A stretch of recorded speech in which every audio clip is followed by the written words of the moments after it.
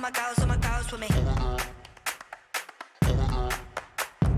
Rock with me, all my girls with me. Rock with me, all my girls with me. All my girls bossy, rock with me, I'm a savage. All my girls bossy, if they want it, they can have it. I ain't even till I get the bag, babe. Rock with me, all my girls with me. All my girls bossy, rock with me, I'm a savage. All my girls bossy, if they want it, they can have it. I ain't even till I get the bag, babe. Rock with me, all my girls with me.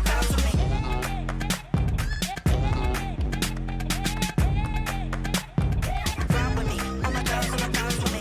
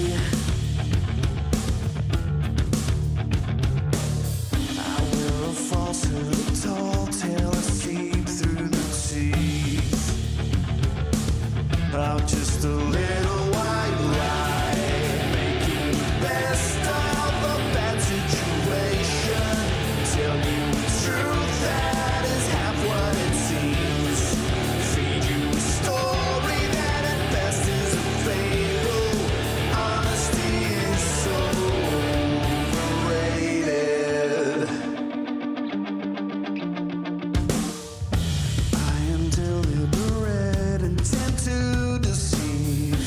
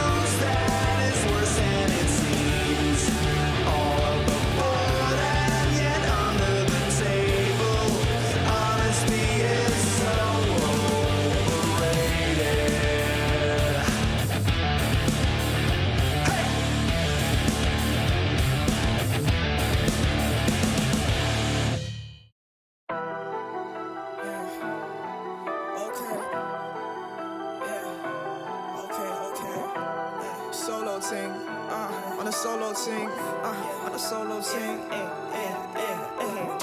Come through once, going out to make tunes more ones. When it all breaks down, I'ma glue more ones. Show what I can do more ones.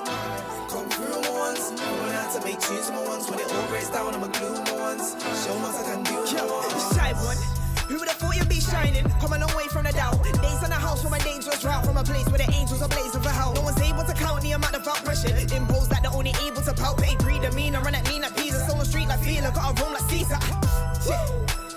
They take notes to get noticing. You ain't fit for this, and you're noticing. Bag a bad breeze that I'm noticing. No words for ya, like the opening. And you know my thing, get the sodas in. That's my lights and stars on a solar thing. I got my own drive, but I got a chauffeur in. Been in the deep end, no I'm not known to swing. Career can never be curtains, control the strings. Splash, years of focusing. To my back and I'll still be soloing. On the Hendrix flex, bending flex. Step right to the stage, ending next. You can never face me, I'm the effect. I made the flip, hand me down, get left. I make the pick and show the sound blessed. And make all the noise to earn my respect. Never tone down just to stick in heads. Everybody on haze, I'll be missed instead. Miss me with the madness. Rather be insane than average. Don't mistake my silence for inactive. My life with or without cameras. Come through once, going out to make tunes more ones. When it all breaks down, I'ma glue more ones. Show what I can do more ones. Come through once, going out to make tunes more ones. When it all breaks down, I'ma glue more ones. Show what I can do more ones. Come through once, going out to make tunes more ones. When it all breaks down, I'ma glue more ones. Show what I can do more ones. Come through once, going out to make tunes more ones. When it all breaks down, I'ma glue more ones. Show what I can do more ones. People talk enough but don't act on it. Say one thing then go back on it. If it's stored up, you can't step from it. When it's en route, you got a map from it. No other traction hits. Too many man got a fraction it. And I'd rather be a lone wolf, cause if it's show wall, I got a factory. Mastering what your man's not managing. No stains, they're vanishing. Embarrassing. See you tooled up, blocking your own work. Who let the spanners in? Your envy is flattering. Still under pressure, enough panicking. I can tell them lot of blood related. Can't move to us, see the mannequin. Why I move on my ones? Didn't wanna help, so I grew on my ones. Anti sometimes two on my ones. Too many men, I got a slew on my ones. You never blew on your ones. Wouldn't have a clue on your ones. Don't need in a man, I know P's and Q's on your ones. I'm anti sometimes two on my ones. Do what I want. Don't need twos cause I'm blunt. No dancing shoes to get spun. Anti sometimes two on my ones. Do what I want. Again like do what I want. Don't need twos cause I'm blunt. No dancing shoes to get spun. Anti sometimes two on my ones. Do what I want. Come through once, going out to make tunes more ones. When it all breaks down, I'ma glue more ones. Show what I can do more ones. Come through once, going out to make tunes more ones. When it all breaks down, I'ma glue more ones. Show what I can do more ones. Come through once, going out to make tunes more ones. When it all breaks down, I'ma glue more ones. Show what I can do more ones. Come through once, going out to make tunes more ones. When it all breaks down, I'ma glue more ones. Show what I can do more ones.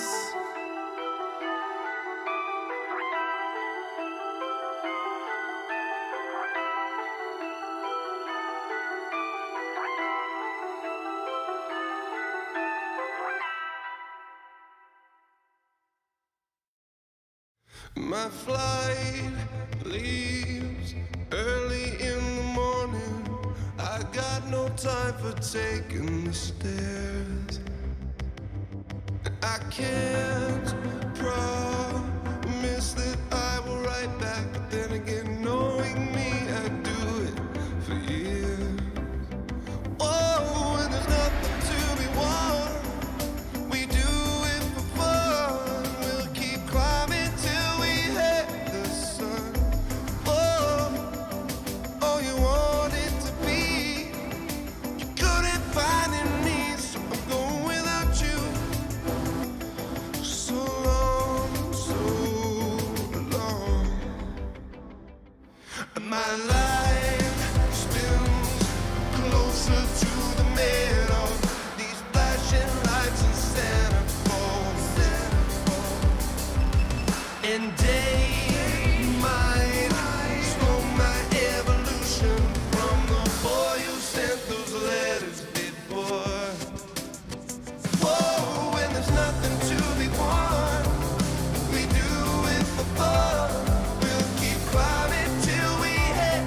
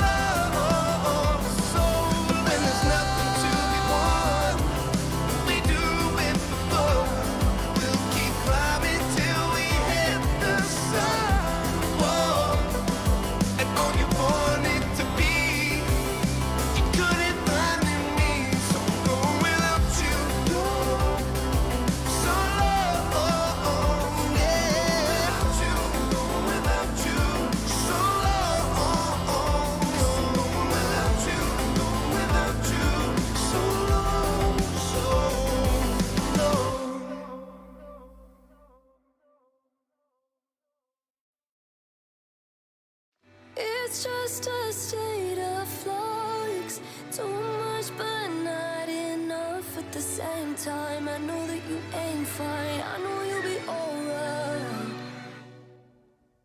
Thought you'd build us up, mold us out of dust and save the world that way. Hoped it was enough to justify the loss of every choice you made. I know you thought you gave it up, poured it into us and out of your reserves. And now you're looking back thinking losing what you had was never worth this hurt. But you never lost it, you're just above or below it. And in the heat of the moment, whoa, I can see your eyes in my eyes in the mirror. It's just a state of flux. Too much and not enough at the same time. I know that you ain't fine, I know you'll be alright this time, this time. It's just a state of change, so close yet far away at the same time. I know that you ain't fine, I know you'll be alright this time, this time. Looking to yourself like you're someone else that you don't have to love. Picking at the wounds, looking for the proof to justify the cause. Feels like everything is past, slipped out of your hands like it was never there. But look at what you made, in the darkest place I will be standing there. But you never lost it, you're just above or below it. And in the heat of the moment, whoa, I can see your eyes in my eyes in the mirror. It's just a state of flux. Too much and not enough at the same time. I know that you ain't fine, I know you'll be alright this time, this time.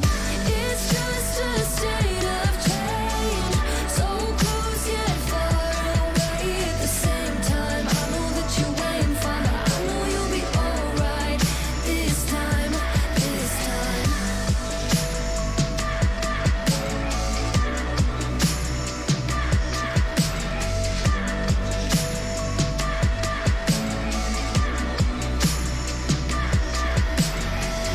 It's just a state of flux. Too much but not enough at the same time. I know that you ain't fine, I know you'll be alright. It's just a state of change, so close yet far away at the same time. I know that you ain't fine, I know you'll be alright this time, this time.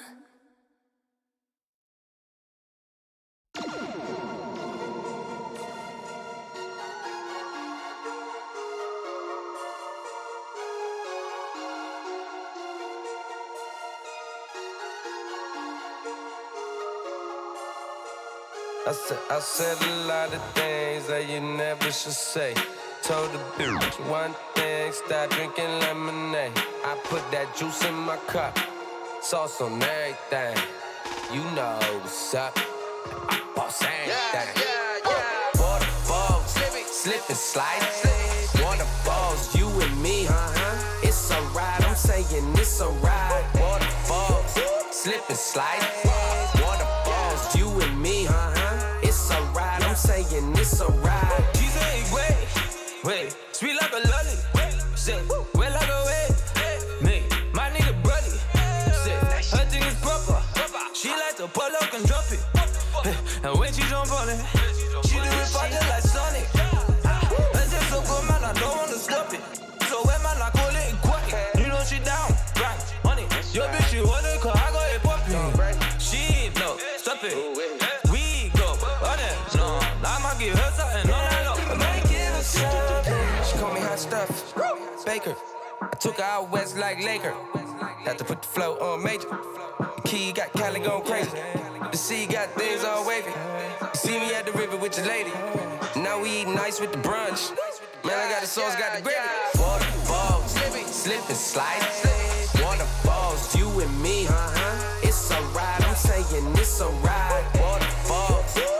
and slide. Waterfalls, you and me. It's a ride, I'm saying it's a ride. I need more honey, be well than a jet ski. Hit legendary, well than a dream. Yeah, jeez, Gucci legendary. I need better be well than a jet ski. My head looks like Angela, like Pamela. Make it the camera. On that BBW handler. And I run the game like a manager. I tell these Akis I don't play though. Need it done when I say so. I'm the one my shit fuego. I don't play. Cause if I see something I like, I get digits on sight. Hey, rock that booty all night. Hey, day like Sprite. Hey, it's devastated I left, huh? Cause I know what she like, huh? She know what's that. Yeah, keep that you on ice. Hey, Call me hot stuff, Baker. I took her out west like Laker. Had to put the flow on major. The key got Cali going crazy. The sea got things all wavy. You see me at the river with your lady. Now we eating ice with the brunch. Man, I got the sauce, got the gravy. Waterfalls, slip and slide. Waterfalls, you and me. It's a ride, I'm saying it's a ride. Waterfalls, slip and slide. Waterfalls, you and me. It's a ride, I'm saying it's a ride. I need more honey, be well than a jet ski. Hit legendary, well than a dream. Yeah, jeez, Gucci legendary. I need better be well than a jet ski.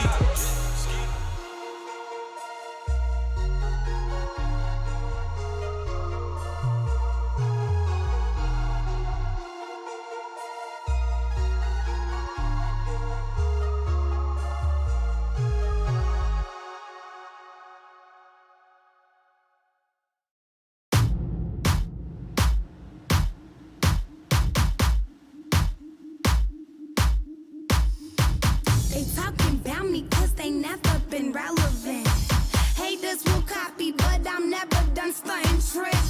Watch when I walk into a room, it gets lit. And since we talking about my girl, I drop a couple of hits. My daddy Laramie, granny my grandma Reek.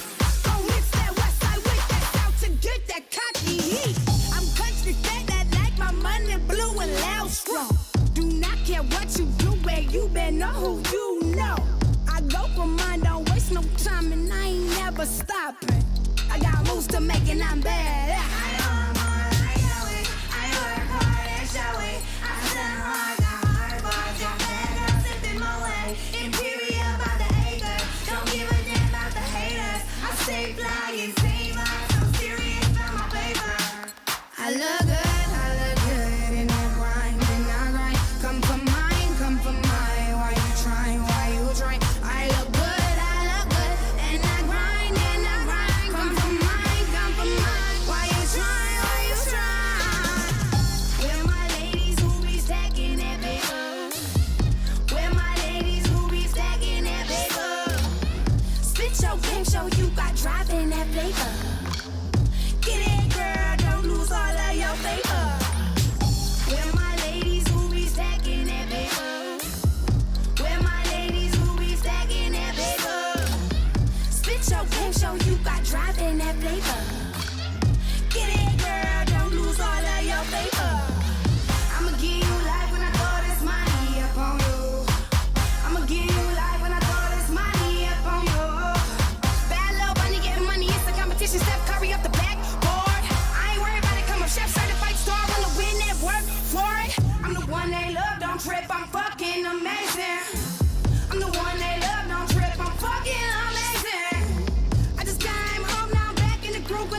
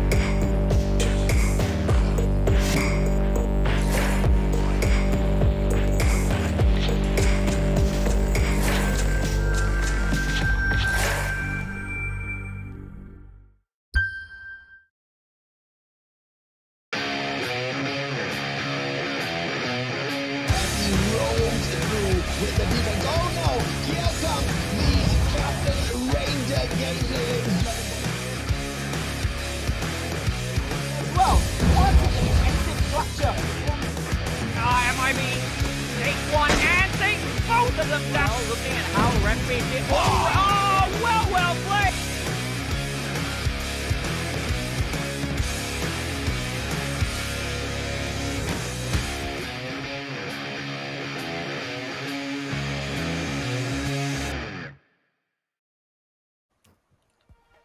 Welcome to the Call of Duty Mobile Malaysia Championship. 8 teams have earned their spots to compete in this prestigious tournament, but only one brand will reign supreme. My name's AJ, I'm the Mustachio, down here with the one and only famous Coach Jericho to bring you all of this action, ladies and gentlemen, boys and girls. And this show, this broadcast is brought to you by Sony's Xperia 1 Mark III.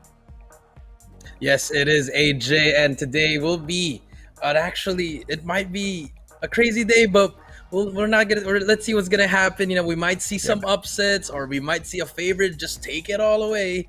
But we're gonna find out today in this 3-day event, guys. Don't forget, it's not just today. There's gonna be a lot of chance for everyone to actually come back and try to make something happen. And AJ. Absolutely, man. I mean, it's going to be an 8-team double elimination bracket with a double grand final, potential double grand final, right? Because if the lower bracket squad jumps up there and manages to beat the ones who have already earned their spot at the grand finals from the upper brackets, then that gives them the opportunity to call in their second chance, right? Because the ones who win at the upper bracket, they have got one extra life. Thus far at the Singapore Championship, it has not been used. Is it going to be used in the Malaysian Championship? I think there might be a high chance for it to happen here, Jericho. Yeah, it might chance. You get that second chance. You're going to reset the bracket, go back 0-0, and then that's it. That's the last chance you can get. But it's also an extra life for the winning team for the upper bracket. So now it is actually there's actually an advantage if you actually go through the upper bracket, AJ. Yes. Yeah.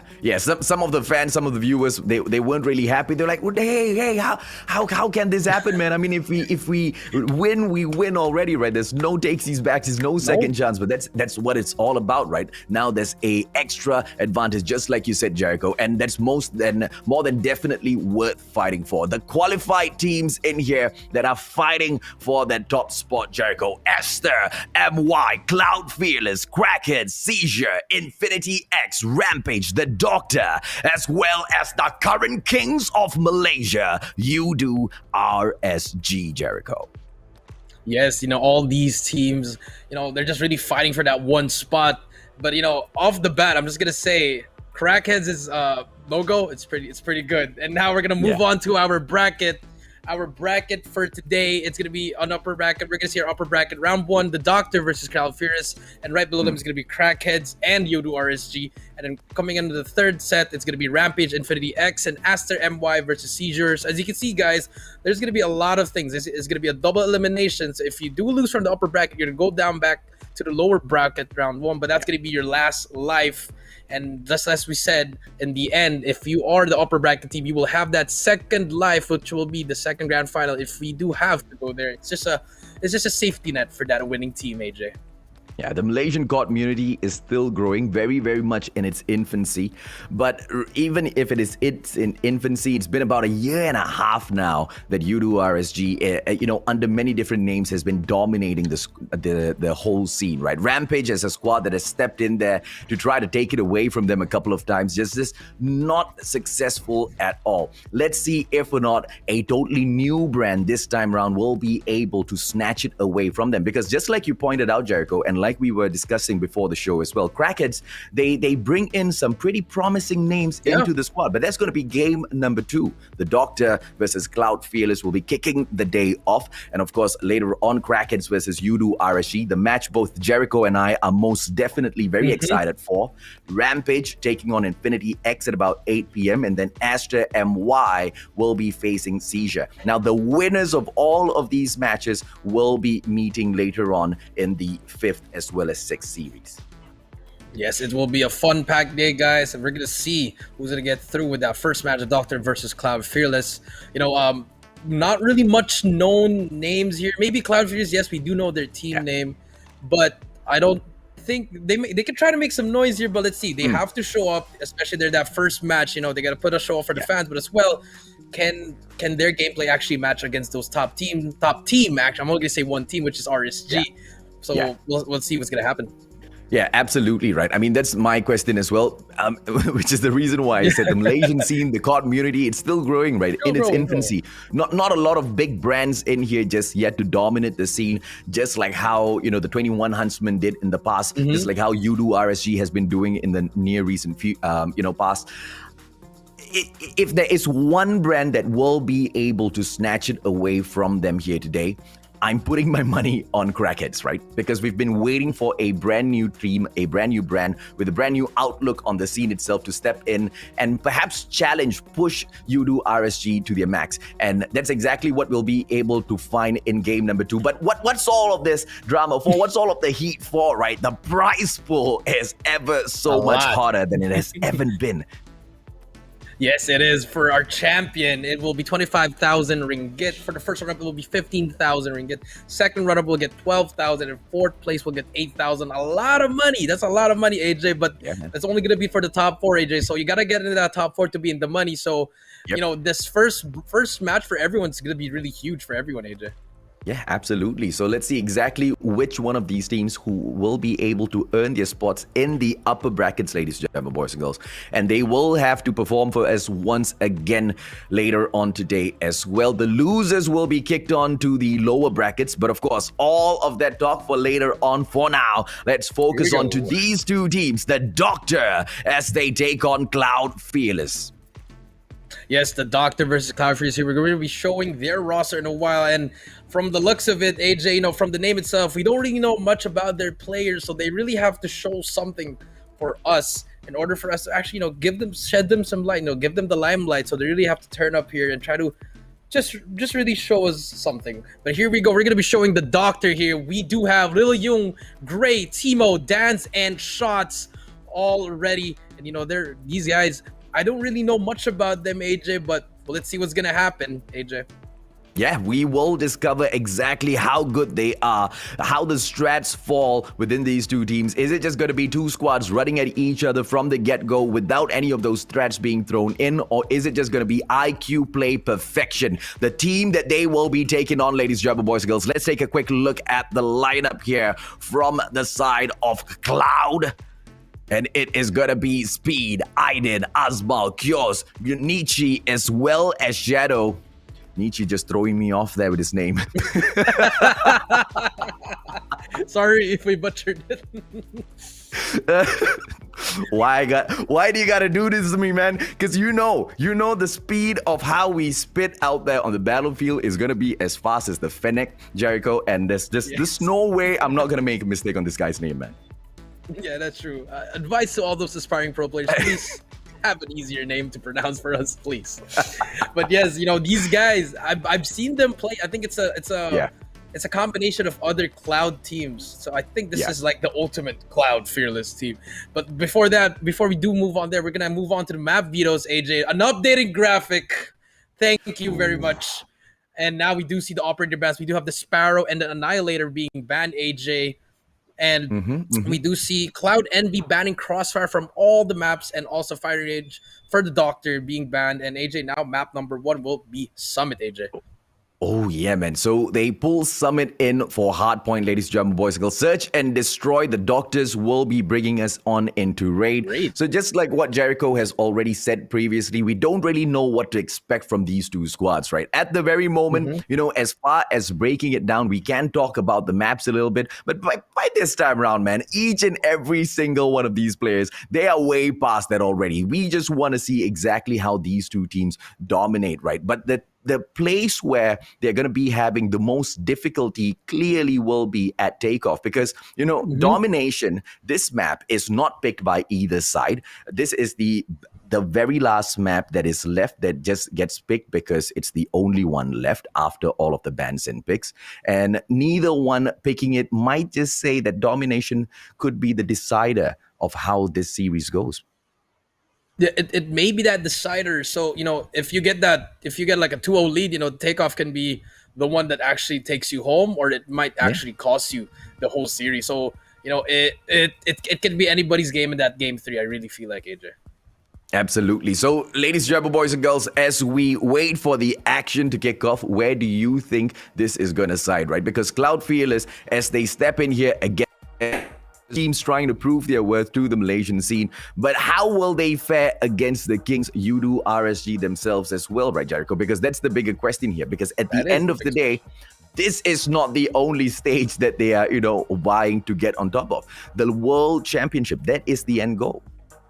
Yes, it is the end goal. So, this is just one step. So, yeah, if anyone can try to dethrone RSG, they have to do it now. No more tomorrow, no more next week, because this is like the last tournament. But, I'm looking at it right now. I just have no one in mind. So, we have to see if anyone can do it. Maybe Crackheads, yes. Maybe Rampage, we don't know if MIB still has it. They still have it. So, it's going to be an interesting day one, AJ.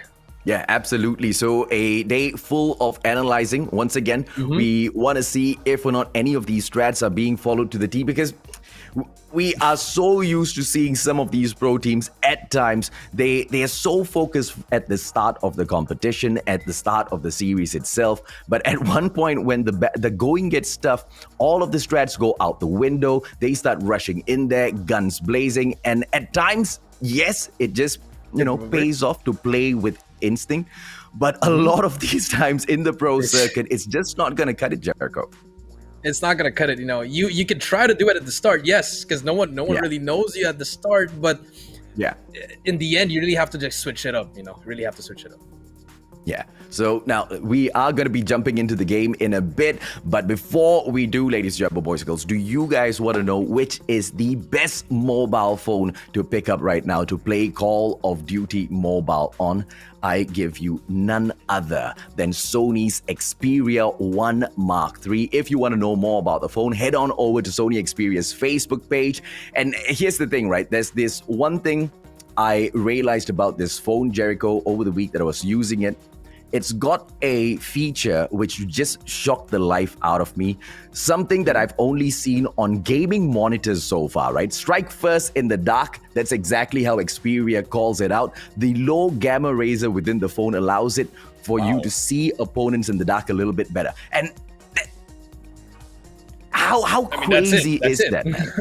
Yeah, it's like a computer, you don't really need to explain that any further, right? Because with all of the skins that are being released in the game, with all of the new maps that are being released in the game as well, all of these dark corners that your opponents can hide in, you pick up the Sony Xperia 1 Mark III. It's a GG. It's an automatic GG. It's almost a pay to win, ladies and gentlemen, boys and girls. But they say it's a play to win. I don't know. So I mean, now, I want to have one. Absolutely, man. I already have one, so I guess good on me. Now, Jericho, before we jump into the match, do you have a call between these two squads? I know we both are waiting to see them jump into action, but just based on the names that you are familiar with within the scene itself in Call of Duty Mobile, man, do you have a call between the two of them? I'm gonna go with Cloud Fearless just because of Azmal. I've known him back when we were competing in our Call of Duty days, so I feel like maybe his knowledge or IQ would spread over his teammates. But other than that, the Doctor, I don't really know if they can do it as well. But I'm seeing it might go to Game 5, honestly, AJ. It might go to Game 5, but it's gonna go to Cloud Fearless. As you guys can clearly tell, Jericho and I, we don't really want to hype up any of the teams just yet, right? We really want to wait and see. Because, hey, if we're going to be putting our money on someone, they better be worth it, right? So we are still waiting. Yeah. And based on the map picks itself, there's just no telling, because we haven't seen these squads in action that much. There's just no telling how these games are going to go. The only way we can call it is just based on the strats within the games itself. And thankfully, we've got Jericho, the one man, a coach in Call of Duty Mobile itself, here to analyze the game with us. So I'm going to be a lucky man today as we break down all of the action here in Malaysia. Yes, here we go in a while. We're about to start in a while, but I mean, that might be the standard play as well. But here we do see the beautiful Summit. Here we go, the Doctor versus Cloud Fearless match 1. It's going to be hardpoint on Summit, AJ. It might go down to the wire. It might be a one-sided map. Who knows? But let's get ready for this one, AJ. Yeah, absolutely, man. The Doctor as well as Cloud Fearless, ladies and gentlemen, boys and girls, who is going to be the one who gets up to the top. Game number 1 is not going to be easy. It's going to just be fast-paced action from the get-go. Control room number 2, the point of contention as usual for both of these squads. Let's see exactly which one manages to get hold of it first, Jericho. Yeah, and we do see the standard push of Special Force actually. I mean, the Doctor actually trying to make that play, trying to get control of that second floor. They really want to get that control. They're not trying to hop on that hill immediately, AJ. Just getting those easy kills first, getting those first set of rotations. And we do see, in the end, Cloud Fearless actually gets control of that, and now they have the first points in the board. Yeah, Lil Young here with the Fennec. Unfortunately, not fast enough for Kyo's as he takes him down. Cloud Fearless now pulling ahead 15 points, but hardpoint, it just really isn't a lot in this type of a game. One good hill should be able to put you up in front, and we both know Summit, man. As long as you've got a hold in one of those radar stations, you should be good. Cable car platform will be a little iffy, but the blue radar station, hardpoint number 4, that's gonna be the game clincher. 60 points easy if you can control the spawn as well. Yeah, if you can string a lot of points from this hill to the next one, P2, you're gonna have that huge lead that can ultimately win you the game when you go to P4, which is right, AJ. And we do see that a Cloud Envy, they're Cloud Fearless, I mean, they're just trying to get control. You know, they're not trying to get the most points, but unfortunately, they are getting a lot of points, which is really good. And the Doc, they're just not really having the best of game right now. No, but now they managed to get the points. Now they're slowly trying to make a comeback, but they have to start stringing some kills here. How do the Doctors not get any points in control room number 2 at all? In the control room, it usually just switches up between the two squads, back and forth, but the Doctors not being able to go in for the push at all is quite concerning here. But hardpoint number 2 seems to be a different story altogether. Now Gary, the last man in here, should be able to hold on, but unfortunately he gets dropped, and Cloud Fearless right back to the hardpoint. Yeah, just like that, you know, no trades are coming in from the Doctor. I mean, they are getting some opening kills, but it's not stringing, it's not streaking. And look at that. Look at the help from Cloud Fearless. They're just helping each other, talking to each other. The comms are on point, everything is on point, and here comes the points slowly coming up there. They will get 66 points from here, and let's see the next hill, AJ. Cable car platform, right? So far, it's just been very weak plays by the Doctors, but not in terms of strats. We just can't see that very clearly from 2 hard points. In terms of mechanical gameplays, the Doctors are just losing so many of these gunfights, Jericho. That's very concerning in game number 1. I mean, hard point number 1, they couldn't touch the money hill at all. They couldn't touch any of those points. Yeah, they couldn't. And the first sub was okay. It was okay to give up that much points, but now it's getting closer and closer to the end, which they have to start controlling the hill, getting more team fights in. But now they're gonna have to play with a bit more panic because they're down by a lot. And Cloud Fearless are just having their way with this. And look at that, the melee comes in right there, and it's all Cloud Fearless, AJ. Good plays so far. Let's see if or not Cloud Fearless will be able to finish this off at the next hard point.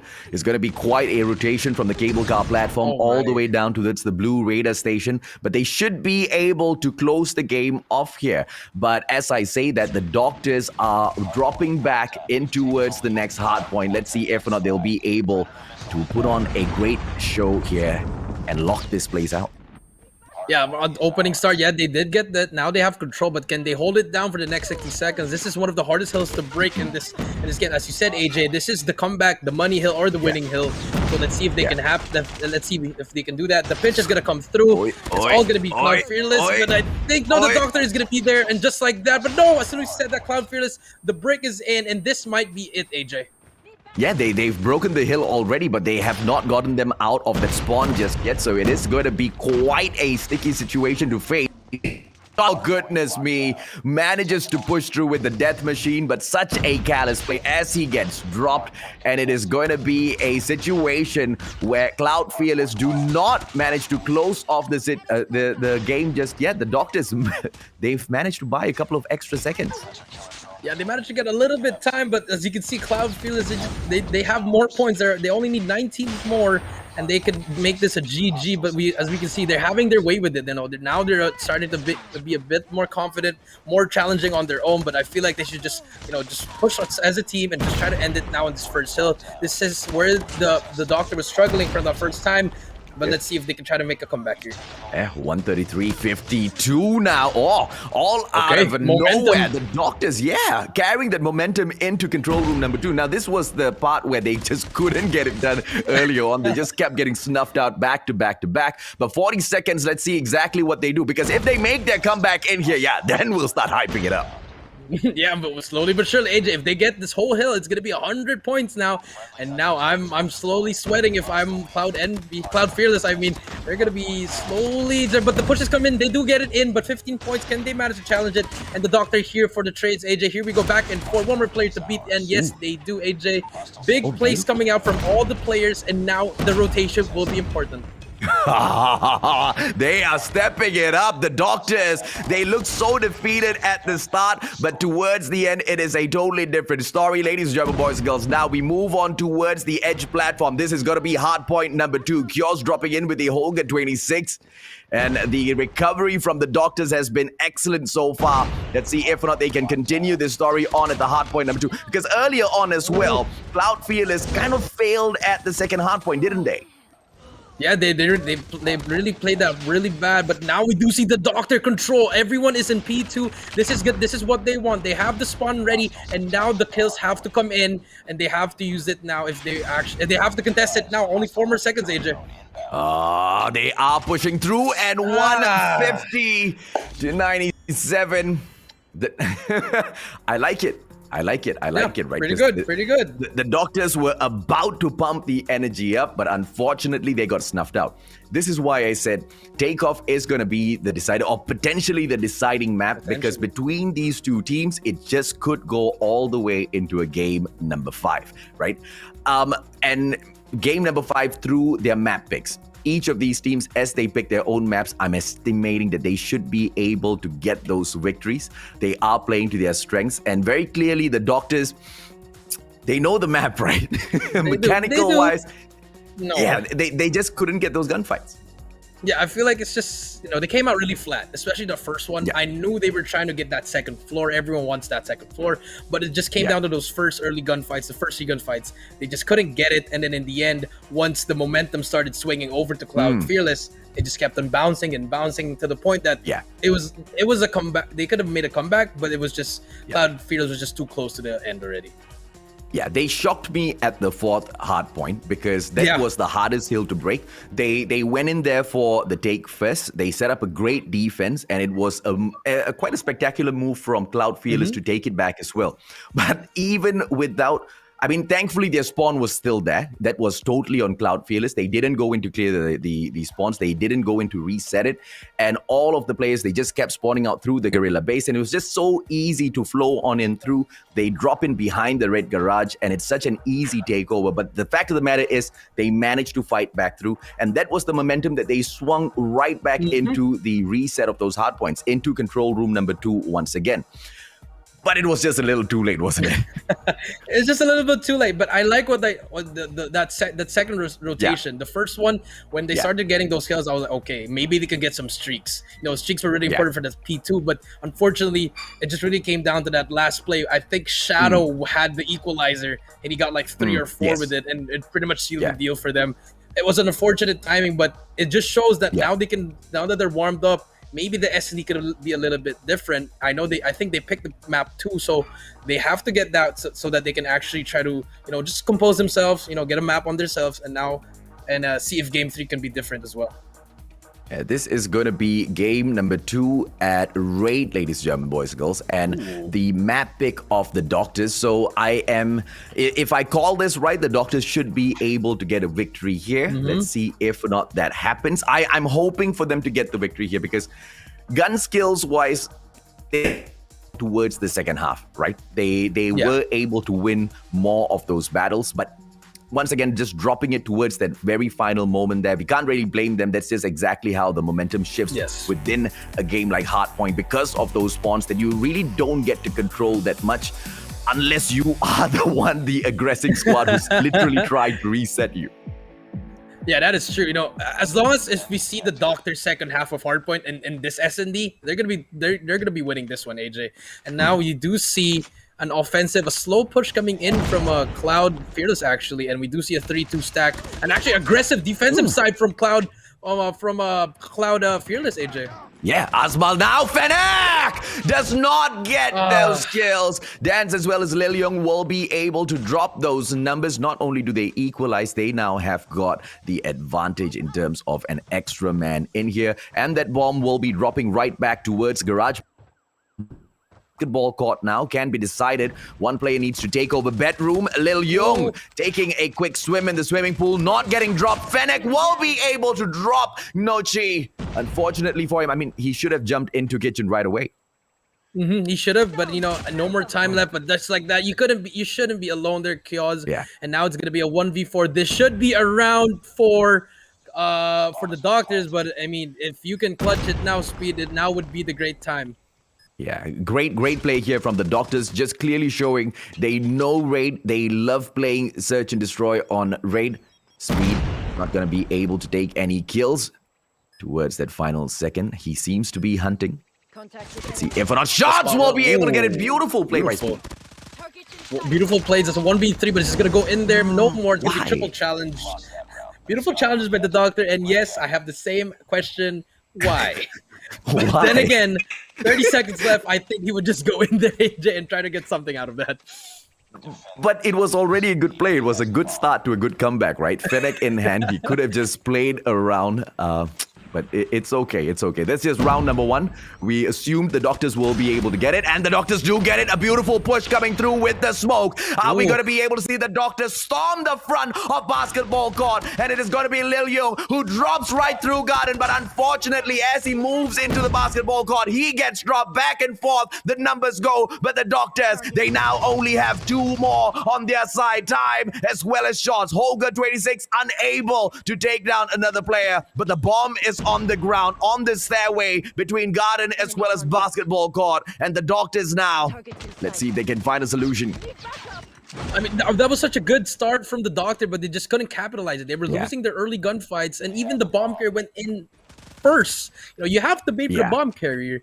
And now look at this. Now that the bomb is down, waiting here. Pretty much this is the smart play. Don't have to push out anymore, but okay, they actually got the bomb, AJ. The rotation is going to come in here, and now you're going to be planting for B.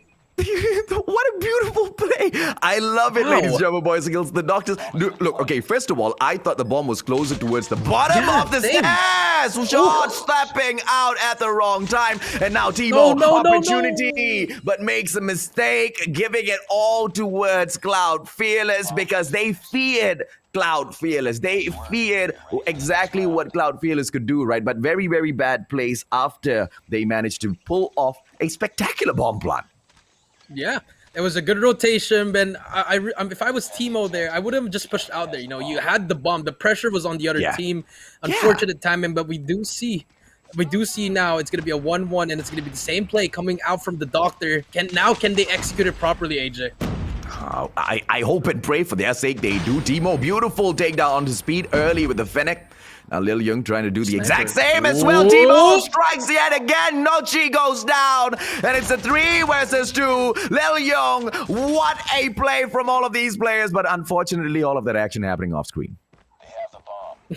And yes, and now we do see Kioz stuck in a 1v3. But he does know the teammates are there. He has to get a snipe. He's really missing right now. Not really the best time for a sniper.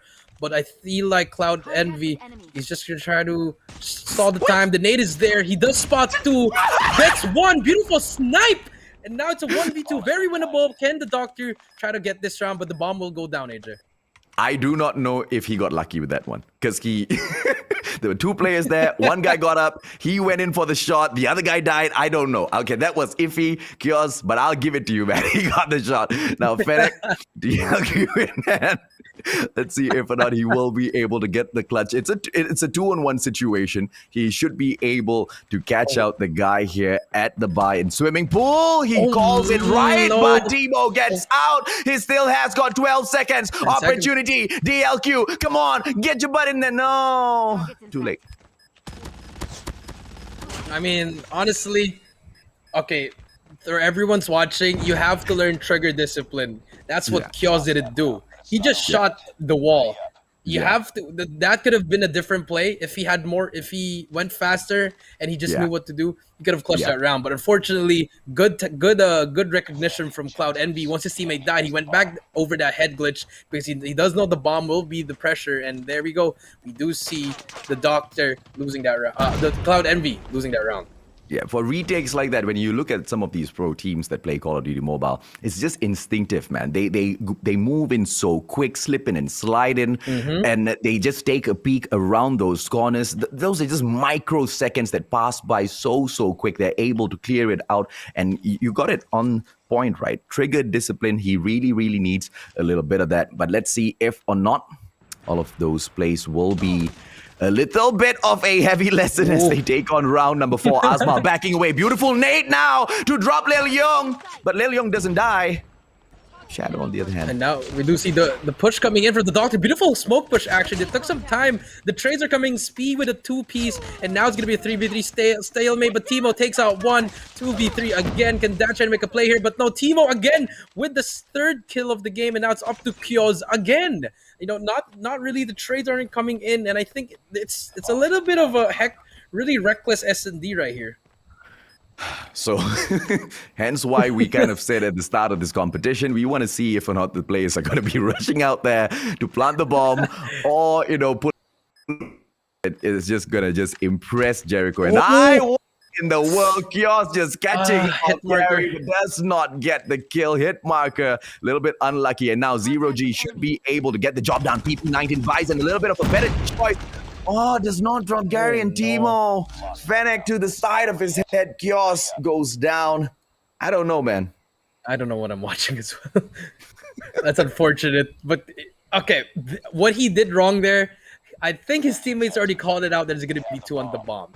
If you know, if you have that knowledge, you need to have like a second eye on your left. You know, you have to know, but oh my! Okay, guys. I'll take that back. You're a great sniper now, and we do see the Doctor trying to make that play. It's a 4v4 again. But every round they get, Cloud Envy always pushes on the other side, AJ. They're trying to get that pinch, and now the Doctor just stalemating, not trying to push. But as you can see in the map, no one's in A. You can plant the bomb now. No. Oh, thank goodness. I expected. Oh no, the bomb did get dropped. I was so worried.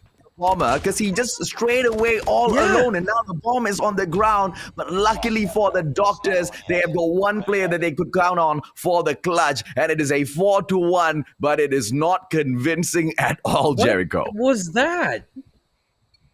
I mean, if I was the bomb carrier, I would have went in already because you already cleared it out. It looked like a TDM, and I mean, I think it was just a missed call for everyone. But we now do see it's going to be switching sides now. We do see Cloud Fearless with a beautiful snipe from Kyoz again. And now we do see the push come in. This is what we need, this kind of push, to coordinate the push from Cloud Fearless. And now let's see if they can try to plant the bomb. Yeah, and that was a very poor defense by the Doctors, ladies and gentlemen, boys and girls. And now they will step up to see if or not they can take it back. Nochi goes in for the drop. Cloud Fearless still up in front, and the defending side down by 2. Make that 3-man, make that 4-man, leaving just one guy all alone. Timo, can he get it done? Holger gets denied by the Fennec in Shadow's hands. That was a beautiful offensive round coming in from Cloud Fearless, AJ. They just went in there, did their stuff, and dropped the smoke, everything. It's a coordinated push, and now I think the Doctor, they're going to try to switch up the defense, or actually they're not. They're going to stick it now. They're going to have 3 on the same side, and it's going to be a slower push now for Cloud Fearless, actually trying to get the pick with their sniper. Kiosk is going to be that opening guy again. And now let's see, but you see the Doctor, they're trying to make a play here with Gary. He can actually make a play. No one's actually looking at that side. Let's see what's going to happen here. Yeah, let's see if or not Gary will be able to get the backstab here. Nochi's trying to keep an eye on him. Just beside each other, Nochi does not spot him. No, just beside each other, Gary gets spotted out. Nochi manages to get the down, and Gary wastes such a beautiful opportunity, and the Doctors might just drop this one out, ladies and gentlemen, boys and girls, on the defensive side, and they are just left with 2 men. Yeah, same people again, same mistakes again, you know, just a little bit more aggressive on defense, but not really making the play here. Middle gunfight from Dan's, but I don't think it's going to be enough. And now we do see the positioning of all the Cloud Fearless players just launching everything. They know where the last player is. This should be a round for them, AJ. Yeah, absolutely, man. I do not see Dance clutching this at all. Definitely not with the Bison. I mean, you gotta be able to take some of these long range shots like Shadow, and there you go, man. GG 3-4. But the Doctors, they've got 2 opportunities to close this off. But with the way they're defending right now, it doesn't look convincing at all. Yeah, that's kind of weird in a way. Since they picked this map, I thought they were gonna have a more unorthodox way of defending, but as of now, they're just getting picked off one by one. And Cloud Fearless, they're just having their way with it. And look at it's gonna be the same thing if you look at the map, just waiting for someone to push up because they know that the Doctors they're just really pushing one by one. See, if you look at the map, just pushing one by one. Please. No. What is he doing in Central Garden? What is he protecting in Central Garden? He does spot him, and let's see if Young can actually make a play. And now Gary again in the middle. AJ, can he make a play again? I don't know, man. I'm feeling bad for Gary at his plays, bro. Okay, Notchi. Is Notchi going to be able to shut down Gary? Let's get one. Let's get one. At least he got one, bro. At least he got one. Yes, he did get one, but now the information is needed. The call out is there, but Young here in the middle, not the best weapon to have, but he does spot everything, the rotation here. Let's see if the Cloud Fearless can try to make a play here. They're just really walking, waiting their time. Gunfight here. Young takes out one, and just like that, it's going to be a 3v4. And they just invited them through the back door to go in for the bomb plant, and they allow them to plant the bomb. And Notchi is going to be able to take Dance out of the equation, ladies. Notchi gets 2. What are you doing? Notchi's going to get many. Oh, Notchi gets 3. And Notchi gets the round. What? Oh, Lord. Oh, my God. Send help, please. Yeah. Both of these teams, man. Both these teams, man. The Doctors, I don't know. My heart goes out to you guys. They need a doctor. I wish I could hold your hands through this. It's good. I'm very sure it's a tough time. Azmal almost getting taken down. Fennec now, kitchen gameplay. Is he hungry? But he stands around to allow Gary to just knock him out from the back. Gary, once again, this time round, does not forgive. Shadow gets knocked down, and Cloud Fearless will be so annoyed with the situation. Yeah, I mean, now they actually redeemed themselves. It's going to be a 2v5, a 3v5. Bomb is down on Money Room. And this could be a round for Doctors if they can just have to hold and not really try to move as all. Now that they're doing number 1 and number 3, Gary and Timo have that crossfire set up.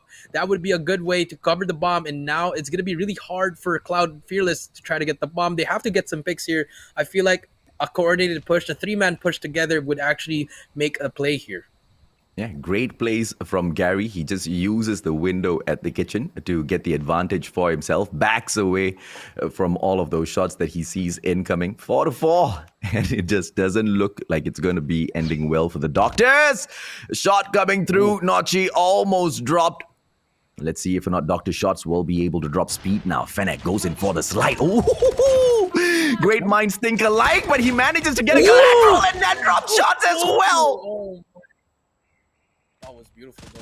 And now we do see Notchi trying to make a play here, but he's going to get shot, and he does get that info. 25 seconds left. Not a lot of time. He has to challenge, but he does see everyone. No more time. This should be a round for the Doctors, and now they're going to be going up 4-5 unless Notchi just makes a miracle play here, a 1v3. Does know there's going to be one person here. The Flick's going to come in here. Does take him out. Just 5 seconds left. He has to kill them all, but there's no more time left. He's going to run away. The Doctors don't have to challenge. Young don't challenge anymore. But Young finally gets that taken out, and now it's going to be 4-5.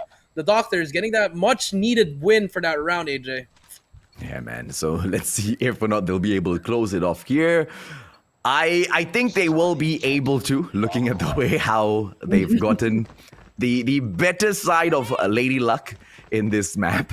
Raid just seems to be favoring them a little bit more. And now, beautiful defense here. Thankfully, it's a 3-2, and Kitchen will be held on by the one and only Dr. Gary. But this time around, he will not be able to get the advantage for his side, as the bomb is going to be moving on towards that Bravo area. 4 of those players now, but Gary once again giving them that early step up. The Doctors might just be able to get this.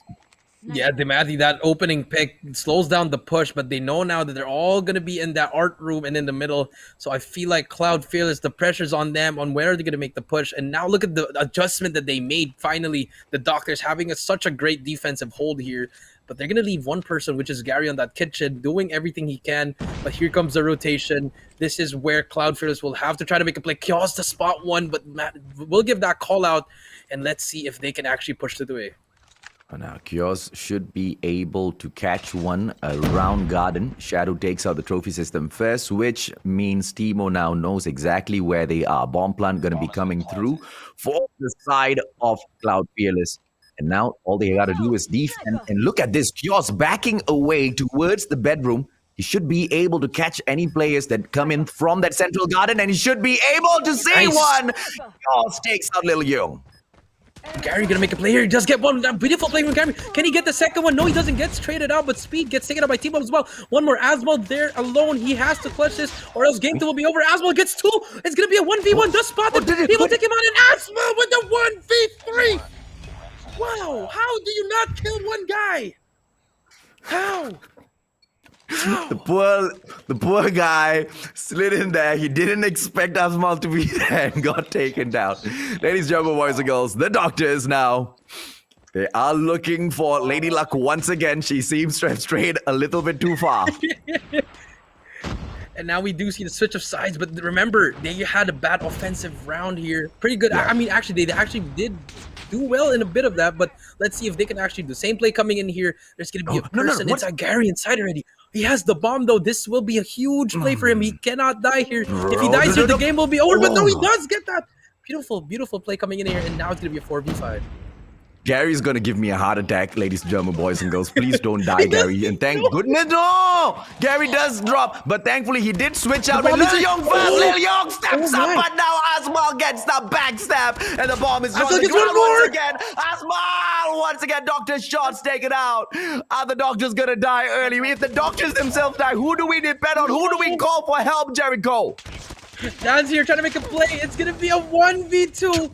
Still a winnable game here. Bomb is down. Does spot one more. But Kios is a sniper and does spot one more. He's going to be trapped right here. Has to challenge one. Does challenge the one below. Shots are going down. Nothing's a Nachi trying to make a play here, but takes him out. It's going to be a 1v1. Kios versus Dan's. Bomb is still down. 40 seconds. He is slowly making his way. I think Kios doesn't know he's coming up. The call is not there. He does spot him, and Kios does not see him, but Kios gets taken out, and Dan's makes the play.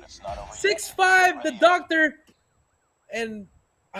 I don't know. It should have been Cloud Fearless's game. AJ.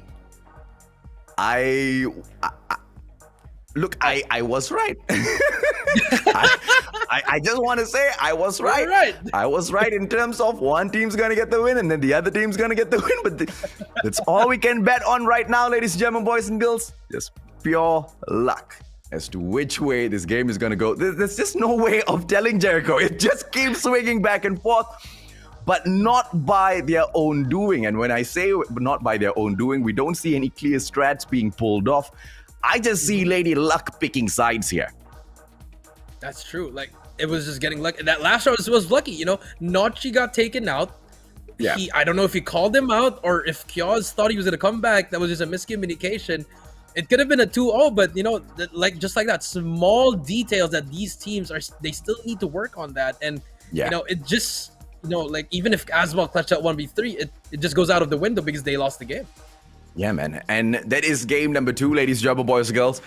And now, if it wasn't already enough that we've got 2 squads in here that is just not showing us all of their strats, we are about to throw them into one of the most difficult maps in Call of Duty Mobile so far for a match of domination. And that's going to be a Takeoff. I mean... Dude, you've seen both of them in action so far, Jericho. Do you have a call for the next match? Honestly, more of the respawn side, I would still go with Cloud Fearless.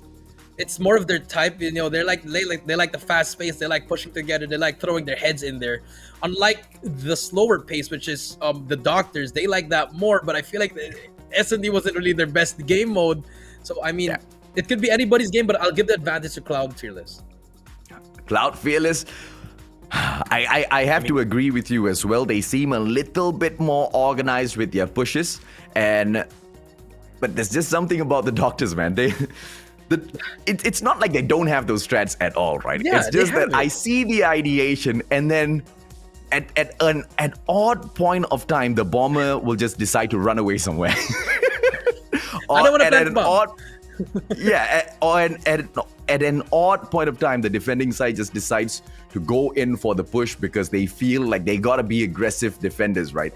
And we just see those being the biggest issues with the Doctors so far. If they can nip those little problems in the bud, I think game number 3 can go to them, ladies and gentlemen, boys and girls. Lady Luck might swing that way, but only if the Doctors pray for it. Only if you keep your own health good will the universe be able to keep you healthy and alive. They need a doctor for S&D. That's all I'm gonna say. They need someone to teach them something. But yeah, I mean, game 3, this might be something. It's a difficult map. Takeoff is a really difficult map, but someone has to take over this one. It's 1-1 right now. It could have been 2-0, but then again, they want game 3 and 4, and here we go. Takeoff, game number 3, AJ. It's gonna be special.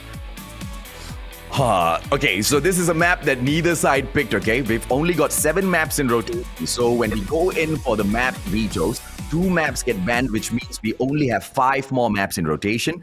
And each of those teams get to pick 1 map each, depending on which side wins the coin toss, right? And domination, this is that game where you do not pick the map. The very last map that does not get picked by anyone gets made into the domination map. Hence why we've got Takeoff. Yeah, here we go with Takeoff. We do see the push for B. Actually, everyone getting that first hill, but no one's actually controlling the left side of the map. That is what the pros usually do, the control of the bottom left. Yeah, usually everyone gets that, and now we do see Cloud Fearless getting control of that, and they will be getting B first. Yeah, launch center is gonna be your second hard point. Sorry, the place of the second hard point usually is a great place to stake your defense if you want to be able to control a little bit of that Bravo, right? So Cloud Fearless playing this really, really well. But as for Charlie, let's see exactly how will the Doctors now pull it right back through. They are gonna just cut across through launch center. Alpha is gonna be the name of the game, and they're gonna be able to distract the players of Cloud Fearless very well. But no, Lil Jung comes back towards Bravo. I thought he was going to try to hop on it to just give a distraction, some distraction gameplay agent, but he decides to run around and he's going to try to take out this player on this side of the map, but I feel like he's going to get caught, but no, finally gets him. Now Cloud Fearless actually having a hard time here, and actually that was a good play, AJ. I'll give him that. Yeah, I'm very, very impressed because that was just pure communication, right? There was something that made him just stop and rotate right back round. Is because the rest of his players were already in there to attack that Bravo side, but they do not get to pull that off. It's just a little bit too risky. Bravo's just so wide out in the open, right? Nobody wants to pick it up, and that's the reason why Cloud Fearless took it so early. But in order to pick Bravo up, they had to take the second floor of launch center first. On the other hand, the Doctors, they're just playing such a straightforward game to take this over. They're not going to be able to win this. Yeah, they're having a hard time. If you want to capture B, actually, you just have to push, you have to hop on it like 3 people. You can't just hop it on your own. Look at that beautiful play coming in there. And now it's all going to be Cloud Fearless just, spraying left and right. They have control of everything. But here, Dance has to hop on that A flag just to... you can't just stand there and try to wait. There, finally, he does do that, and now let's see if that can actually make something happen. Okay, finally the distraction now being played by the Doctors. Ladies and gentlemen, boys and girls, 1 player now. But I love the ideation coming in here from Cloud Fearless, just trapping the rest of the Doctors in that red area, trying to keep them there. But of course, it's going to be quite a difficult play. On to that 75 point now. Cloud Fearless most definitely are going to be able to take off in their hands. Notchy just dropping each and every single one of those players that he finds, man. Notchy on a 5-kill streak. He keep going, and he will be able to get the Predator Missile and the Sentry Gun, AJ. Big plays coming in there, but look at that, AJ. The spawn trap was in there. It was set, and now let's see if they can keep up the momentum. 75-42, a lot of time. Let's see if the Doctors have something up in their sleeve now having that A flag. Okay, now let's see exactly how they play Bravo again, okay? Let's just take a look at your minimap, ladies and gentlemen, boys and girls. Cloud Fearless, the first thing they do, they want to take over Launch Center's second floor, but the Doctors step up. They know exactly what's important. They take over the second floor, but they jump off of the second floor. Why?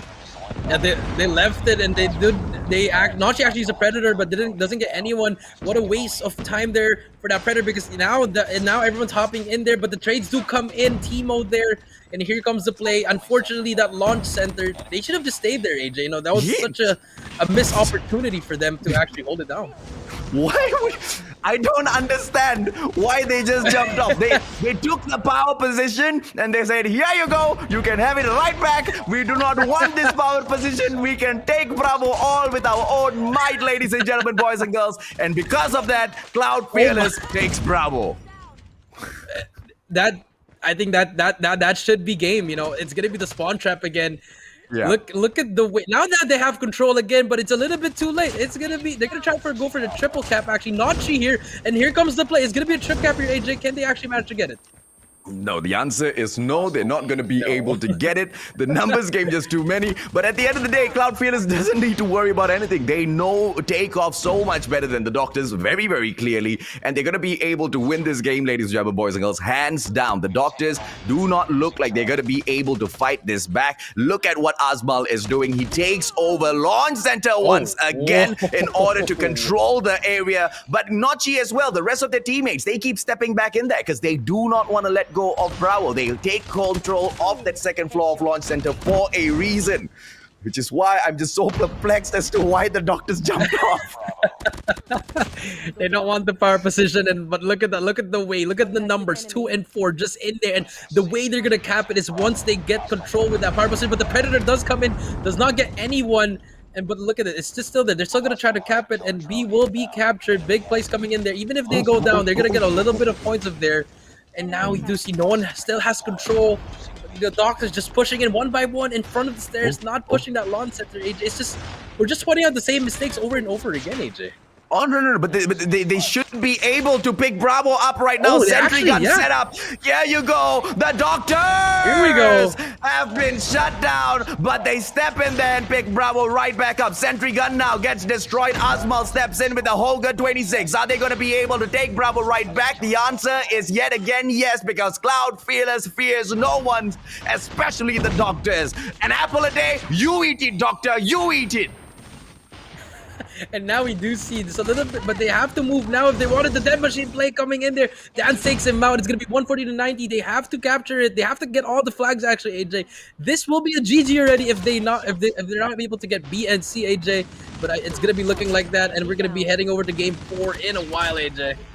Unfortunate, man. Cloud Fearless, ladies and gentlemen, boys and girls, will be able to wrap this game up, and the Doctors will lose the second match within the series. Cloud Fearless, can they finish this off in the next pick? High probability. Yes, high probability, yes. But we just saw there that the Doctors, yes, they can get a power position, but they just, I feel like it was just a miscommunication. But nope, psych! You can have it. No, I would have understood if at that point they had nobody else there to run in, right? But 2 players had the power position. 2 players, and both players decided to go, look, all right, both of us are going to go in for the point. They both died. But thankfully, ladies and gentlemen, boys and girls, they showed us a little bit of their ideas. Yes, they communicate on at times and then off a lot of times, and I think that's exactly what the Doctors need to work on, right? Because at times, like that Lil Young just making that U-turn, that was perfection. But apart from that, Jericho, unfortunate.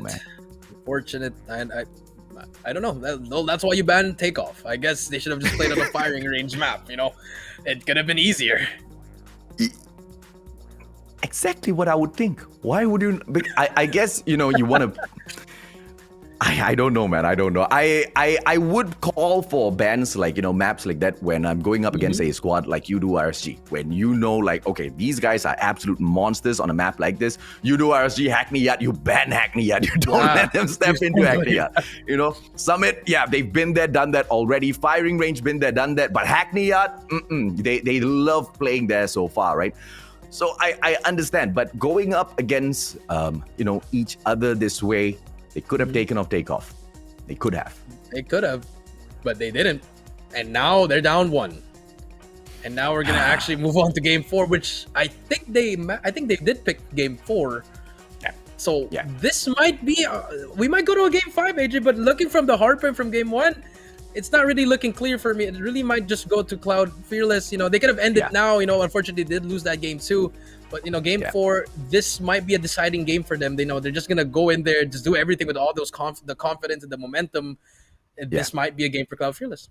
Yeah, and that's why earlier I mentioned it might just be one of those games where you go in and the teams that pick those maps just eventually win those maps, and that one map that neither one wants becomes the decider. And very clearly, if that Takeoff was going to be the decider, I think Cloud Fearless clearly deserves to move forward on to that upper brackets, because it was Takeoff played quite well. They did have a few places where they most definitely can improve, but in comparison with the Doctors, yeah, I think the next match is going to be quite an easy one for them to pick up as well. Ladies and gentlemen, boys and girls, as we will step on, it is going to be Standoff.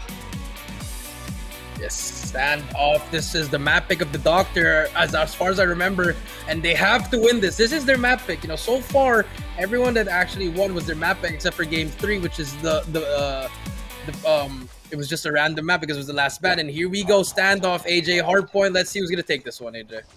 Hopefully the Doctors, right? This was their pick opportunity. Gary, a beautiful drop by Lil Jung from the back. It's a 2-piece for himself, and the Doctors will be able to open up Hotel Yard very, very easily with the points. But now the contention dropping in. Gary's a little bit distracted, and Kiosk takes him out from the left. Yeah, huge plays coming in here for Kiosk. Actually has to get that power position statue, but gets taken out by Jung, and we flipping for Cloud Fearless. Because of that, one person actually went back to back alley at the start of the map, and now they can just throw in their bodies because they know they have the spawns, AJ. Fennec now going right back through. The Doctors have been most definitely very much impressive, but the instant shutdown combo coming in here by Azmal. Timo drops right back in there for a 2-piece for himself, but Cloud Fearless have fought this back really, really well. The Doctors don't look too shabby at all. Quite equal in terms of those gunfights at the start of the game, but as the game continues to roll on, Cloud Fearless stomping their dominance, Jericho.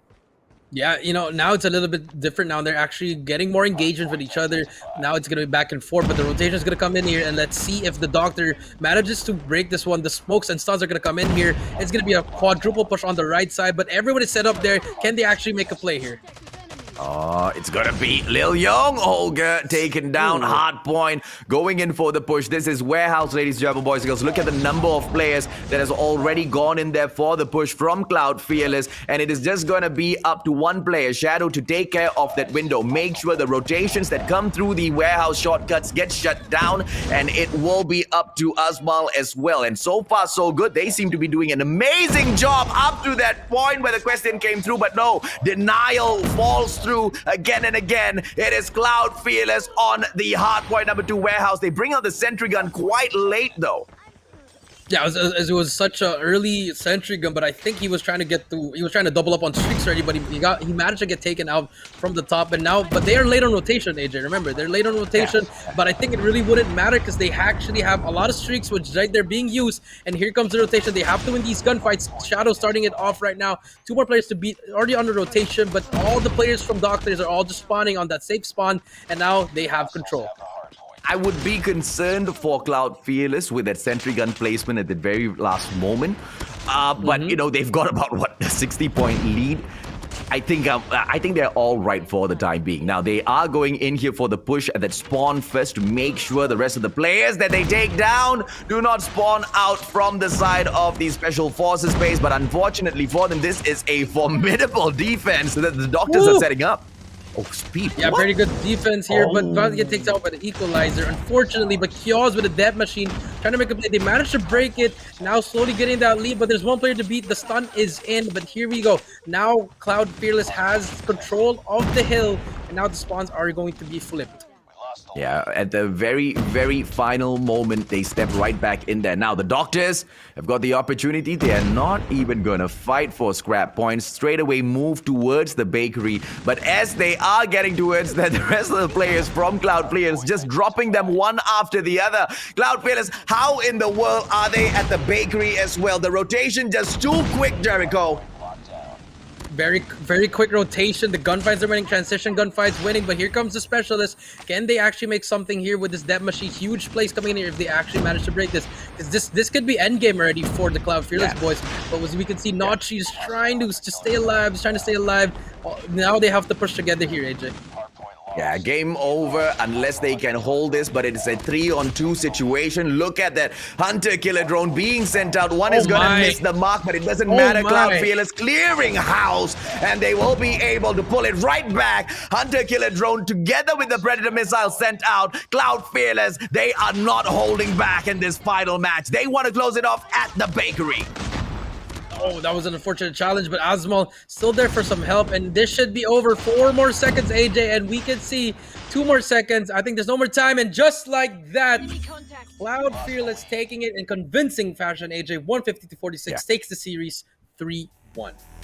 Oh, the doctors tried, but unfortunately, Lady Luck will not continuously be on their side. They get dropped. Cloud Fearless stomping their presence in the competition and will be moving on towards the upper brackets. They will be the very first team that we know will be in performance again later on tonight, Jericho. Yep, it was a very interesting series to be to say. I mean, the response, yes, it was a beautiful sight to watch. S&D got to work on that more, but then again, Cloud Fearless, I like how they played that standoff map, AJ. You know, it was a pick for the doctors, but they just had such a hard time playing that map. You know, no one was really no one was popping off, no one's really getting that play. So I feel like they have to go back to the drawing board and try to switch it up on the next set of map vetoes. Yeah, it was a little impressive at the start, and even with Cloud Fearless making, which is not really a grave mistake with the sentry gun, but if they had made a similar move against a team like Yoodo RSG or, you know, with Almighty, one of the big squads who will be able to punish them for it, we will not be seeing them walking out of there with a smile on their face, right? Lucky for them that they pulled off something like that against the doctors, because at that point, there was just no need to pull that sentry gun out at all. They more than definitely had great control of that hard point, and it would have been so much useful with a, you know, earlier rotation down towards the third hard point in house. Yeah, you know, a little bit trigger happy there on those streaks, and he could have held that. Especially the Predator missile as well. He just used it without his teammates being even near the hill. You know, so it's a kind of, they have to work on that score streak usage. You know, the efficiency. You have to be really efficient with that, because that can really change the whole game. It most definitely can, because this is a non-stop respawn mode, and you hit the nail right on the head, Jericho. What's the point of taking out your opponents who are so far away with the Predator missile, and then they just respawn right beside that hard point and then step right back inside, right? Because that is their spawn in the first place. Really smart plays do not come around all the time in order to impress Jericho, but when it does, there's a reason, right? I mean, because that's what we are looking for within the Malaysian Championship, because they need those type of crazy plays in order to stand a chance to meet, for example, the kings of Malaysia themselves, Yoodo RSG. They need to be able to pull off plays like that to stand a chance against the rest of the teams here in Garena, Jericho. Yes, that is true, because if you do that against those top teams, they're going to be laughing in there, and they're going to be like, wow, he just used that. Okay, we're going to win this game. Yeah, you know, and they'll punish you for it. Yeah, exactly. They will. Once they have theirs, once you spawn up, you're dead. Another spawn up, dead. Just a bunch of Predator missiles just coming down on you. And that's when you know you really have to work on your score streak efficiency. And I know people may say that it's hard to get score streaks, but I know it's hard, but once you get it, you have to make it you really have to make it work. It's all the more reason why you gotta make it worth, right? Because it takes so long to work your way up to get that score streak in the first place. But it's okay, man. I mean, hopefully when they make these mistakes early on in the competition, they won't be repeating it against the big teams later on in the match, right? But as we see the side of Doctor stepping in together with Cloud Fearless most definitely the ones who have proven themselves, but they will have another opportunity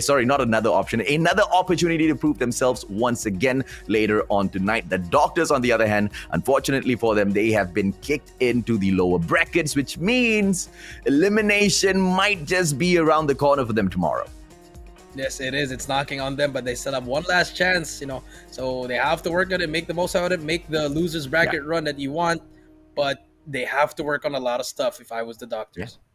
Yeah, absolutely, man. Well, ladies, gentlemen, boys and girls, we are just waiting for information as to what else do we have in store for you guys. But in the meantime, why do I not get you acquainted with our little friend here, the Xperia 1 Mark III. It is an amazing phone. One of the most interesting things that I can break down for you, Jericho, when I was using it, because I know, man, I know you're a little upset that Sony didn't pass you one as well. But man, I've gotten a call. So Sony said that they will be sending you one next week.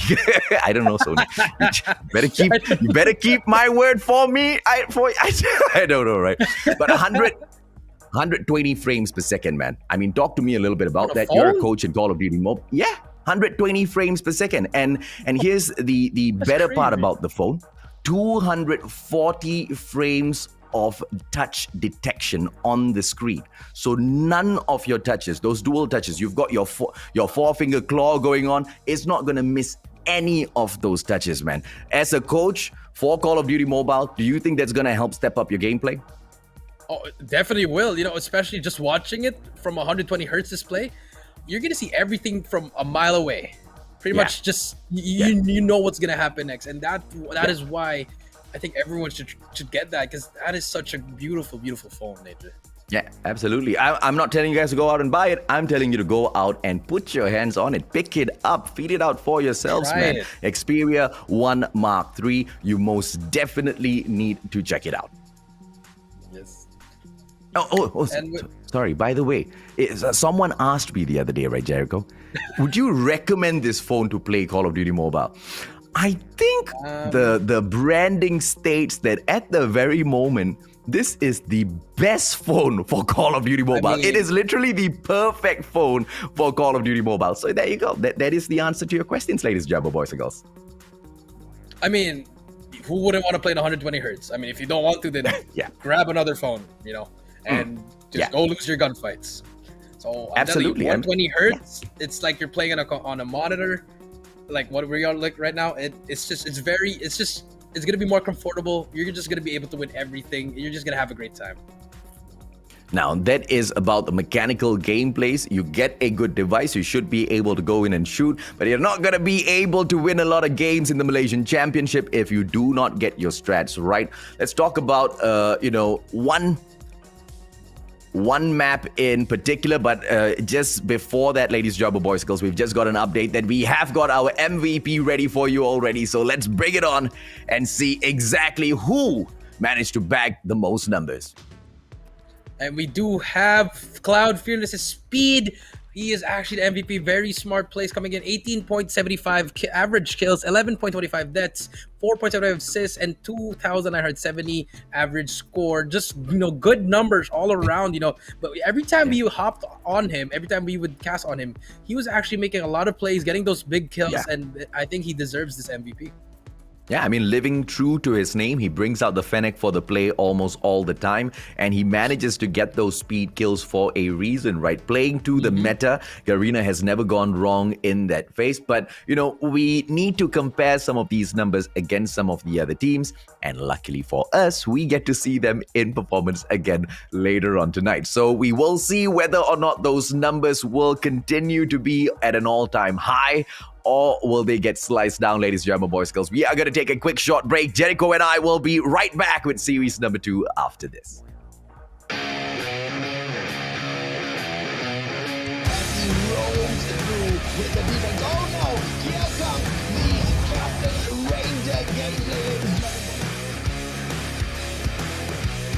Well, what's the defensive structure? Take one and take both of them down. Well, looking at how Rampage did. Well played.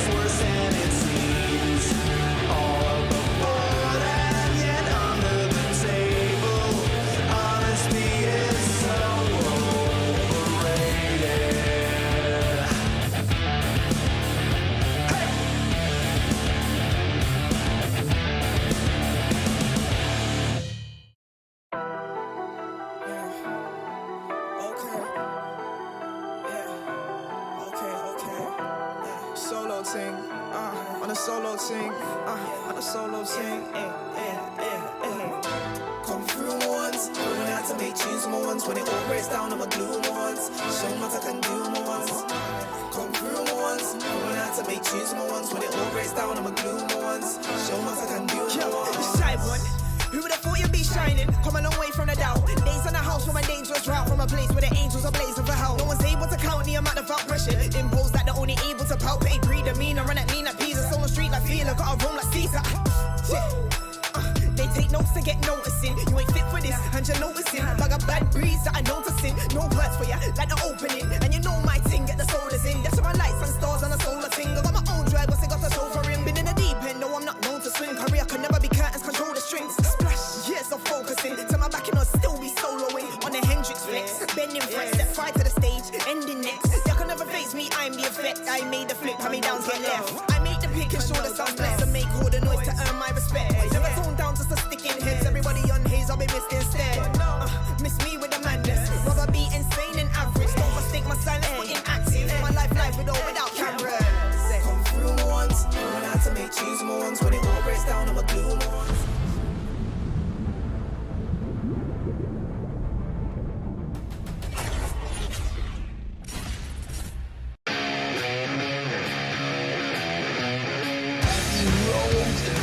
With the defense, oh no, here comes the Captain Ranger Gazing.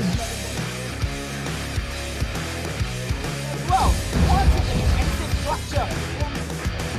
MIB, take one and take both of them down. Looking at how Rampage did. Oh, well played.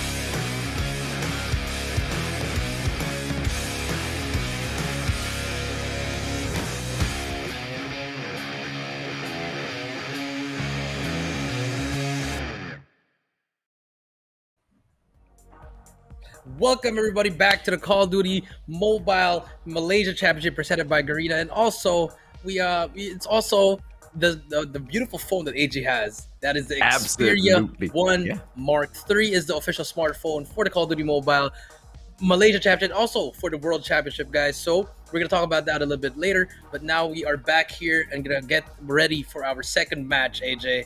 And yeah, we're back. The second match, though, is probably the one that Here we go. the This is the whole one. of the Malaysian COD community is waiting for, right? We're going to be seeing the Crackheads go up against the Kings of Malaysia, Yoodo RSG. Now, no other squad has been able to take on the Kings before and drop them within Malaysia. Do you think the Crackheads will be able to do it? I mean, we've already talked about how they are the most promising ones, but about kicking the Kings into the lower brackets, yeah.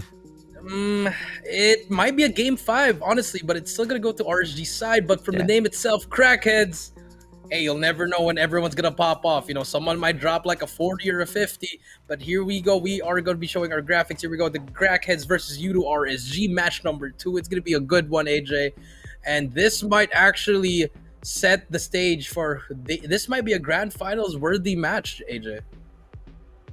If or not, this is the preview for that, right? Because Crackheads could just be one squad that drops into the low brackets and goes all the way into the finals and meets the Kings once again. But the exact reverse can happen as well. We could just see an absolute crazy surprise in here, because the loser of this match will get kicked down into that low brackets. Bingo, Concept, Smokey, Sia, X-Ray Jasmine, as well as Zheng Yu stepping in here to see if or not they can crack the heads of the Kings.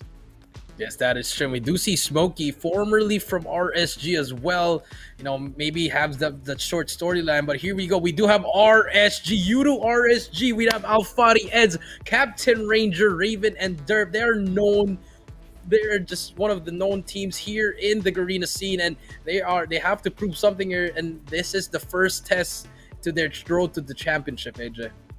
Yeah, let's see if or not they will be able to prove their dominance in here once again. I mean, each and every single one of the players in the Yoodo RSG squad, we most definitely know that they are hard workers. They will be able to go out there. But, you know, with the addition of Alfari into some of the strats that they are going to be pulling off in here, we've seen it being a little bit on the weaker side at times. But whether or not they've managed to patch it up before jumping in to the top 8 of the Malaysian Championships, we will be able to see operator bans being pulled through, the Sparrow as well as Equalizer out of the game. And it is the Kings that win the coin toss.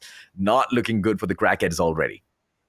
Yeah, and we do see the map ban, RSG banning, opting to ban out the Takeoff, just like that, guys. You just remove the map that you're not really good at. And RSG, they say the Takeoff. It's not. And Hackney Yard, like you said, AJ, ban Hackney Yard against RSG. And now we do move on to the first map, which will be Summit, Standoff. Our third map will be Raid, Crossfire. And if we need game 4 and 5, it'll be Crossfire and Firing Range. It's a pretty good set of maps that anyone can actually pop off. So I feel like it's you don't really know who's gonna be winning each map here. It's gonna be such an equal matchup here, AJ. Yeah, and this is what I'm talking about, right? Map videos like this, we should be able to figure out exactly why they're going in for a couple of bans here. Yoodo RSG clearly do not want to have anything to do with Takeoff. Takeoff is just so difficult to go in there and control. And you know what? If it annoys you, that's exactly what the map videos are for. There are only 7 maps in rotation here, and you can make sure it is not even in play. And that's exactly what the Crackheads do for themselves, because like what you've pointed out already, and what we've discussed a little bit, when you move on in for the Hackney Yard play against Yoodo RSG, they are just so dominant. But here's the problem with the Kings of Malaysia, Jericho. It's the fact that why do people think that Hackney Yard is the dominant map of Yoodo RSG? It's because every time they go out there, they consistently pick Hackney Yard. They are trying to send a message out as well. This could just be a smokescreen.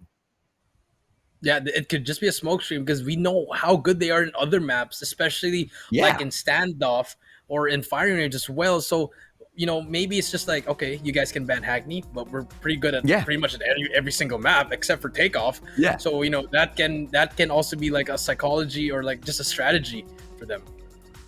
Absolutely. And you go in there for the bans on Takeoff again and again and again and again and again. And do you expect them to continuously do that? I'm the kind of guy that expects Yoodo RSG to step into the finals and all of a sudden say, hey, you know what? Let's play Takeoff. Because now the teams are expecting Yoodo RSG to ban Takeoff automatically, right? And they are the kind of team that's able to dictate the way a series is taken, with the map even before stepping in there for the coin toss. That's exactly how good, that's exactly how influential of a squad they are.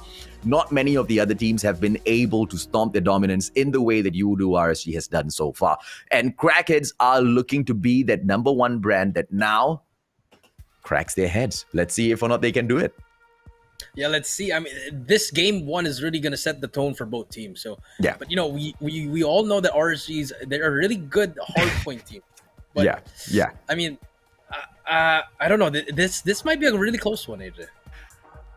That's what I don't know. That is exactly what I'm waiting to find out. Whether or not how close it's going to be and why is it going to be close. Because I'm just so sick and tired of some of these big pro teams jumping into a couple of matches, making it look like they're struggling. But clearly, man, they're not struggling. They just don't want to make certain plays because they don't want to end up in a certain bracket. They don't want to go up against a few teams. And Yoodo RSG is a kind of squad that can go into brackets and manipulate the tournament brackets in that way because they can guarantee wins for themselves. And the only way they can do it is by looking at the opponents that they have. Within the Malaysian scene, there's just no other brand that has shown that they are anywhere close to being able to dethrone Yoodo RSG themselves. So it's quite honestly for me a flat-out victory here for Yoodo RSG. So much of pressure on the Crackheads to prove themselves, but at the same time, absolutely no pressure at all because nobody is actually expecting the Crackheads to pull a victory off here. So if they do, it's going to be crazy, Jericho. Yeah, it's gonna be an upset that it might just change the whole tournament. RSG might be, next thing you know, they might be out of the tournament, or once they go down, they lose to another team and it's over. that I tell you will make news for sure, but both know this is not going to happen. It's just so difficult, so impossible for any of the teams within Malaysia to step up their gameplay against them because one of the great things that's about the boys from Yoodo RSG is their core members as a whole, they always stick together, right? You've got these 4 guys who, through thick and thin, have always been there in the squad, and they don't seem to be breaking up anytime soon. And why would they? They've been able to maintain such supremacy within the Malaysian scene for such a long time. And what sort of strategy do you think that the Crackheads can bring in to face off such a dominant team who's just conquered the scene so long, Jericho?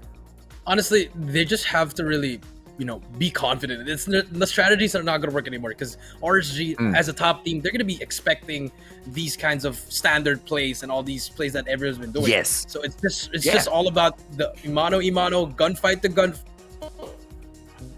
gunfight. Yeah. And it's going to secure the dub. Yeah, and that's exactly why I was having such a ball of a time shoutcasting Almighty's match for the Singapore Championship, right? Because when they step in, you already know you don't even need to break down the strats. Both teams are playing it at such a high level. It's just like clockwork. They keep replacing each other at those hard points. And it's all about the mechanical gameplays, their abilities to step in there and just pull off such amazing shots, amazing kills back to back, right? And that's the problem that a squad like Crackheads now has to face up against, because you are facing up against a team where you cannot expect them to make mistakes because they barely ever make mistakes. Their IQ within the rotations, within their positioning within the maps, almost always going to be perfect, Jericho. Yeah, it is, and not only that, the experience that they've been through so many big tournaments. That's going to play a part because they know what to do in these high pressure situations. And if you're Crackheads, yes, you have the other players like Sia and Smokey. They have the experience, but are their teammates ready for that challenge? Yeah, and well, ladies and gentlemen, boys and girls, we don't know yet, which is what we are very, very, very much interested in finding out, which is why we said at the start of this competition, series number 2, the one to look out for, where I am going to cross my fingers right here. I was telling Jericho before the show started, I'm like, is there some way we can like make Yoodo RSG lose this game? Because if they get kicked down to the lower brackets, the Malaysian Championship is going to be a different sort of a breed of a competition. It's just going to be lit and exciting all the way through, man. Can you imagine the sort of chaos Yoodo RSG will create at the lower brackets? That's going to be crazy, if they actually go down to the losers bracket and then might get eliminated or might eventually win. Well, we don't know, but here we go. Summit again, AJ. I'm just excited. Let's see what's going to happen here, AJ. And, before Hackney Yard was a thing, Summit was the place where, the Almighty as well as Yoodo RSG often fought for supremacy. And this was at one point the map of choice for Yoodo RSG as well. So this is like old time, right? Smokey Gaming now moving through, getting a 2-piece for himself onto the players of Yoodo RSG. What is going on? Hardpoint number 1. The fight is on and it is hot. But look at the number of red dots that are in there. And here comes the slice. The mechanical gameplay finally coming into play. Yoodo RSG showing that they can be dominant as well at hardpoint number 1 as they try to fight back, Jericho. Yeah, it was a slow start for both teams. The engagements came outside of the second floor. Everyone was fighting left and right, but now we do see the control of the Crackheads getting that second floor. But as we can see, it's a back and forth gameplay. This is what you want from the first hill. No one wants to get that early lead because it's going to be hard. So the contest is just keep on contesting, and now we do see RSG getting control. Okay, now let's see exactly how this play comes in here from Crackheads, because they need to see exactly how they can pull this hardpoint away and make the play for hardpoint number 2 as well. Yoodo RSG, although they started off on the back foot earlier on, they managed to pull ahead and show exactly why they are kings. And like you mentioned in the previous series, Jericho, it's going to be very useful for the squad that's able to string in all of those points from that first hardpoint into the second, because it's such a huge momentum onto the cable car platform, which is not so far away for rotation. Yes, it's true. And now we do see RSG having that advantage with this time, slowly building on that lead. And now let's see if the Crackheads can actually make a play here. They have that pinch going in here, but here comes Eds, gets taken out. And just like that, the pinch comes through, breaks the hill, and now RSG spawning on the bad side of the map. And now control is over by Crackheads.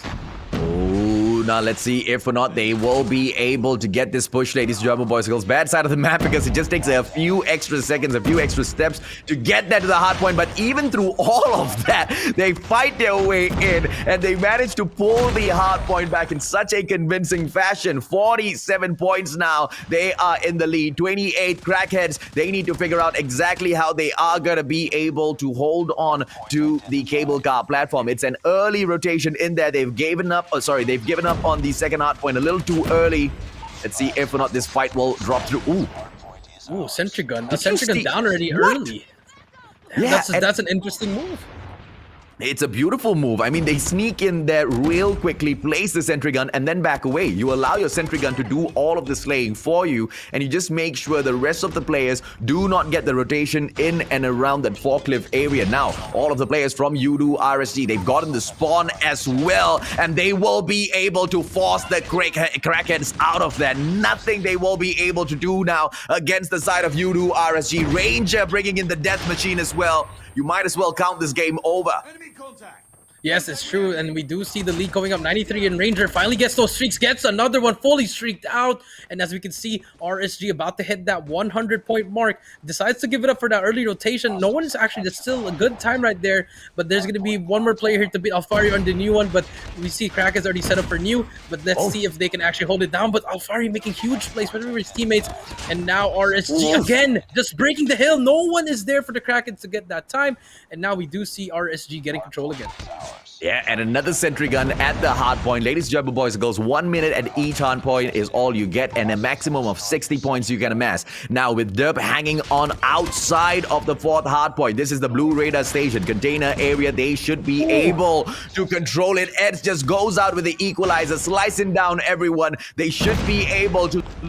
Yeah, I will be quite shocked if they actually do, because what a tremendous pressure they've started off this game with, and they have not dropped ever since the first hard point. But they finally managed to break it, but it's a little bit too late for that now. RSG 132, just a little bit more points to get that. And here comes, I think RSG might give this up. They still have streaks to use for the next hill, and they have all the pressure. The pressure is now on the Crackheads to try to manage to get some kills here and try to get some streaks here, because RSG, they just need one more hill just to end this game already, AJ. RSG can now win this game with their eyes closed, ladies and gentlemen, boys and girls. It is theirs to lose. Let's see if or not the Crackheads can fight their way back through. It's a 4-man push from the side of the container area. Edge platform entry in, and they will be able to challenge for the hard point. They step in, but Yoodo RSG just a little too good with the mechanical plays, and the sentry gun gets pulled out at this hard point as well. The space, Crackhead step in, the Ranger will once again pull out the death machine and survive that play, go back through for all of these kills and pick those points up. How is Ranger not dead yet? He's just going off. 5 more seconds, getting contested. One more player to beat, but here comes the push coming in from the Crackheads. Can Ranger try to make a player, but finally gets taken out, but it doesn't matter. 4 more points. They just have to push one more time. Fully streaked out again for Ranger, and this might be it. The next hill should be over here, but let's see if RSG can try to manage to play here. But we do see Crackheads pushing over for the next rotation, AJ. They need this hill. Everyone has to step on this one. They can't lose their gunfights now. Yeah, it's game over. I mean, if we do remember, I think Captain Ranger is going to be able to bring on the cluster strike outside. I think he's just waiting for a banger of a finisher. And oh, goodness me, come on, have mercy on Crackheads. They bring out the sentry gun once again. There you go. Cluster will be dropped by Ranger finally. That is the finisher, man. This should be over, but then again, look at that. The spawns have flipped. They have the good side of the spawns, but no one is going in. All the control is all going in for the Crackers, but you see number 5, which is Ed's on top, trying to make a play that does manage to take one. Last player to beat, and bingo, just one more player to beat. Challenges, but finally gets taken out, and just like that, Crackers still has control, but more players are coming in. Here comes the gravity vortex coming in here. One more, everyone is back and for the death machine. It's still not yet over, AJ. Yeah, they're just playing around. One more point in here for you to RS. Oh! Just looks away in the very last moment, gets taken down with the death machine. Now it's going to be all up towards Concept as well as Binglow, but unfortunately 150 has been reached. Yoodo RSG got that victory, and I can tell you, they didn't really try. You know what? It was similar to the first series. to the first match. Started off flat, but when in the second rotation, Crackheads started getting some kills, but it was a little bit too late because RSG already had so much points. So you can't start flat. You really just can't. It's just gonna be so difficult for you to actually to win the game, AJ. Correct. They stepped it up towards that halfway point, but Yoodo RSG, they showed up at 100%. They had, and they were guns blazing from the get-go. They did not underestimate the Crackheads at all. But towards the end of the game there, you could see them easing off those fights a little bit. They didn't really want to step in. They wanted to see exactly how far can the Crackheads push it.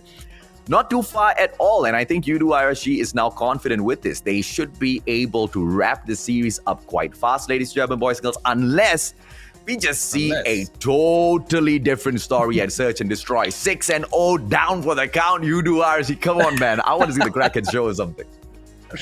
No, it's not going to be a 6-0, AJ. Come on. It might be a 6-5. Okay, I'll give it to them. 6-5, yes. But 6-0, no.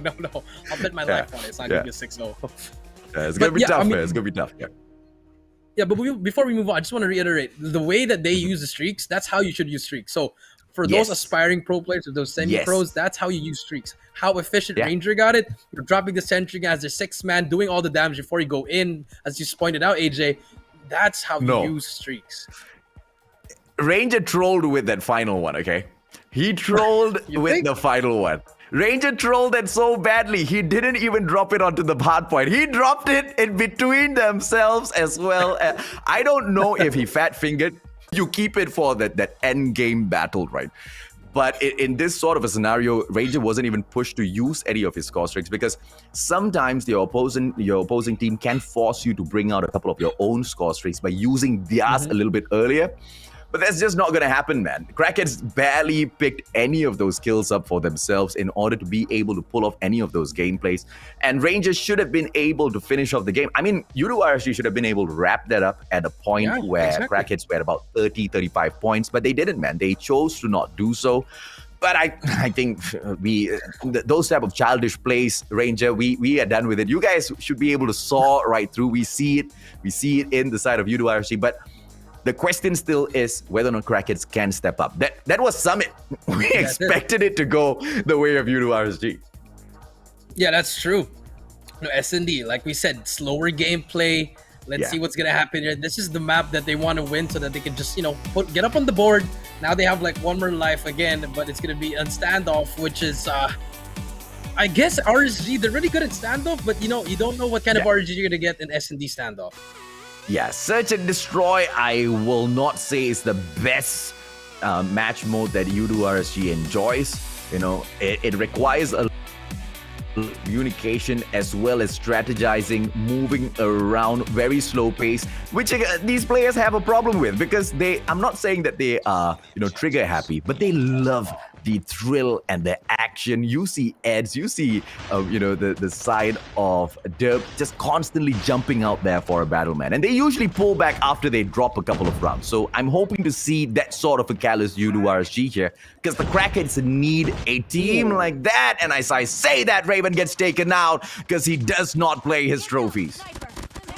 Yeah, that is true. Beautiful clay, but just like that, gets traded out too. And we do see RSG now planning the bomb. It's going to be a 3v4, and this should be a round for RSG. Bomb is down. Let's see how the retake comes in, but Sia slowly at the back, AJ. Okay, now let's see if or not he will be able to go in for the push. This is going to be Jasmine! But unfortunately, the private backyard has been locked out by Yoodo RSG. Sire drops Ranger. Opportunity Holger with a quick pop of the nade. Let's see if or not the trophy system gameplay from the side of Yoodo is strong. Yep, it is as strong as ever. Derp does not get hurt. And from out of nowhere, here comes Concept. Fennec for the play. Sia! Oh no! He potatoes that so badly. And Yoodo picks up the first round. You can't lose that. You can't. Oh my. That was just unfortunate for Sia. I don't know why he had to switch to the shorty. He could have just used the Holger, the 100 rounds. Yeah, man. And that round, that is such an unfortunate mistake there for the Crackheads, AJ. But now we do see an offensive round again from RSG. Gonna plant the bomb again. Same A push. And let's see if they can actually manage to get another one. Okay, I love the wall ideation bang. coming in here from Smoky Gaming. Beautiful play. The fact of the matter is they allow Yoodo RSG the access into private backyard for the plant so early on, and then pull off the unsuspecting push, right? Just when they're about to go in for that plant. I absolutely love it, and this is the kind of surprising gameplay that we want to see because they need it if they want to pick this win up.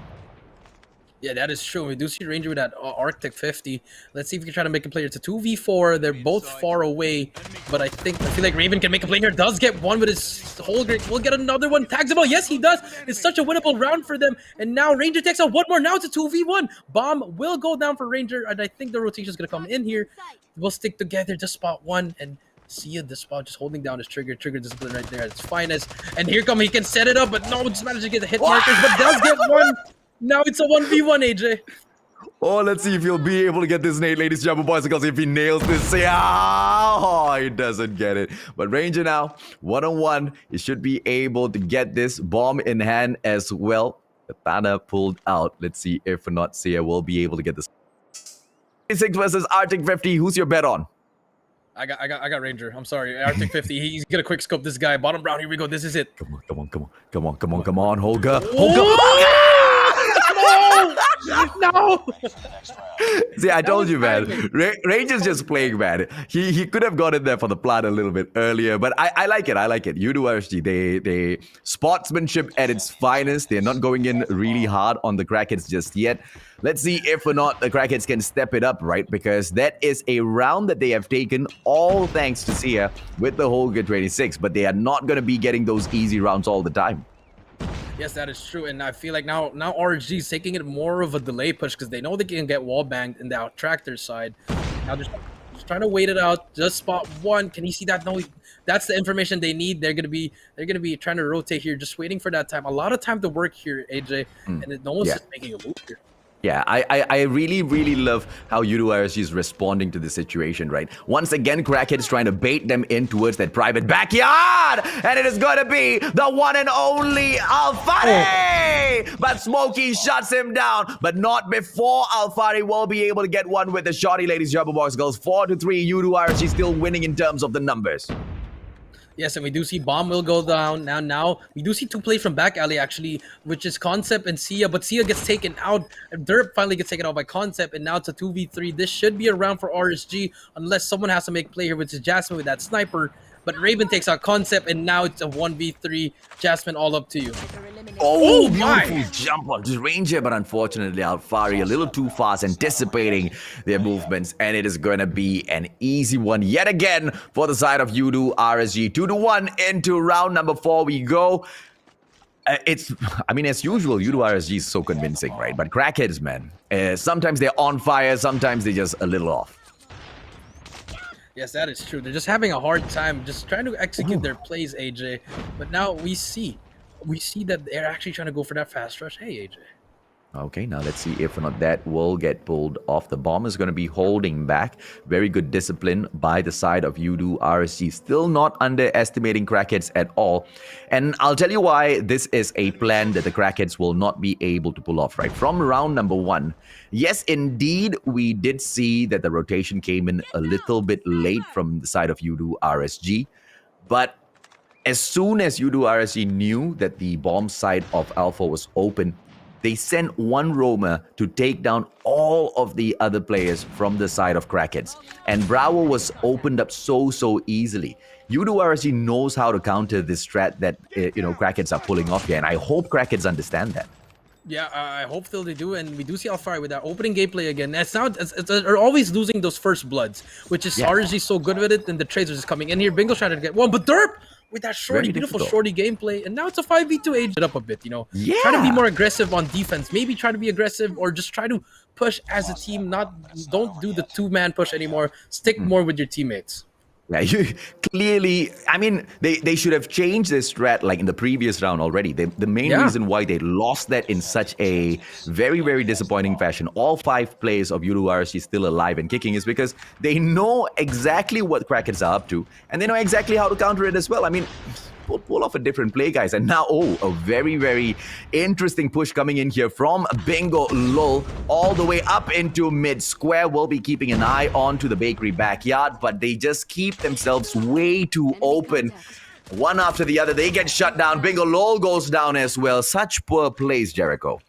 Yeah, very pure plays, but we do see it's a 2v2 now. If they manage to actually get this out, it would be a good play in that case. But now RSG again, just having their way around this map. Even though it's a 2v2, they have that pressure. They still have that pressure. They have the bomb. Now it's gonna be. This is how you do a 2v2 right here. You have to stick together with your teammates. It's gonna be a back alley gunfight here. Here comes the call out, and let's see who's gonna get this first blood here. Absolutely, the sniper going in for the peak, and Ed's managing to get the first slice. And see, oh wow, Sia with a 2-piece, and the Ogre will most definitely deliver, ladies and gentlemen, boys and girls. Crackheads pull one right back. Yeah, Sia managing to redeem himself from that first round failure, and now we do see 2-3. Should have been I thought Eds was gonna take him out, but the holder just too superior there, AJ. And now we do see the switch of sides, and we do see the stack. Look at how stacked RSG is an 8. They know they're gonna go for that 8 rush, AJ. Absolutely, and now they are not going to allow anyone into the private backyard. But on Hotel Shortcuts, on the other hand, 2 players will be going in for the teaser of a push. But on the side of Crackheads, they do have concept to take care of that backstab at gas stations. So that's not something that they need to worry about all too early. The bomber can focus on accessing that private backyard, but they need to be able to get a couple of frags first, Jericho. Yes, they have to get the opening frags, but Raven takes out Sia and just makes it a 4v5. But you can see there, they're just holding. RSG is just really patient, and I feel like Crackheads, they're having a hard time. Get stunned here, can constantly try to make a player. That's the information RSG needs. They know one player is going to be in back alley, and they're just, they have to make a move here, AJ. Yeah, this one, once again, is a losing battle. Concept needs to get away. He's playing with fire here at gas station, and if there's anything that I can tell this guy, gas and gasoline and fire, they just don't go well together. What? He got away with shoot each other, they just run away from each other. And there we go. That's the opening they need. Smokey takes out one, but that gives information for RSG that they're going to go for B. But the bomb carrier is really far. He's just waiting for his teammates. Concept finally takes out Raven. And now that round that could have been for RSG is now turning into the Crackheads round, AJ. Yeah, I absolutely love the way Crackheads is taking this slow push. Oh no, the bomber straying in also alone, ladies and gentlemen, boys and girls, off screen. Gets taken down, Eds finally shut down. It's a 2-on-2 situation. Let's see if we're not outfought. Hey, we'll be able to go in for the push. No, Concept gets in down, and it's a 2-on-1 that breaks through. This is for the Crackheads to get the clutch. Arctic 50, Captain Ranger on for the push, and he manages to get Concept down. Now let's see how he goes in for the diffuser. Oh, come on, Jasmine. Jasmine. That was a beautiful quick scope coming in there, but it could have been everybody's round there. I thought RG had it. I think a little bit aggressive there with Dirt pushing into a courtyard. But then again, it's just this was just a little bit small details that they actually managed to lose that round. But now we do see again another slow push coming in for Crackheads, and then now actually aggressive defense pushing it, but Sia takes him out with a Holger doing wonders for him, and now we do see aggressiveness here coming out from RSG. Sia, Holger, the Fennec should be able to hold Alfari's life in his... Oh, the Holger will be able to strike once again, ladies and gentlemen, boys and girls, but not really the fault of the Fennec there. The aim just wasn't good enough. 3 versus 3. In terms of the numbers, Crackheads still have the advantage of 4 versus 2. The numbers do not look good on the side of Yoodo RSG. This potentially could be a game that they lose. Yes, it could be, but we do see now it's all up to Derp in a 1v4. He's going to have a hard time with that sniper, only going to get taken out by Concept. And just like that, now Crackheads have the lead now, AJ. 4-3. You know, defense not really being the best right now for RSG. Okay, now let's see if or not the Crackheads will be able to continue on this particular path of destruction, cracking the heads of the kings of Malaysia, Yoodo RSG. Now they are on the back foot defending side. They stack a 3-2 split with 3 of those players having their hands full at the hotel shortcuts. This is a crazy push coming in here from Bigelow. Bigelow gets to take Derp down, but Ed strikes right back, leaving just 1 player alive, and it is the very, very special ×3 Jasmine. Let's see if or not that X3 equals to 3 jump shots of that snipe.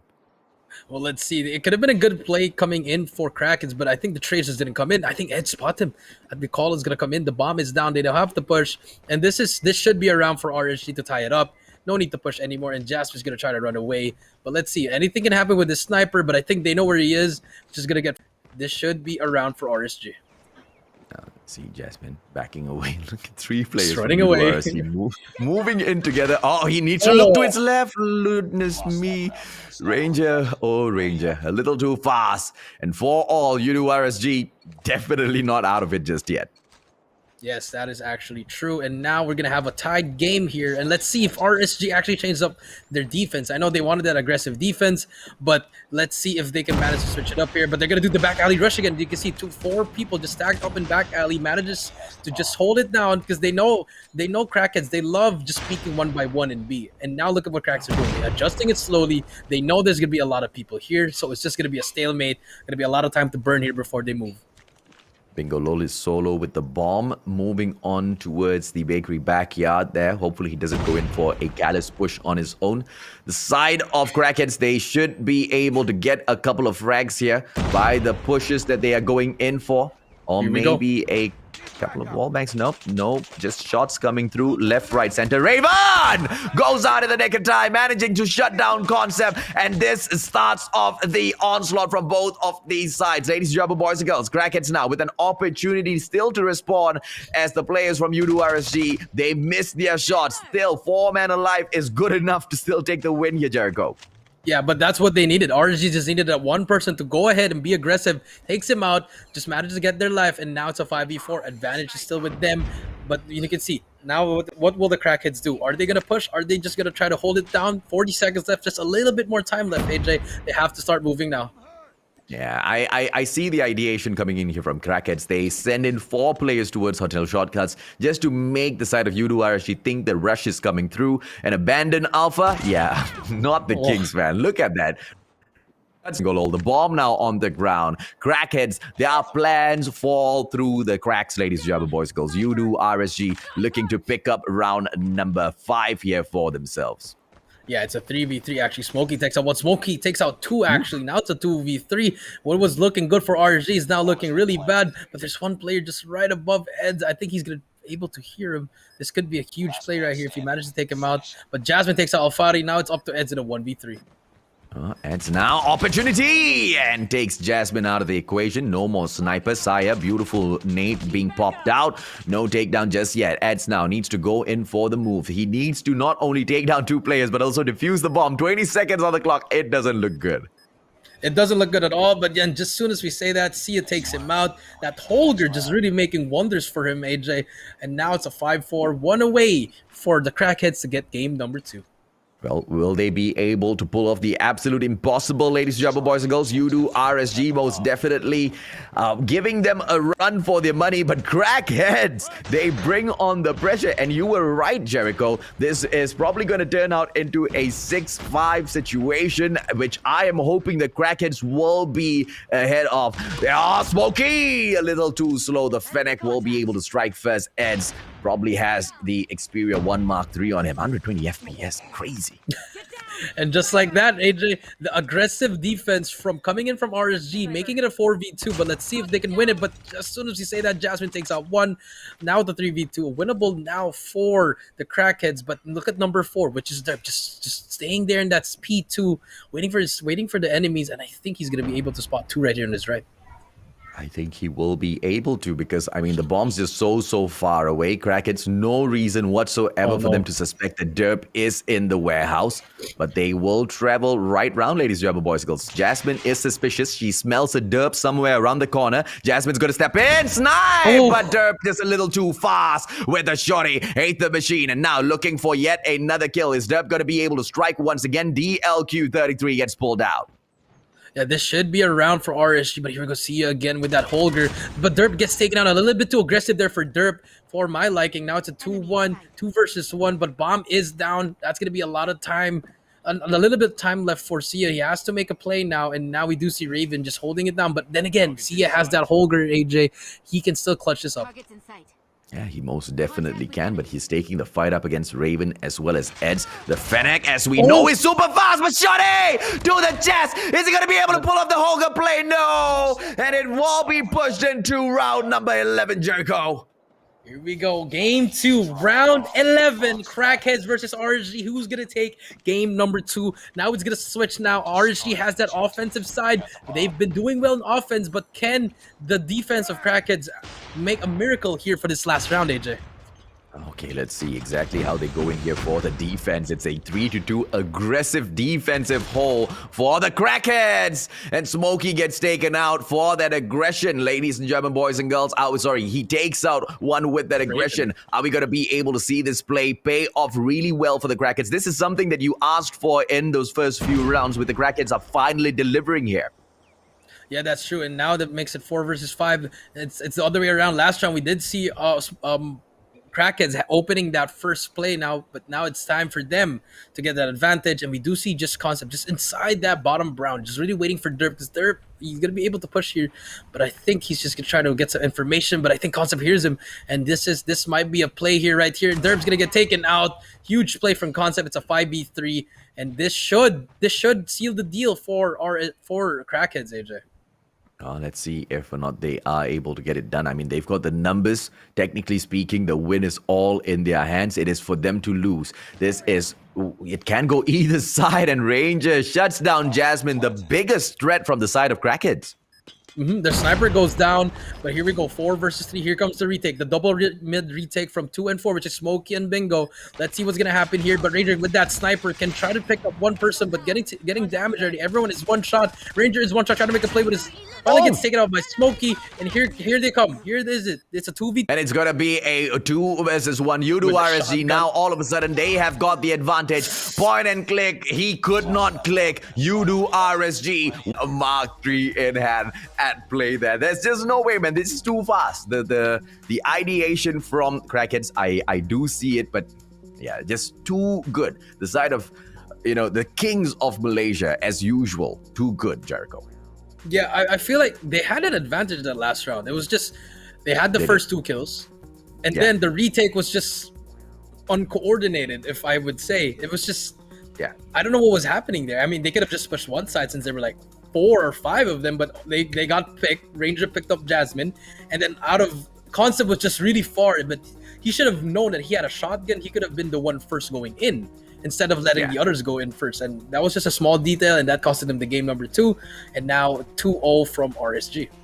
Yeah, and Jasmine was such a game changer only in the late parts of each and every single one of those rounds. With her getting taken down so early on, there's just no element of surprise, right? I mean, usually once everything dies down, the defending side just does not know exactly what to expect once the attacking side is now defending because they've gone in for the bomb plant already. They don't know exactly what to expect in a situation like that. And Jasmine was such a game changer in those rounds. Ranger, most definitely effective, takes her out. And pretty much if it's not Jasmine, if it's not Sia, nobody else is really stepping up to the plate so far, Jericho. Yeah, I mean, maybe Sia and Jasmine only, but the others, not really much. I mean, Concept, yes, he did get some kills, but it ended up not really in a round win. Yeah. Especially in that last round. It was huge he got that kill on Derp, but it just, 5v3, you should have been winning that already. Absolutely, and no surprise here at all. Yoodo RSG still able to pick a victory up. But it's not a, flat out 6-0 victory by Yoodo RSG. But I also think that's because they're not serious yet. I mean, you think? I mean, it's a Malaysia championship. They want to be serious. They want to sweep through. No. You really don't think, huh? Nah. Come on, man. It's you, bro. I mean, Derp, usually with the way that guy flies around the field, getting all of... Derp's just very mellow in these rounds. They're not going all out just yet, and I understand why. They don't really need to. They don't need to exert themselves. But on the side of Crackheads, they need to go all out, which I'm not really seeing, Jericho. Yeah, that's true. But now we do have game number 3, Raid. It's going to be a respawn again. And Raid is it's an easy map to hold, but it's also a hard map to control. So map control is going to be really huge here. You need to control Laundry and the middle side of the map, just trading and rotating with each other in order to get that control of B. But we do see the RSG is very aggressive. But look at Crackheads, just holding down that Laundry side, that power position, very huge for that start. Yeah, absolutely. And, once you've got on the hold to laundry already, it's just so difficult to, pull Bravo away from you. And they don't even need to hold on to it more. But the question is, why are the Crackheads not going in for the pick on Bravo? I think what they wanted to do is just try to restart the spawn, make them spawn in court so that once they capture B, they can set up just like we're doing right now. The setup is there, the laundry side is set up, everything is set up, and now they're going to have the points slowly clumping up. 3 players now from the side of Yoodo RSG piling themselves up into laundry, and they will be able to take over. 100 killer drone doesn't even get there. Ranger gets dropped a little bit earlier than that. It's going to be Eds now moving in with the Fennec. Should be able to win his gunfights. It is the side of Yoodo RSG that are on the back foot, but in terms of those points, they are all not too far away at all. They still have got time in here, and a 2-man push should be able to put the pressure onto Charlie, but a 4-man response from the Crackheads. Yeah, they're just playing around with each other, which is really smart, just holding hands. But, it might cost them in the end game if they keep on holding hands. But now they're more spread out now. And we do see Crackheads getting control of this B and C. Look at just Bingo just being annoying in that kitchen, holding it down, letting the RSG boys spawn far away from B and C. And let's see what's going to happen next. Yeah, and I understand exactly why they want to stick together, right? Because Yoodo RSG has proven in game number 1 that they are quite formidable in some of these gunfights. You take a straightforward matchup against them, the numbers just does not help at all unless you really pile it up in there. Because Eds, Derp, Ranger, they should be able to take 2-3 down in a row. On the other hand, Bengo Lol trying to pull off a streak like that for himself as well. But it is a shocking attempt here by Yoodo RSG. Very slow onto the push for Charlie. None of those players attempting to push into laundry room at all. Yeah, that's true. They're actually having a hard time here because I feel like number 3, which is Jung Yu with that holder, just holding down that head glitch right there. So it forces RSG to go in a different and now they're actually losing those gunfights that they need to. But as soon as he said that, Alfari now in C, trying to make a player on his own, but just like that, RSG's having a difficult time getting into these routes because of the pressure that number 3, which is Jung Chu, is doing right now.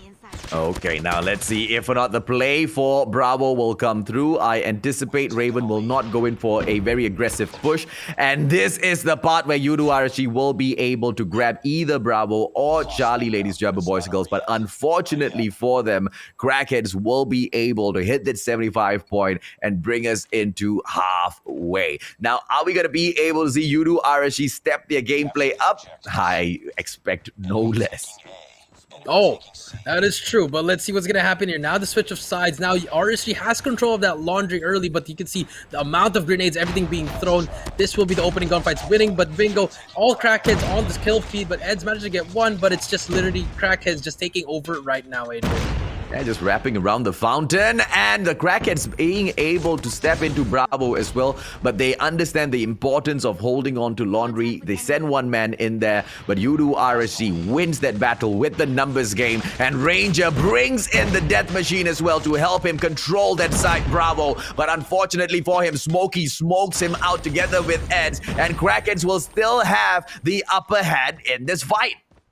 Yeah, it's just the difficulty right now. They're just having a hard time getting kills here, even with their operator skills, actually. And Crackheads finally manages to cap B now, and now they have control again, AJ. But we do see the flank coming in from 4, 3, and 5 from RSG, trying to get C again. Let's see if they can try to make a play here. Oh, what a play, man. They are holding on to Bravo as well as Charlie with their lives. And now opportunity coming in. But Death Machine play from the side of the Crackheads will be able to secure Charlie for them. The one and only player, Seiya, who has been so impressive in this competition, will be able to in as well. It is the Annihilator, the Equalizer all through the faces of Yoodo RSG. 105 to 67. They could most definitely do it as long as they hold out for a few more seconds here. Yeah, they just have to hold this down, but we can see RSG finally manages to try to cap C. One player beats Smokey, and Ed shoots through the smoke. Beautiful play coming from Smokey, but finally gets taken out. And now here is the control that RSG needs, but the spawns have flipped. Now Crackheads will get A as well, and just like that, they just managed to give up A as well, but they managed to get C. But it's going to be really hard. They need to start pushing together and try to get some kills here. Oh, Smokey off screen, ladies and gentlemen, boys and girls, managing to put down the sentry gun and the nick of time, gets the captain of the Savo, and they will... As long as the Crackheads can maintain hold onto Bravo right now, they should be able to win this game. It is for Yoodo RSG now to stack a triple cap and pull the game away from them. Yes, that is true. And here comes the triple cap coming in from Crackheads. No one there to stop. This should make the game done already, AJ, I think. But let's see. If RSG can pull off a miracle here, Laundry has to be getting. And just like that, Raven finally takes out one. And now let's see if the Crackheads can respond.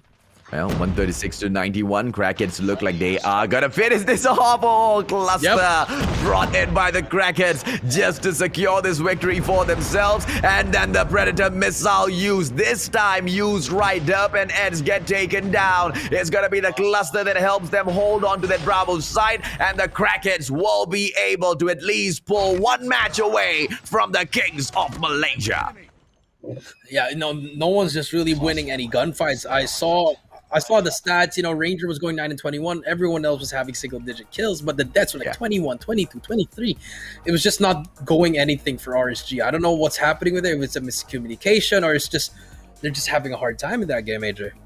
Well, it is the Crackheads stepping up finally, ladies and gentlemen, boys and girls. But is this going to be a situation where it is a little bit too late, just like what they did in Summit, right? Is it too late in the overall series? Can they take yet another game from the Kings of Malaysia? If they keep up that performance, it might just be possible, Jericho. Yeah, it might be possible to win this hardpoint for the next one, but they have to show how they play domination. They have to transition that over to hardpoint. Just winning all those gunfights, using your operator skills to your advantage, and in the end, that cluster strike was just beautiful, ended the game. So, they just have to do the same thing. But it's RSG, hardpoint is their thing. So let's see what's gonna happen. Yeah, so much more discipline on showcase here by the side of Crackheads, but taking a match away from the Kings of Malaysia is nothing short of impressive. Yoodo RSG, whether they will allow them to get away with such a thing yet again is most definitely up for, question here. I don't think they will allow one more match to get away from them because it's just too risky, right? Push it into match number 5, get kicked down into the lower brackets. Dude, that'll be history made at the Malaysian Championship, Jericho. Yeah, that's true. I don't think they're gonna be able to. They're not gonna lose this one anymore. I think they're turned now. They're pretty much mad. They're probably mad because we could have ended in a 3-0. Now we have to do a 3-1. So it's gonna be that RSG that we know that won the MYSG championship. So let's see what's gonna happen.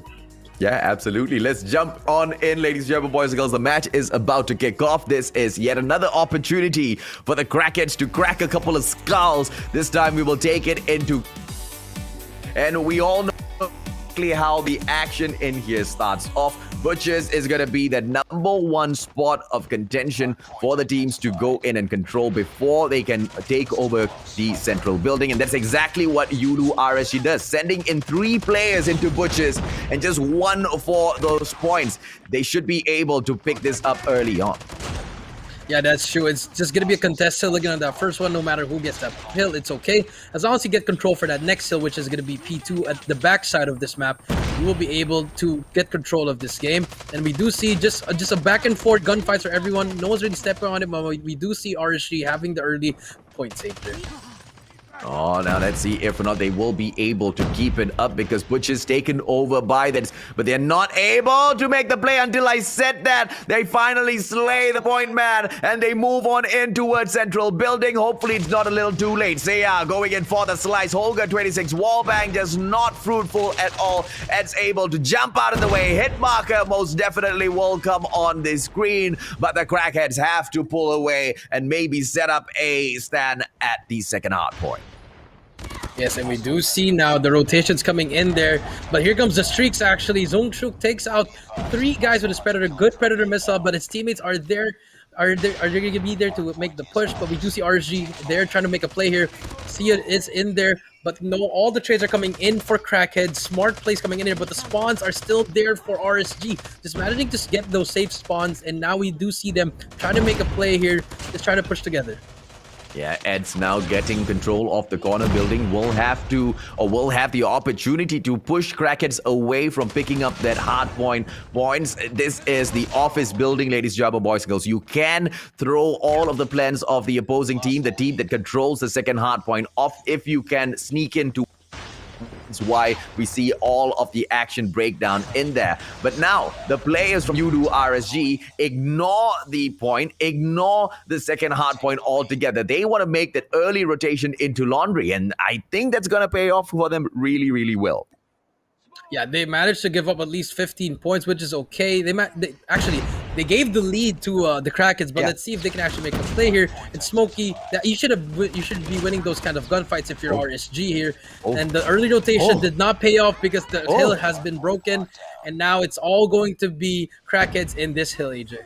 Oh, what a play coming in here from Crackheads. They move on into laundry as well. They snuff out Yoodo RSG, who went in there so early on for the rotation. And now, not only have they caught up, they take a crazy push on front. And the hard point belongs to them. Laundry washing away all the sides of Yoodo RSG. Smokey brings in the Predator missile as well just to get a little bit more control. And they will be able to just absolutely dominate this third hard point, Jericho.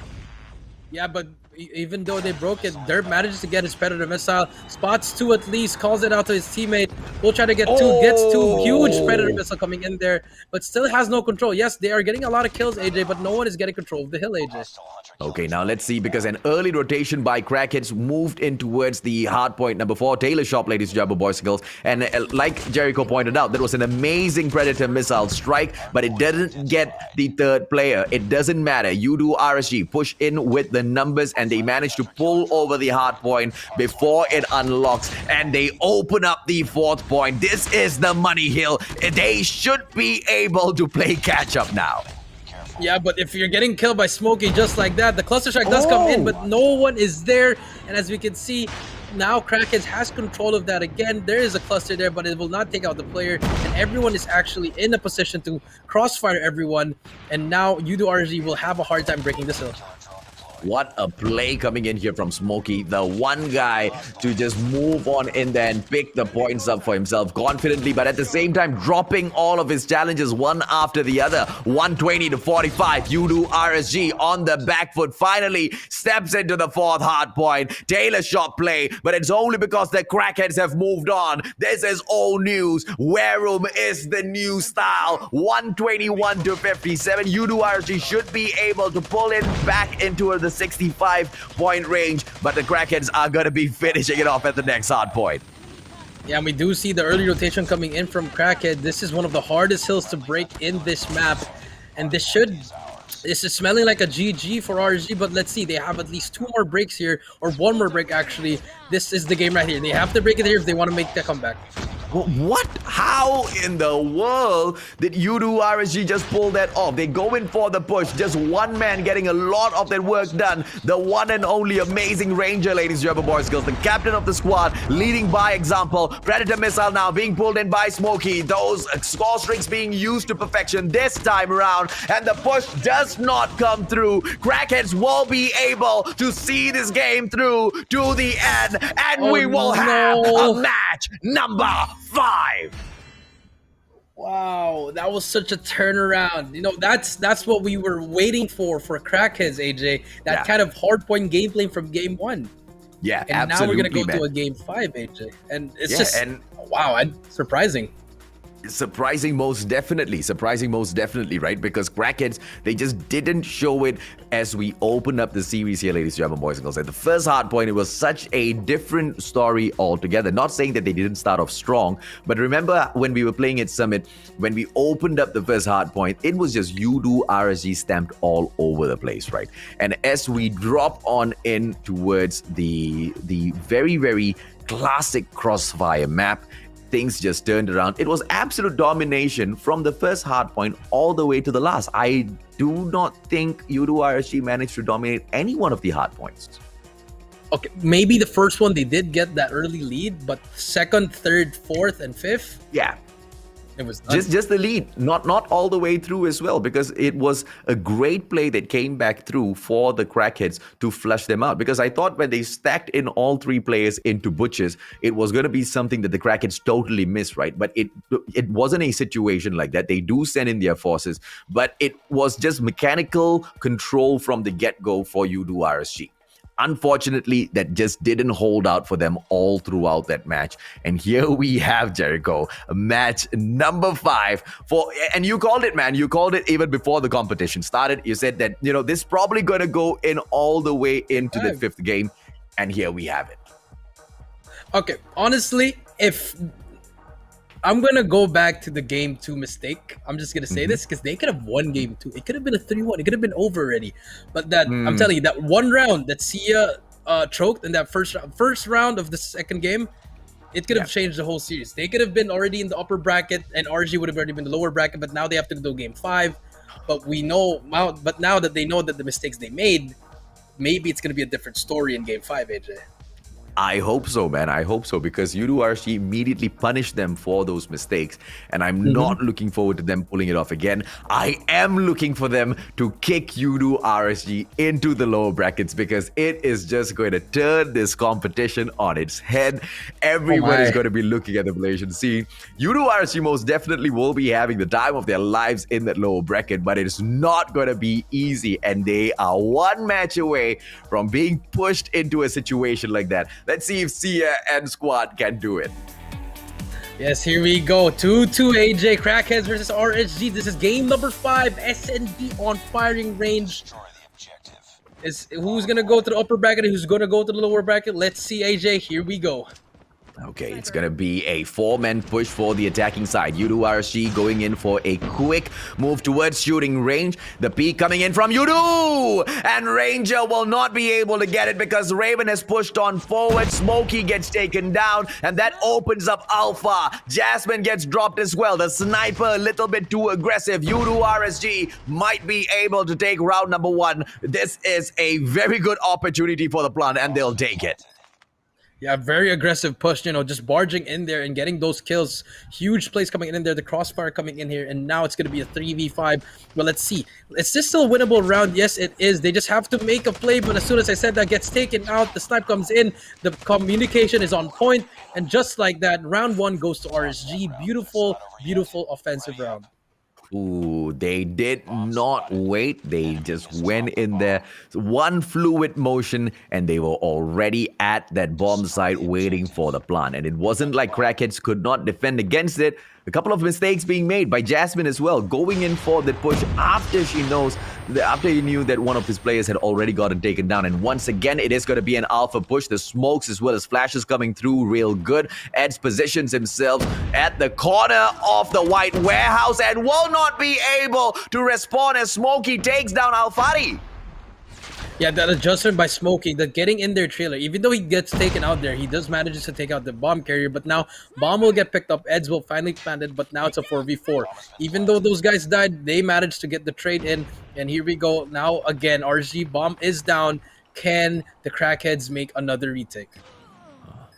Ooh, Ranger taking out Jasmine, the dangerous player on the side of Crackheads, which will be able to swing the luck of Crackheads right round, right? Sia's still alive, though he should be able to get it done in the CQC combat, as he will go in here for the push. Sia just extends it a little bit too much, and Ranger will be able to dock his HP away and finishes it off. Yoodo RSG looking for yet another round for themselves. Yeah, but we see Bingo gets one, but finally gets taken out by Ranger. The sniper is there, hard scoping that, getting ready. And just like that, 2-0 RSG. The offensive side has always been good for RSG. But if I was Crackheads, what can I do? You have to try to slow it down. Just give up A and go for that retake, or just try to push together.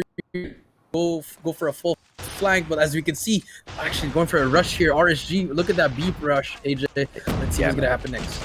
Yeah, warehouse number 4. This is gonna be a Bravo rush. The bomber, so daring, steps on in there first, and he gets his teammate taken down. Alfari and Eds, they go bye-bye, and the bomb gets taken down. This has been such a bad push by Yoodo RSG, but the punishment does not continue from Crackheads. They back away. Hopefully now, oh, beautiful, as they will be able to take Raven out far in mid-square, and here comes Concept dropping derp as well, all for Crackheads to lose now. It's all up to Ranger in a 1v3. Managed to get one. Does have that information that 2 players are in B.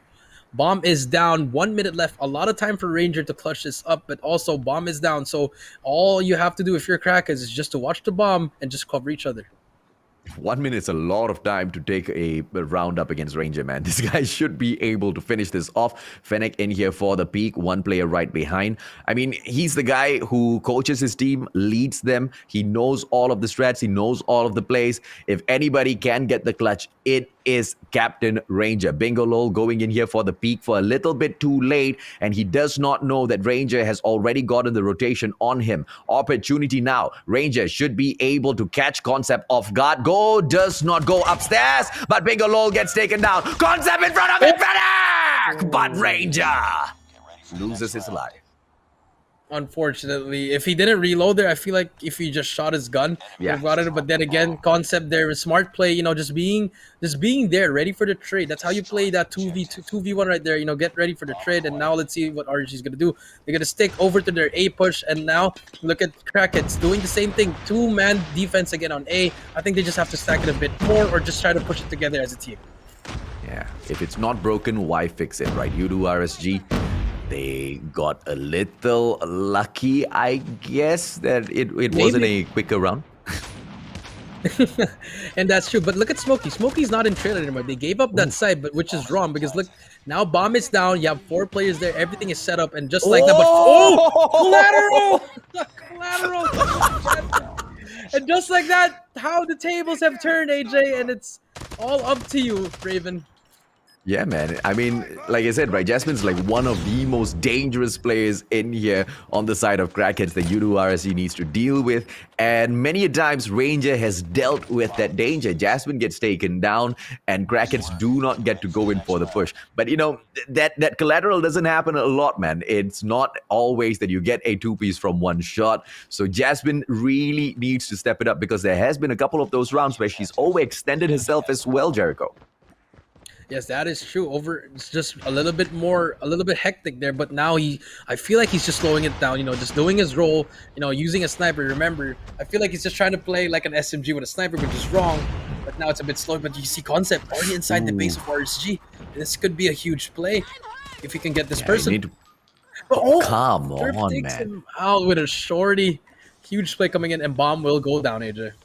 Yeah, just knows that he is being pursued, pulls out the shorty and makes him pay. Numbers game gonna work against the Crackheads here. Jasmine managing to take a Ranger out of the equation, but the bomb has been planted. What can Jasmine do now? Sends in Bingo Lol, Sire bringing in the Holger 26 as well, going in for the long flank right around the Gorilla base. Let's see if or not that is a good idea, because we can see that Raven is already anticipating the backstab. Yes, that is true, but Jasmine does spot him. Eds try to put some shots down, does spot him. 10 seconds left. They have to make a play now. This is it. 5 more seconds. All you have to do is stay up here. Alfari does spot them, but I think he's going to be able. You just have to take out the bomb carrier. Can he take it? No, he cannot. Can he manage to defuse the bomb? 1 more second, and the defuse is in the nick of time. That was 1 more shot. Alfari just need 1 more, AJ, and 3-2 in favor of the Crackheads. Yeah, I love that play coming in here from the Crackheads, man. I mean, the usual mistake that we see, 2 players go in for the rush, both trying to shoot that player even when the clock is running down, but you need so much of trust in your teammate, right? One guy goes in for the defusal, time is running out, you have to make sure the other guy takes down your opponent, and that's exactly how the chips fall. But something that we've discussed as well, luck is not going to be on the side of Crackheads all the time, so they need to make a little bit of this luck for themselves. Yoodo RSG on the defending side, they pulled off a 2-1-2 with a very deep hole here by Raven at Branch Road. So Crackheads, they are stuck. They will need to make a play now. Yeah, they're gonna be trying to waiting for Jasmine to try to make a play here, but no one is actually making a play here. Just really holding down something. Jasmine is trying to make a play with a sniper, but the push is coming in A. You do see the bottom left screen of your map. Derp just spot one, but manages not to get anyone. That's the information they need. We'll call that out, and now let's see. RSG will try to rotate here, or are they gonna try to make a push from middle? Oh, Smokey needs to play this safe. Trophy system gets destroyed. And now let's see whether or not Ads will go in here for the toss of that nade. Gets blinded. Does not need to respawn. But it's a very sticky situation. The bomber not going in for the plant. Playing the timer so late. Smokey, unfortunately, bad play from the side of Crackheads. Yeah, he should have just stick there. He didn't have to move left because he had two teammates behind him. You need to trust your teammates in those kinds of situations. But right there, Bingo with that rotation from trailer. It's going to be a 3v4. There's going to be one player annoying Bingo, just trying to get away with his life. And good timing there. And the bomb will go down. Now it's going to be a 3v3. Okay, now this is a situation that the side of Crackheads can still recover. Sia taking Ranger out of the equation. Alfari shut down as well. It's going to be Concept. Raven did the comeback one-on-one. Managing to shut Concept out of this round. And he'll go in for the defusal. Too easy for Yoodo RSG. Yeah, that was just beautiful. That's how you call out. You know, he probably told his team that he's one shot, just shoot. Good comms coming in from RSG, and now it's tied up to 3-3. But let's see, you know, that was it was an okay offensive round for Crackheads, but I feel like they just couldn't trust each other in that point, AJ. Okay, now let's see exactly how they'll continue moving on in here. Sia, Olga 26 should be able to take down the play on the left, but does not look fast enough. And Alfari should be able to put them in front. But unfortunately, Bingo Lol's just right there behind him. The numbers are all equal again. 4-4. The bomb is looking for the plant onto Bravo, but it's not going to be easy. The access, because Ranger is on hold, and he should be able to go in for those shots. Raven managing to get a pick for himself, and Ranger a little bit too late, but no, not taken down yet. Yeah, you gotta just get away with his life there. It's still a 4v3. Bomb will be rotating, and I feel like RSG should also be rotating. They should be noticing this rotation already. And now we do see Derp again, alone in A, just trying to get the pick here. Remember, last round he did get taken out here. Let's see if he can change it. Okay, now let's see exactly how will they go in. It is a 3-man push. The numbers are not on their side. Crackheads! Oh, the timing. Very ballsy move. They are just going in for the kill. Smokey Gaming manages to drop Derp. Dude, that takes a lot of guts, man. Yeah, just pushing in there. You know, you might get collateral there, but we do see the control of trailer here. Ed's the spot one, takes him out. It's going to be 3v2. This will be a push coming in. If Jasmine has to make a player, just has to get inside trailer ready. And Concept gets one, but manages to get nothing else. Now it's a 2v1. Bomb is down. Jasmine took his time there. He could have helped Concept there, but now he's stuck in a 1v2. Okay, now let's see if or not Jasmine will be able to get it done with a Fennec. Backstab's just not possible. We'll go into the white warehouse onto his right. Should be able to find. Oh! Finds Eds, but I expected him to slide out right away. He should have anticipated 2 men to be in there. And Yoodo RSG, ladies and gentlemen, boys and girls, will be able to pull out in front. 4-3. Crackheads. So close to kicking down the Kings of Malaysia. Well, they have to go in 3 more rounds, but we can see RSG being more assertive in SND, just slowing it down, making Crackheads play on their pace, even though they're actually losing a lot of gunfights. They're just winning it when it matters the most. This is what matters the most. In order to heat up the Malaysian Championship, Yoodo RSG needs to get kicked down to the lower brackets. There's no if, buts, or maybes about that. Crackheads. Let's see if or not they will be able to pull this off. They drop the bomb back. They don't even want to pick it up. They want to find the frags first. Nobody's going in for the risky gameplay. Finally, Smokey goes in back for the bomb. But where are they going to go in for the push? Jasmine, can he deliver once again? This is such an important round because this will set you up for 5 already. But we do see just RSG. But Jasmine takes out Derp, actually. That's the opening they need. A will be open again. And let's see what will the Crackheads do. They're going to double rotate, double back to B. Love it. One player to beat there, which is Ranger. Love it. Ranger trying to Love make it. a play here on his own. Love it, love it, love it, love it. Now Ranger getting caught out. Are we going to be able to see Captain get taken out early? He stands with a defense. He just sees the whole Beautiful family. flash. And he will be able to hold them back. But Bingo Lol manages to shut him down. And this is the side of Crackheads and their tenacity finally showing Jericho. Let's see if or not they can pull this round in the bag. We do see Alfire trying to make a play here, but here comes Eds trying to make a play here as well, but gets taken out one by one. And the double back play works. A beautiful play, actually. You know, they killed Derp, fakes A, goes back to B, doesn't decide to plant the bomb, and just takes out everyone. That is a great play coming out for Crackheads. Yeah, perfect, man. I love it. And that's what we want to see. That's what we need in the Malaysian Championship. Ladies and gentlemen, boys and girls, the Crackheads are pushing the Kings of Malaysia back here. 4-4. Both teams have got 2 matches apiece. This is the very final game. The loser gets pushed down into the lower brackets. A lot on the line here for Yoodo RSG. And I'm getting excited, man. Once again, I'm making my call here. I want Yoodo RSG to go down towards the lower brackets because that's what this competition needs right now. They just have to clutch up, man. I want them to go to the upper bracket, AJ. Let's not give them a hard time in the lower bracket, but we do see here Crackheads doing the same strategy they did, but look at RSG. Already 1 man down. Derp, again, not really being effective in this S&D. I feel like he should just switch over to an SMG, AJ. You know, the sniper's not really doing anything for him right now.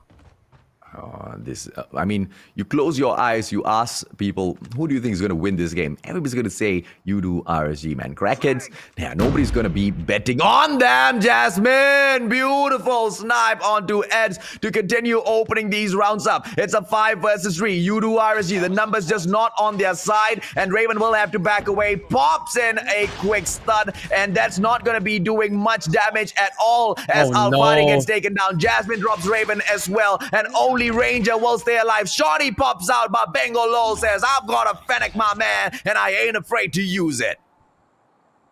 That was a perfect round from Crackheads. And AJ, your wish just might come true. One more round in order for the RSG boys to go down to the loser bracket and let the Crackheads win and move on to the upper bracket match, AJ. And hey, you do RSG, these boys are not new to the lower brackets, okay? This is just like old times, Jericho. This is what makes you do RSG. You do RSG. They always fight when the pressure is on side. Oh, no. 2 Ps just to equalize things, but unfortunately right behind, it will be the one and only Eds who gets a drop on his team member. So it's a 3 versus 2. Crackheads, they are the attacking side, but the bomb is on the ground. Jasmine now trying to look for a strike as Derp drops Czure to push this game into round number 11. And it just looks like the Malaysian Championship will be lit with these 2 squads. Ooh. Let's go. Match 5, final round. Round 11, AJ. This is it for all the marvels. Who will take this? It's just a first. It's only the second series. It feels like a grand finals already, AJ. And we do see the rotate. It's going to be an offensive side for RSG. They've been doing so well on offense, and now defense is going to be the kryptonite of Crackheads. But can they manage to bring out one more defensive round? Yeah, they are removing all of the obstacles right in front of them. Jasmine now needs to play this game to perfection because he is the one person that the rest of the team of Crackheads can count on for those early frags just to open up this round. But the rest of the team members of Crackheads, man, they cannot overextend themselves. So many times now, we've seen them drop so early in those rounds. Ooh, Jasmine so close, but unfortunately does not get that hit. Yeah, that was such an important pick there. Whoever would take out there would have that advantage. And now it's just going to be a stalemate. A lot of time for RSG to just hold on. Try to wait for Derp or Ranger to get a pick here. And this might be a Ranger here on the Arctic 50 to spot it. But no, the flick! Jasmine takes him out. Beautiful flick. And now it's a 4v5, AJ. Okay, now let's see if or not Jasmine will continue doing this because the bomb now rotating over to Bravo, and this is something that the Crackheads are not expecting. If the Crackheads allow this to happen, ladies and gentlemen, boys and girls, it's all going to be over. Trophy system gets destroyed fast. Beautiful entrance from Alfari. Czure gets dropped, and this is all open. Bravo, are we going to be able to see Branch Road now? Maybe coming here for the push, but Eds just safe behind that area to plant that bomb. He gets taken down. It's going to be Smokey. 3 3 versus 2. Yoodo RSG 2-2. This might just happen, Jericho. Oh my. One more. 2v1 right here. 1v1 Concept versus Derp. This is it. He has a shorty and Concept has a vector. Here we go. 1v1. And let's see what's going to happen. 20 seconds on the clock. This will be it. This will be it. But Derp. No! RSG going to the loser bracket and Crackheads. No. Jericho, what have we done? The Call of Duty gods have spoken. They want RSG to go to the losers bracket. Oh God, I'm crying, man. Oh God, I'm crying, man. Ladies and gentlemen, boys and girls, I promise you that this competition started off and I was thinking, damn, man, it's not going to be so fun. It's not going to be so fun at all. I mean, Yoodo RSG is going to step in, they're going to conquer, they're going to kick everybody's butts, and they're going to be pushing them to the side.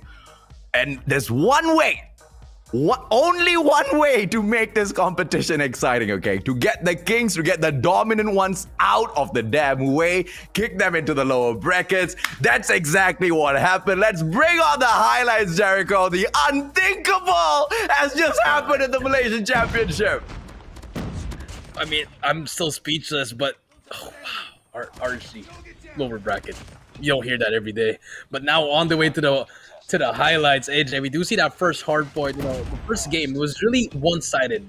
You know, RSG just taking over. They, you know, it's the same thing what happened to the last series. You know, it started off flat, but in the end, they managed to get some kills there, get some string kills, but it was a little bit too late because Ranger, as you can see on the screen, fully streaked out, manages to use those streaks, which cost them to actually eventually win game number 1, AJ.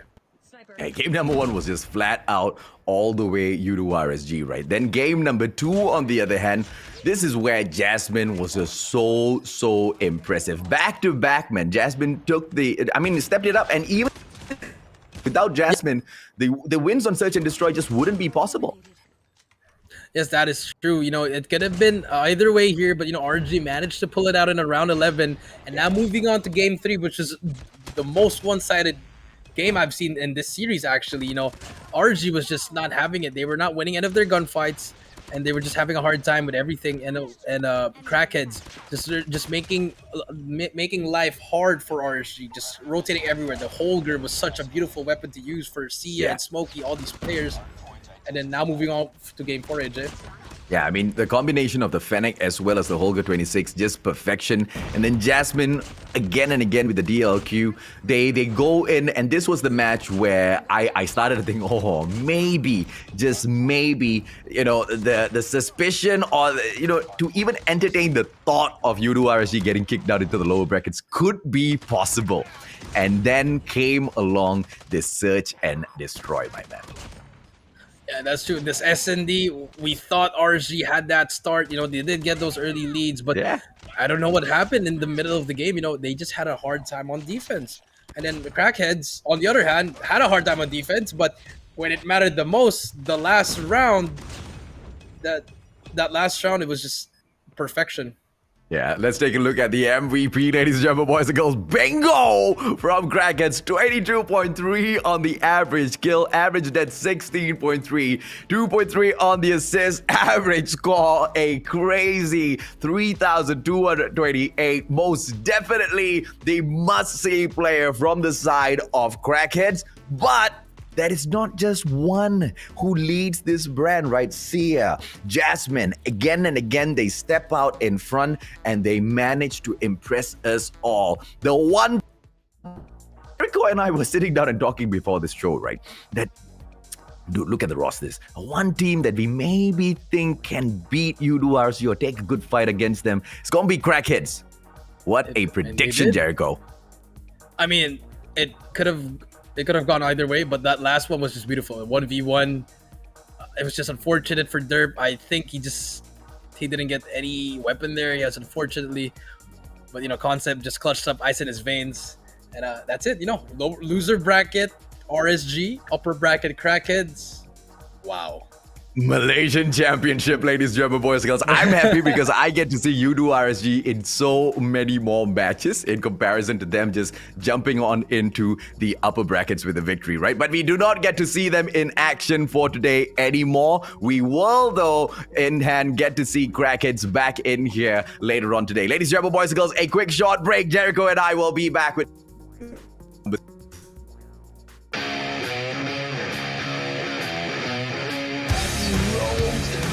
With the defense, oh no, here come these Captain Ranger gamers. Well, once the defensive structure. MIB take one and take both of them down. Looking at how Rampage did. Oh, well played.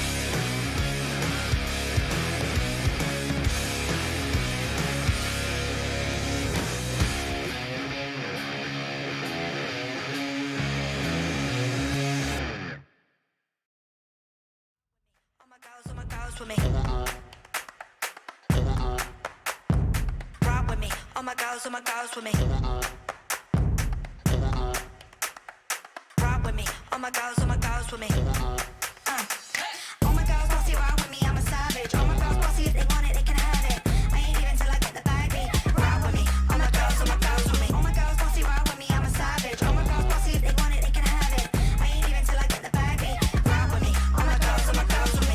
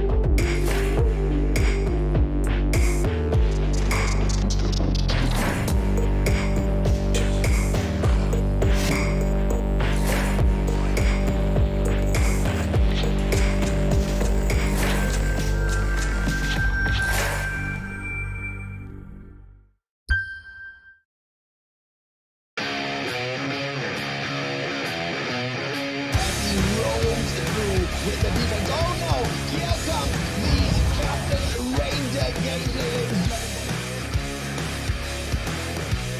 Well, onto the defensive structure. MIB take one and take both of them down. Looking at how Rampage did. Oh, well played.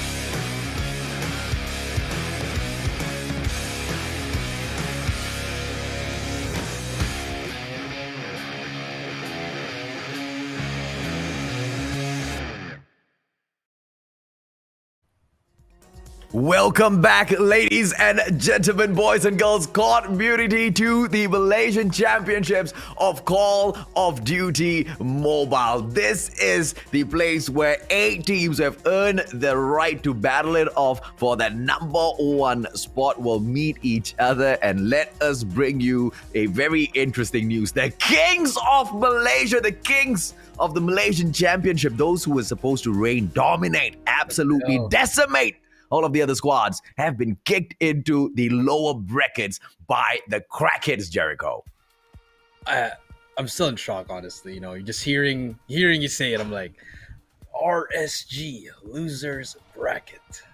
Wow. You know, that was such a great match number 2, and I hope, you know, it just changes the whole landscape now. If you look at the bracket, it just really changes everything. Now anybody can win this. Now that they know that RSG is beatable, anybody can win this now. The probability of, I asked whether or not I didn't ask. I said, we might see the double finals here, right, for the Malaysian Championship. High probability of that happening now, Jericho, because I do not doubt the quality from Yoodo RSG, because they will be able to rise up from that low brackets all the way back into the grand finals. That is for sure. But, regardless of whichever team that makes it into the grand finals, Yoodo RSG will be looking to pull that juggernaut victory off of them, and most definitely force them to use their second life. Yeah, they will. They're probably not going to. They're just gonna go all in there. And before we do, guys, you guys look at the screen. It's the Xperia 1 Mark III over at AJ's screen as well. It's the official phone for the Malaysia Championship and also for the Call of Duty Mobile World Championship. AJ, maybe you could say something about this beautiful, beautiful phone. Hey, superior gaming performance, man. I mean, the Xperia 1 Mark III is powered by the Qualcomm Snapdragon 888 to deliver the premium experiences that you as a mobile gamer deserve, ladies and gentlemen, boys and girls, and optimized with the Qualcomm Snapdragon Elite Gaming for superior gaming performance. I mean, what else do you need? Gaming supremacy all in one tiny device. What just could be possible on PCs how have times changed, Jericho? Yeah, that's true. And guys, don't forget, this is the best phone for playing Call of Duty Mobile or any FPS. So don't forget. So grab one, guys, and enjoy that phone. And now we are on our way to match number 3. We have Rampage Gaming versus Infinity X. AJ, I'm gonna ask you, who do you got with this one? What? You gotta go with the team that has, got a bit of the, I guess, the time, right? They've done the time in the Call of Duty mobile scene in here, especially with Zarif as well as MIB leading this team. Juno, X-Strafe, Heineken, as well as Warlord will be following their footsteps. Rampage, this is a squad that has gone through quite a number of changes since they jumped into the pro scene for the first time.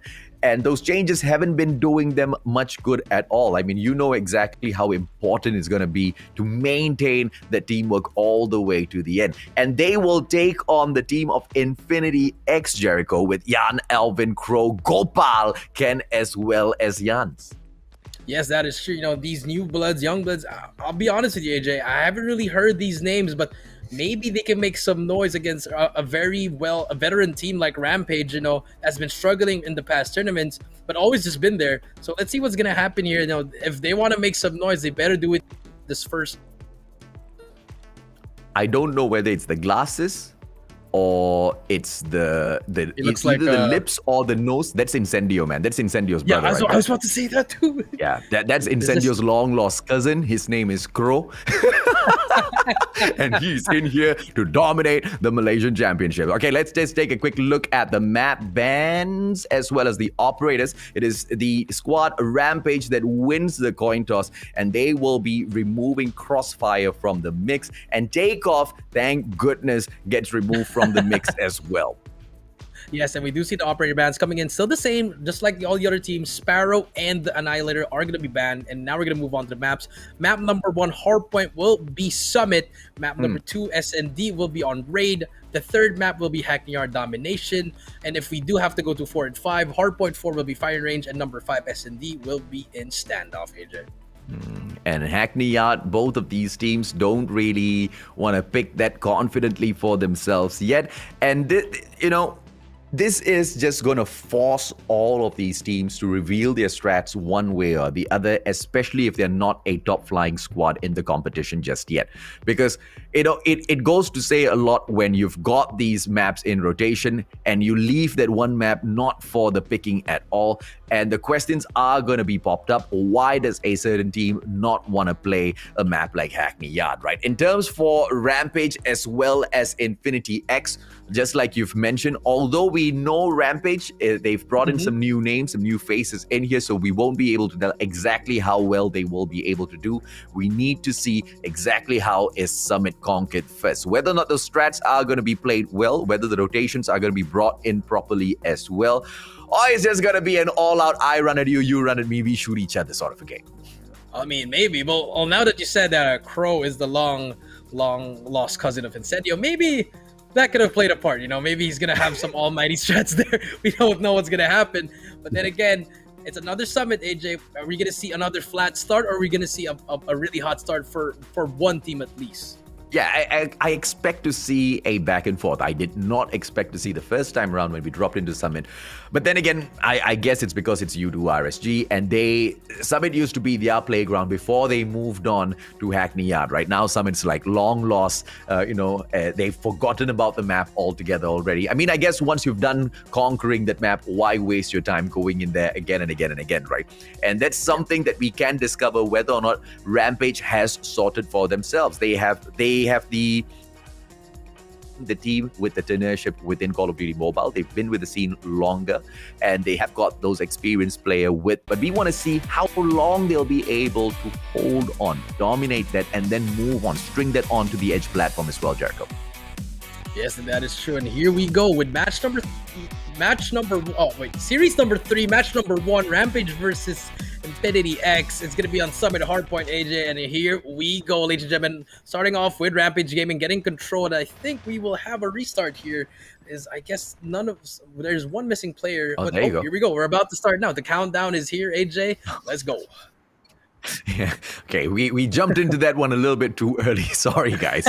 But don't worry. The match is just going to kick off. Let's see exactly how things will break down. It is going to be Rampage taking on Infinity X. And it will be a push coming in here from MIB as he tries to push from the outer areas of the Edge platform to move on into that first hardpoint. Control room number 2. Beautiful backstab. They do pull off. MIB is on fire. And it looks like that's going to be really good for Rampage to take the lead from the get-go. Yeah, just like that. Coming off hot really at the start, just winning those early gunfights, getting control, and we do see Rampage just taking control of everything here. But as soon as I said that, Infinity X have controlled the second floor, but still not control of the hill.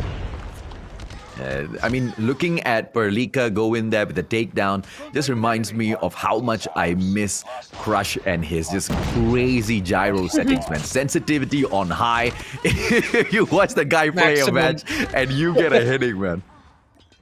Yeah, you really do. But, we do see now we do have Rampage still control contested, but as we do see, it's all Rampage in the kill feed. No points come in, but it's okay. It's a small lead, but this is the second hill. This is where Infinity X can make a little bit of a comeback, or at least tie it up here. Well, that second floor will be such an important power position to hold. Yes, so, the first part of what we kind of wanted to see has already been pulled off. Rampage went in there, they dominated control room number 2, and they held on to those points for so long as well. And now as they try to string it into hardpoint number 2, it's not going to be that easy. Look at Infinity X throw in all of their players, but the Hunter-Killer drone will be coming in for that support as well as they push those numbers right back through. But it's too straightforward. They take this fight. Crow drops out of nowhere to take a couple of kills for himself. Juno and Rampage still cannot find themselves in that hard point.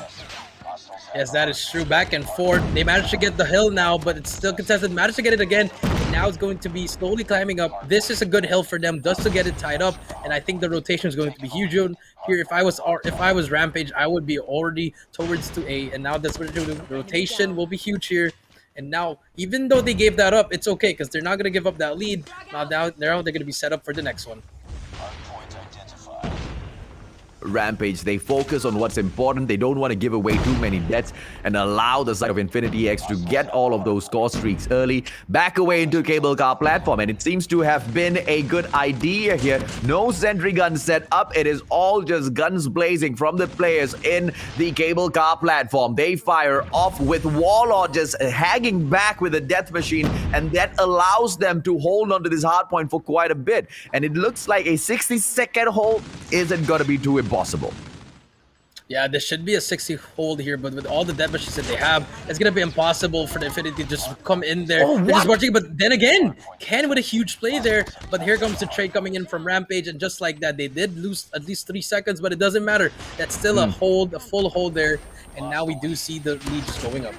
No, Infinity X needs to be able to dictate the pace of this match a little bit better. Right now, they're just waiting. They're just responding to whatever Rampage is doing within Summit. An early rotation once again is going to be pulled off by Rampage. I like what Infinity X is doing now. Jans, they move in first. They push away Rampage, and they get a hold on to that 4th hard point, but it's not easy, Jericho.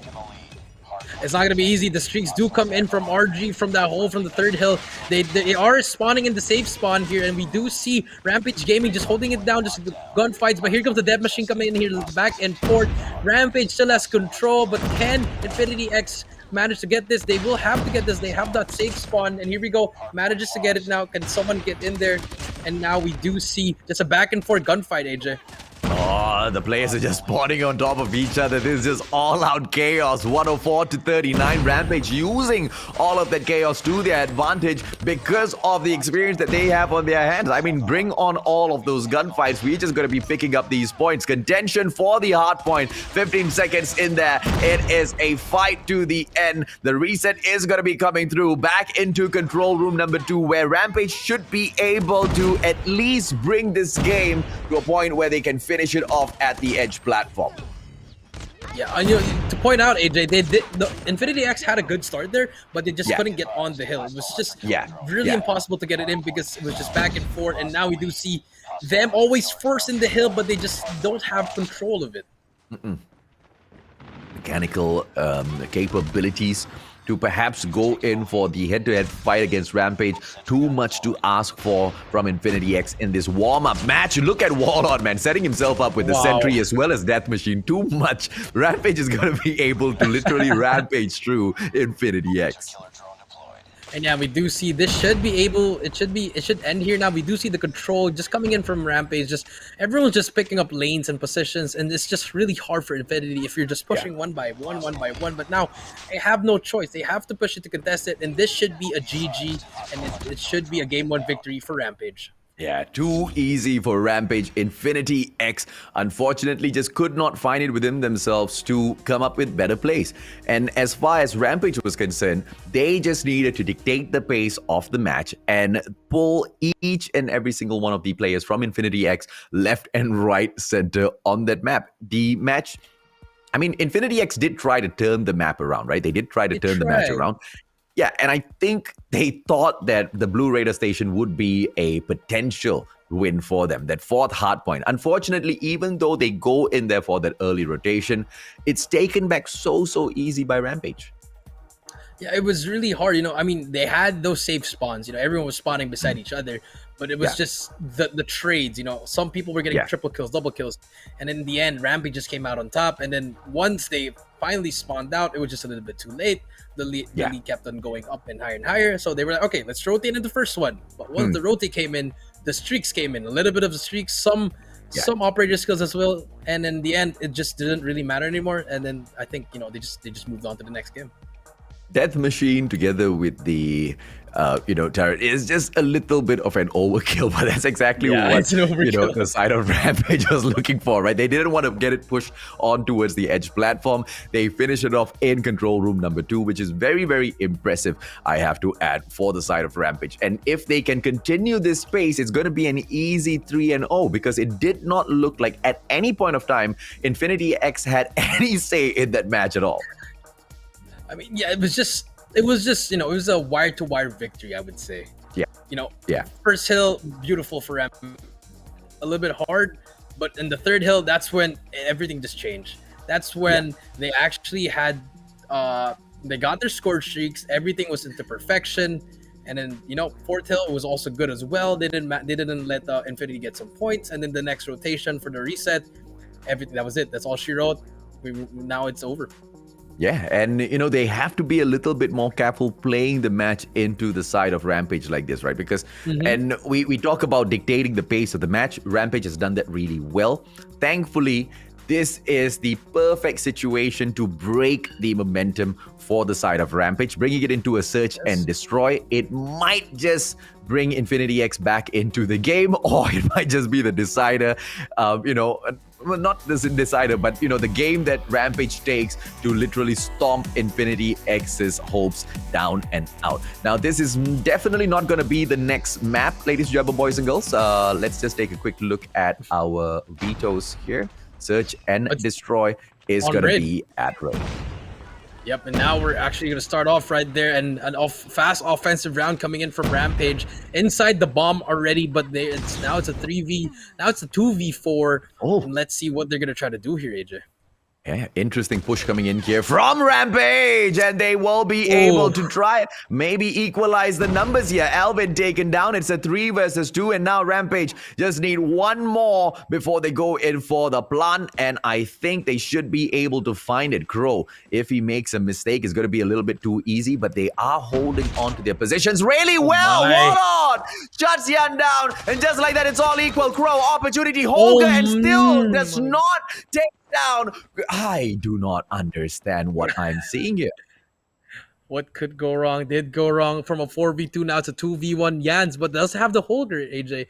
Very winnable for him, but if I was Rampage, I would just rotate back to B and just plant it there already, and now they are. Yeah. And there we go. This should be the round for Rampage, but let's see if Yans can try to make a play. He does spot one, but gets away with his life. Unfortunate there, but he does get the information that they are already on B, and bomb will go down. And let's see exactly how will Jans pull this off. He goes in for the flank through the central garden instead. Should be able to get a spot onto Warlord, who's playing on top of the fountain. Does not. Warlord is being very, very safe and will be able to spot Jans out. Takes him down. Rampage makes a comeback, which they should have not been able to do. Infinity X very poor on the play. I mean, if you're 4 versus 2, you don't have to push. You already know the enemies are there. You're pushing one by one, and that ends up losing the round. But now we're on to another offensive round, and Rampage doing the same thing, rushing in this time. But there's so many that forces out Gopal back up on top of the base, and now we do see a stalemate.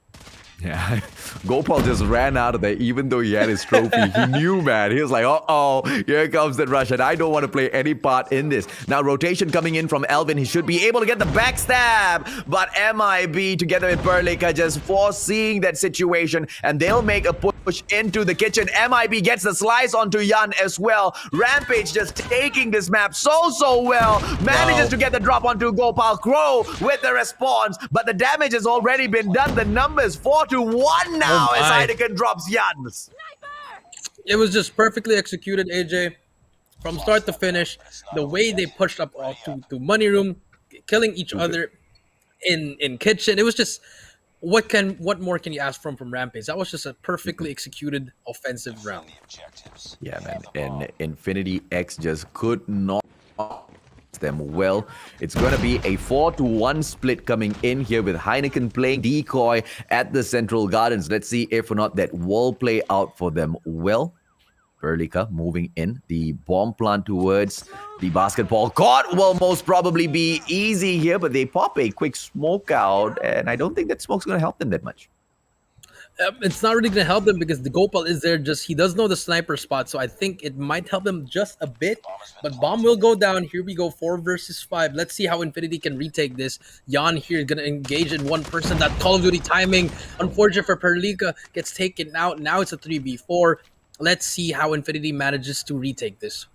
Oh, the Holger is a great gun, but it's such a risky gun when it's going up against the Fennec, man. I mean, the Fennec gets to drop you a little faster. No, not a little faster, way faster than the Holger. And we just saw that in, you know, an example as well. Now, Gopal from... wouldn't be able to do much. Jans as well as Jan will be able to pop off. Rampage now with just one final player. Heineken out of this round as well. And the defusal is going to be too easy with the side of Infinity X picking one for themselves up. That was actually a good retake. Finally, they're actually working together as a team for Infinity. You know, they butchered that first one, the first ever retake, but now they're actually working together now. And now Rampage should be able to switching some strategy, but they're going to stick together. They're going to stick to that same push that they have, AJ. And now we do see the nades pushing back Gopal again, and Kraus takes out Perlica. And just like that's a 4v5. And now let's see if Rampage are going to stick there or they're going to try to go for the rotate. A little bit of a variation in their push there. You know, usually we see them pushing up towards that kitchen. This time around, they hang around behind the bar at swimming pool. And that just made the world of difference. Perlica going in for the access towards Central Garden. But look at this. The equalizer has been pulled off. Gopal out of the situation. Bomb on the ground right now. This looks like it is Rampage's to win. Let's see if Infinity X responds well to this high-pressure situation. Yeah, we do see MIB there getting away with his life. Will spot one person here. Good kill coming in from MIB. Now it's a 4v3. Will try to get another one. Does spot him. Gives the call out. But finally gets taken out by Jans. The trade is in there. 20 seconds left. They have to move. Crowd takes out one. Here comes the push. Two more players to beat. Can they actually get this retake? Oh, wait, beautiful play here, but Crow, unfortunately, gets strafed by Strafe and gets taken down by the Fennec. It's a 2-on-1. Infinity X defusal from the back. This is so interesting how Rampage allowed that to happen. Yeah, it could have been their round, but they're just having a hard time holding it down there. I feel like they should let Heineken not snipe anymore. Just give him an SMG, give him an AR or something, just to hold down the side with them. But we do see they're not switching their strategies, AJ, just doing the same thing. They want to keep on pushing and putting pressure on the A side. Gopal's gonna get forced out again at the back. And now we do see Crow with that quick scope, takes out 2, and now it's a 5 versus 3, AJ, in favor of Infinity X. Yeah, that's twice now they've lost a player at Central Garden. They keep going in for... I don't know why they changed their strat, because it was going quite well. The push deep in towards basketball court and then the access through kitchen got them those rounds so easily again and again. Now Warlord trying to take Elvin down will succeed. 3-3. It is a good position to be in. The bomb is still in their hands, but the players now from the side of Infinity X going in for the clutch. The pincer move coming through, but if they make a mistake, it is all for Rampage now. The bomb side is wide open. Yeah, the bomb side is wide open. They're going to be able to plan it. Here we go. Can Infinity X get another retake, or will finally Rampage get another round on the board? But we do see Heineken really far away, AJ. I know he has that sniper, but can he try to... Okay, he will be able to watch middle stairs, and we do see now they're going to get that crossfire, but Crow takes out Warlord. Manages to pull in point number 3 as well. Now, I don't really know how much more effective he's going to be as a SMG player, but Heineken's just not super effective on the snipes at the moment. Yeah, it's not, but he's still sniping. But now the sides have switched. Defense is the name of the game, and we do see the rush coming in from Infinity X and that art room rush. You know, Gopal is going to be that opening player for that opening peak. And let's see what's going to happen here, AJ. And Gopal does take out Strafe, and that is the opening they need. And here we go. Warlord is the player to beat. There's only one player to beat. And Warlord is trying to do some damage, but a little bit too late for there. It's a 5v3 now. What is going on? Infinity X taking control. I mean, this is something that we talked about, right? Jericho Heineken responding. Okay. What a way to respond. Come on, Heineken, more of that stuff we want to see, man. Because, you know, Rampage, they took such an aggressive hold onto game number 1. And we were talking about how Infinity X needs to come in here and command the gameplay a little bit more. And we are seeing exactly that. And it is going to lead them towards that victory. Jans, that final takedown. Infinity X now on with point number 4 in the bag. They're stringing a couple of rounds, 2 in a row now, and we do see Infinity X being more confident now. Even though Gopal and Alvin not having the best games, you have Crow, Jan, and Jans just holding it down for the team. And, you know, Rampage, they have to switch it up or something. You know, that push that they had on towards B, it's not really working. But look at the way Infinity X is playing. Gopal is he's just the one who's going to set the tone for the team, get those early peaks for them to push it. And here we go. Now, opportunity. I thought that was going to be Strafe going in for the takedown or getting taken down. Similar situation now falls in with Gopal as well. But they will do well. MIB with a 2-piece for himself. Elvin and Crow out of the equation. And now Infinity X on the back foot. Gopal goes down as well. This is Rampage's round for sure. And yeah, we do see MIB and there will be one person here. The breakdowns coming in here, and the whole team is going to push now. They know that everyone is at the back of the base, and here we come. Jans with that whole grip, but it's going to be a little bit too late. 5 players to beat here, and they're both going down. And just like that, Rampage 4-3, finally getting another round. Ooh, Infinity X as well as Rampage. This is just a back and forth, which is so exciting to witness, ladies and gentlemen. Malaysian Championship. Are we going to be able to see Rampage now manage to perhaps equalize, or Infinity X continue to surprise them and pull this victory away? It's going to be a 5-man push towards Gallery. They have to be careful because Strafe and MIB might just be their absolute kryptonite. But thankfully, MIB does not go in for the flank. But the side of Infinity X now going in, breaking up for the split. I don't know if this is a great idea. Yeah, same. I think they're just trying to get some information behind Heineken. Okay, you can keep your sniper for now. Good shots coming in from Heineken. And now we do see it's a 4v5, but that's not the bomb carrier. But that gives the information that they might be actually pushing there. And now RG. But you do see Infinity X, they're still pushing there, even though one of their teammates does go down.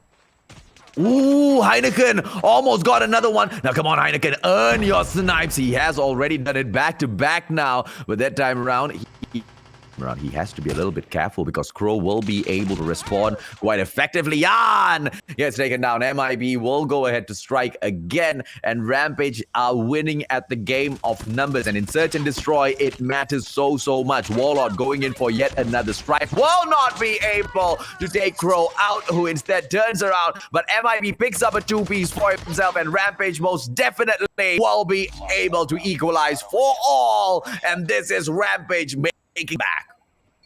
Yeah, that is really good coming in from Rampage. That could have gone either way. The trigger discipline from one of the players of Rampage. I could have just held it down, but he just started shooting. And either way, they did win that round. Now it's 4-4 AJ. Let's see who's going to take the 5-4 lead here. Okay, now Bomb moving in towards the basketball court, but they might pay a heavy price here. Infinity, no, they don't pay a heavy price because the flank is going to be coming through Gallery, so they do have the time to go in for the rush.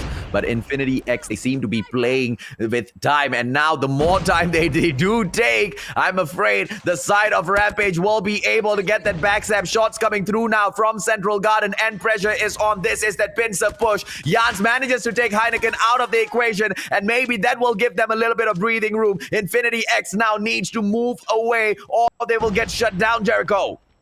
Yeah, that made them stop the push, but they had to give their teammate. Heineken did go down. No more sniper for Rampage. But look at that. It's stuck. Infinity X is stuck, and they don't have any ways to go unless they want to go back and rotate back to B. But I feel like they're just going to force this into A. But MIB is on top of that head. He takes out one more player to beat. Can Jan take out MIB? But MIB takes out 2 huge plays coming in there. And here we go. Jan takes out, just goes in there. And unfortunately does go down. And it's all up to one more player, which is Crow. That was such an unfortunate offensive round. Not really the best. Really sloppy play coming out from Infinity X, AJ. Unfortunate for them, man. I mean, they just held it a little bit too long, right? I mean, we kind of noticed it already. They move in towards swimming pool, then they hang around just towards the access in towards Central Garden. They don't really get a look into basketball court, not even into kitchen. And it, like you said, man, it's just too sloppy. Thankfully, they will turn their attention over towards Bravo now, stacking their players into gallery as well as passageway. 2 players for them to face off. Oh, and Gopal takes down Strafe. This is the point where Infinity should be able to go in for the push, but they are once again buying too much of time for themselves. That flank coming through. It's not going to be easy for Rampage this time round. Yep, this might go to a round 11, but if Heineken can show something, he should show it now. Heineken this spot 1, the trigger discipline on this man, but takes out 1. 2 more to beat. Can he take it down? Very winnable for Heineken. He just has to pick up a weapon here in order for those mid-range gunfight. The spot 1 misses his snipe. He's going to go for it again. He does see the foot. Can he try to get him? Alvin in a world full of trouble. It does get a hit marker. Yes, he does. It's a 1v1, AJ. Here we go. Come on, Heineken. Earn those snipes. He most definitely has. Can he get the clutch as well? We'll have to back away, but 20 seconds more is a lot of time. Heineken also has the shorty in hand. Will be able to go out, but unfortunately, Crow manages to squeeze into the corner, uses the terrain to his advantage, and pushes this into round number 11. What a play by Infinity X to take the fight up against Rampage. They most definitely have taken full advantage of the change of pace in this matchup. Yeah, here we go. Round 11, and we do see Infinity on the defensive side. We did switch sides. Rampage on that offensive side. What they're doing again is the same thing they've been doing on the offense, just waiting for someone to make a pick here. But we do see Crowd very aggressive, aggressive defense here. Just being in front, but Heineken will spot him, I think, but try to get the wall bang. And here we go. Here comes the smoke. This is going to be the push, but takes out Crow. And here we go. The push is coming in. Can Rampage get this round? Oh, Heine freaking good, ladies and gentlemen, boys and girls!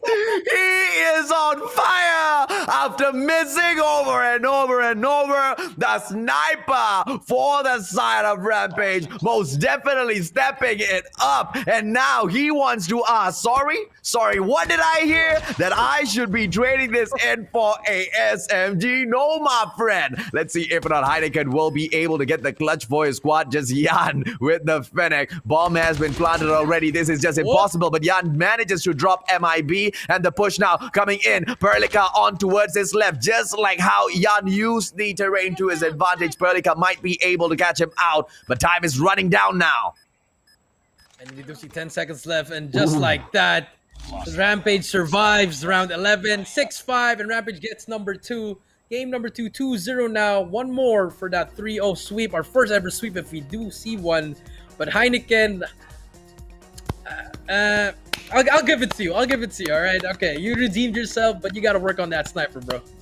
Yeah, what a... that was like immediate redemption arc within that matchup itself.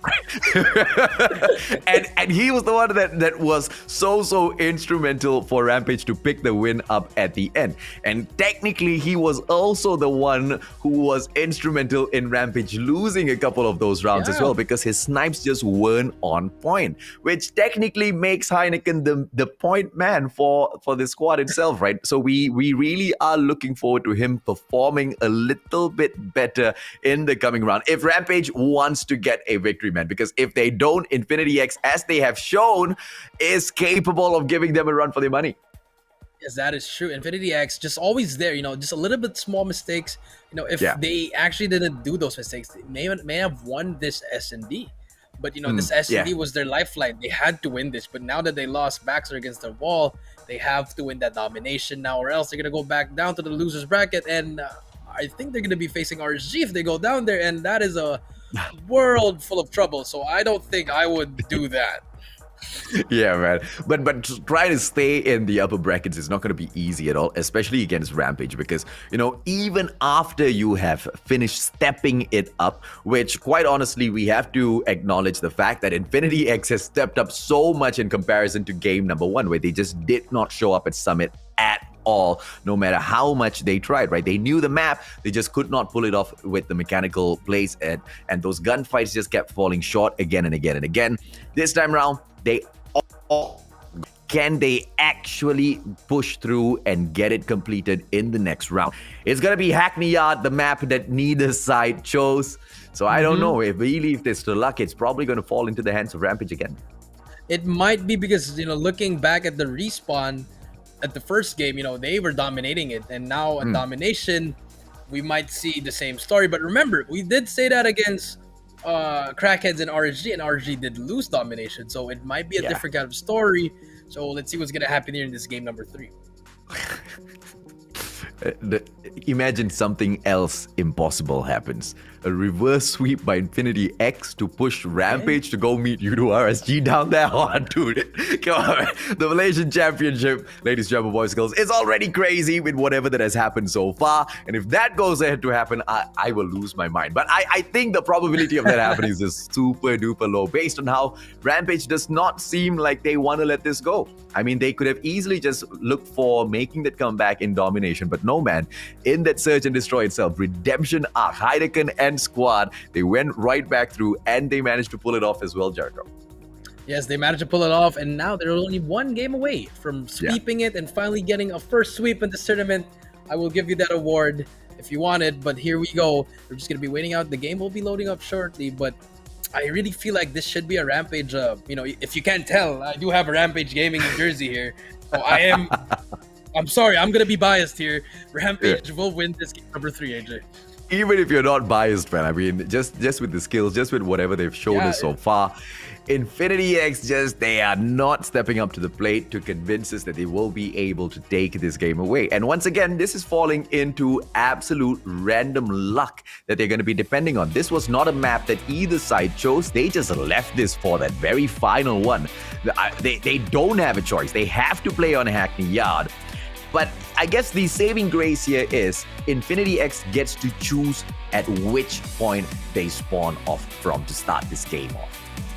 Yeah, I mean, you want that C flag. The C flag is one of the best ways. Actually, no, the A flag, my bad. A flag is actually one of the best spawns in this game, and all you have to do is control that second floor L and B, and then you're pretty much golden. All you have to do is hold down angles. You don't really have to push here, AJ. It's all about just holding power positions here, and just every time your teammate dies, you just pick it up and get those rotations coming in.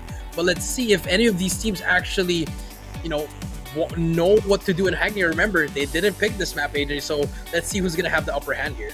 Yeah, quite a number of teams, they do like that A side of the map, right? Because it's just so much more open, easier to defend. But the access in for Bravo, and if you've got the spawn towards that C, the Special Forces base, Bravo is just so much more accessible from that second floor. And, both of those strats have been pulled off by many of the squads in here so far. But I do agree, man. No, I still disagree, man. I picked Charlie, bro. Special Forces base in Hackney Yard for me is the play. Is the play. All right, watch this. Look what Rampage is doing. Once they cap B, they're just gonna get in that second floor L, top L as we call it, and they're just gonna spawn trap Infinity X, and next thing you know, they're not going to be able to capture B anymore. And as you can see, that's what they're trying to do. And now it's captured. Now they're going to set up for that spawn trap. And look what Infinity X is going to do. They're going to try to force their way in, but it's just going to be a little bit too late. Rampage is going to keep on flooding that. And then in order for them to break it, they have to go through middle, which they're doing really well here. But the trades do come in there. And now we do see control of B coming into Rampage. Oh, mechanically just overcoming all of the challenge from the side of Infinity X. Rampage doing really great at that Bravo point. Now let's see if or not the second floor play from Infinity X can be pulled off. Well, Warlord brings out the sentry gun in the nick of time. Goes in for the chase onto Ken. Gets that kill as well. And Rampage with that fight will show you exactly why they are in front from the get-go. Yeah, we do see Infinity trying to just barge in there, but you can't just go in there. There's a sentry gun there. So you try to, if you want to break B, you have to go to A. You really have to just step on it, get that distraction going. But, I feel like Infinity, they're just trying to barge in one by one. If you're looking at the map, 1, 3, and 5 just pushing one by one. Nothing's really happening, but there comes the play. You just have to step on an A, just try to distract the enemies. But this is going to be such a hard time for Infinity. Ken was about to pull off the distraction, but unfortunately, he lives out his life quite short towards the play on towards the tire shop. And now let's see if or not they will be able to pull anything off. This has just been such a one-sided match. Hackney Yard, Rampage looking to finish it off in style, Jericho.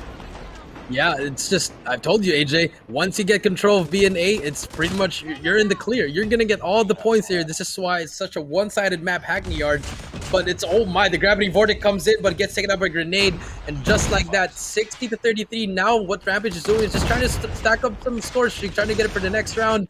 But Infinity's still trying to barge in. B is clear, actually, and I think they can manage to get it here, AJ.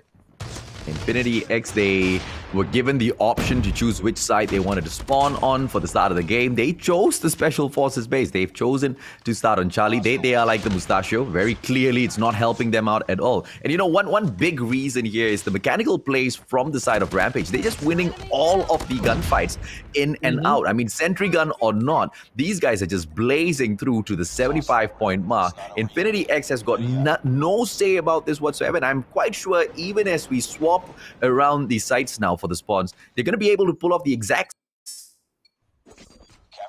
And yes, and now we do see the switch of sides, AJ. And now let's see if Infinity can do the same thing that Rampage is doing. But look at Rampage crossing that middle line already, and Warlord and MIB Perlica all getting those first kills. They want to get control of B first before they overextend to A. And here we go. That's exactly what they're trying to do. Warlord just spawn trapping them. Warlord gets 3 already, and that's enough time for them to capture B. But then again, Jan takes out 1, but Perlica with that depth machine finally takes out 1, trying to get some score streaks more. Takes out Jan as well. Perlica's on another level, but finally gets taken out by Crow. And now we do see Rampage getting control of B again. I do not understand the play by Ken, who went in for the distraction on that Charlie point so early on. But for what? Never mind, man. Infinity X Rampage. Dude, that was such a wasted play. He wasn't distracting anyone. He wasn't doing anything there. Yeah, that's why it doesn't work for C. It only works for A because it's close enough for B and A. And now we do see, actually, Infinity now capturing B. Now they have control. Can they actually hold it down for a longer so they can manage to come back? They'll be needing all the time that they need to get this comeback going. Okay, now we can see the side of Rampage as well. Managing to pull Alpha back into the bag, and the distraction is going to be just what is required. But Perlica out of nowhere. But unfortunately, that does not see the light of day. Gets shut down. Alpha Bravo now in the hands of Infinity X, and Rampage will be looking to finish this off. The Predator missile will be coming through, but unfortunately missing very badly. Plus the strike pulled off by Rampage, on the other hand, will be enough to stop the onslaught. And maybe Bravo will get picked up, but what a defense by Elvin! Yeah, he really tried his best there, but his teammates aren't going to spawn in there. Strafe just trying to make a player on his own. Does spot one more. Can he get this? Big kills coming in from Strafe, holding out A like it's his last life here. And Strafe going to take out Crow as well. Oh, wow. And just like that, that might just change the game right there, AJ. The triple cap is in. The Predator Missile is out. He's going to take out 2 players right there. And just like that, Rampage just swung this game over.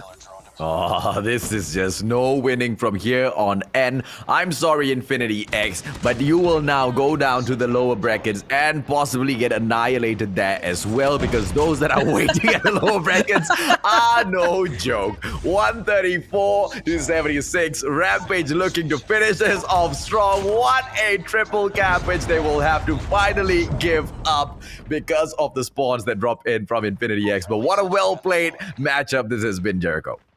Yeah, it was just really weird how Infinity, off the spawn, just try to do that distraction gameplay, but I don't think they've studied the map that well, because C is really far from D. They wouldn't really care if C was being captured, AJ, and you know, in the end, it just really costed them. They had the good side in the second half, but in the end, Rampage just took over. X-Strafe making that huge play, and now we do see a 3-0 Rampage Gaming taking down Infinity X. There was a double sentry setup for Bravo defense coming in from Rampage. I mean, talk about overkill after overkill after overkill, right? But at the end of the day, ladies and gentlemen, boys and girls, we know exactly why they wanted to go in for the overkill. Moving on towards the upper brackets just means that they'll have to be in action again, and they don't want to be playing a lot of these games. Rampage get the 3-0, our first donut of the day, Jericho.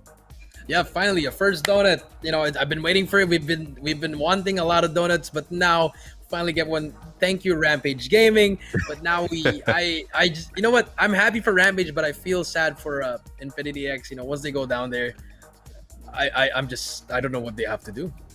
Yeah, man, it's going to be tough, man. Let's bring on the highlights, ladies and gentlemen, boys and girls, and see if or not we can spot those moments where perhaps Infinity X can find a little bit of a reason to smile, perhaps, because this was just A massacre. so much of pain dealing with Rampage, right? It's like, I don't know, man. Like, look at this. Everything's just happening in that hard point, and now we move on to Heineken and the S&D. But the snipes are not hitting at the end, at the start, but in the end, it really mattered the most with Heineken. This jump shot right here, beautiful snipe coming in here.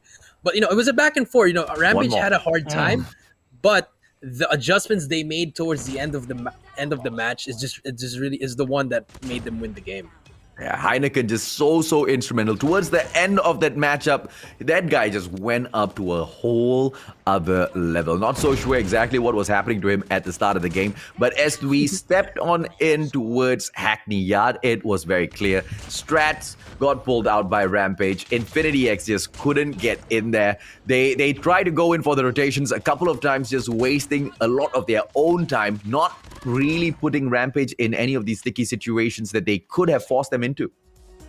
Yeah, that's true. It was just really hard for them. Like, exactly that last clip, Strafe, he was on his own there. 4 players Infinity went in there, no comms. They just went in there, started shooting a random wall, and then next thing you know, Predator missile out, triple clap is in, game's over. Yeah, absolutely, man. And Rampage can continue on, but Rampage as well has been a little shaky, if anything, on that search and destroy map, right? Because if you want to look at how very, very convincingly they've taken game number 1 and 3 against the very same team that gave them a run for their money on that search and destroy, this is something that the other teams will be looking forward to exploit as well, Jericho, and they need to be very careful about that. Yeah, I mean, I'll be honest with you, a lot of these teams are struggling in S&D. Yeah, man. If I have to point it out, I have to say S&D wins you championships. So, you really have to work on S&D. So I feel like that's going to be a lot of points for it's going to be a topic for all the teams that actually moved on to the upper bracket to work on our S&D. Yeah, and with the non-stop respawn modes, you're talking about hardpoint, you're talking about domination. You go in there, you make a couple of mistakes, you should be able to recover to a certain degree, be it yourself, depending on wherever you spawn, or worst case scenario, you can depend on your partners to pick up the slack for you. Search and destroy just doesn't work in that way. You overextend, you step out, you get yourself taken down, the immediate disadvantage goes towards your side. Now, on that point, ladies and gentlemen, boys and girls, can I ask you guys, what do you think about the action that is going on in here today? Let us know in the comment section, because as usual, at the end of the show, we will be reading out a couple of your comments. Yeah, you guys just look at it. There was I'm gonna say, my favorite highlight there, AJ, was the X-Strafe. The last one, he just made that play of the game. After that, the game was over. It was a GG. So I'm gonna give that to X-Strafe. But you guys comment down below. From all the highlights that we've been showing you guys, just comment down below. We'll be reading it later at the end of the stream. And do you think that Heineken stepped up, man? Dude, that guy, what a way to respond instantaneously, right, within that match itself. Let's bring on the MVP graphics. It could be our sniper, ladies and gentlemen, boys and girls, but it is gonna be MIB. Well deserved. This guy most definitely did pull off a couple of clutches in raid itself. 17 on the average kill, 7.7 average deaths, 3.3 on the assist, 2017 on the average score. Not too shabby, a lot of room for improvement, but Rampage, they took that 3-0 victory to move on to the upper brackets, where they will have that opportunity to show exactly how much better they have gotten from all of the previous competitions, Jericho. Yeah, that's true. Not the flashiest numbers, but I would look at the deaths. The deaths are just really, he's been playing his life very carefully. Every life he's actually just getting a lot of kills. So I think MIB, he's that guy, he's that veteran that they need. So I feel like they have to he needs to talk to his teammates more. Okay, guys, we have to play more patiently in the next couple of games, especially in the upper bracket, because these are the top teams now. So I feel like that's what they have to do. Absolutely. Now, ladies and gentlemen, boys and girls, we have witnessed 3 series so far. That means 6 out of the 8 teams have come in here and performed for us. Aster MY taking on Seizure right after this. Whether or not it'll be Aster or Seizure, the ones facing Seizures, I don't know. But I am excited to find out exactly which one of these two comes out on top, Jericho. Yes, that is true, AJ. And I feel like, if you guys are ready, I mean, just comment down below who thinks is going to win, if it's going to be Aster or Seizure. And with that, I think we could go on a quick break, if I'm not mistaken. And we'll see you guys right back. He rolls through with the defense. Oh no! Here come these Captain Ranger Gators. Well, what's the defensive structure? MIB take one and take both of them down. Well, looking at how Rampage did. Oh, well played.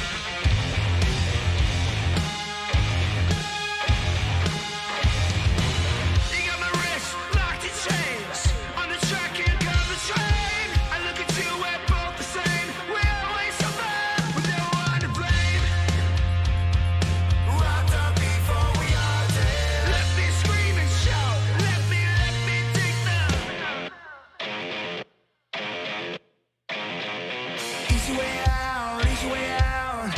All I want is an easy way out. All I need is an easy way out, easy way out, easy way out. All I want is an easy way out. Someone unlock the door so I can take the easy way out. Nobody feels a single thing when I'm a second from the line. Squeezed out from my life. I'm on a floor called tyranny.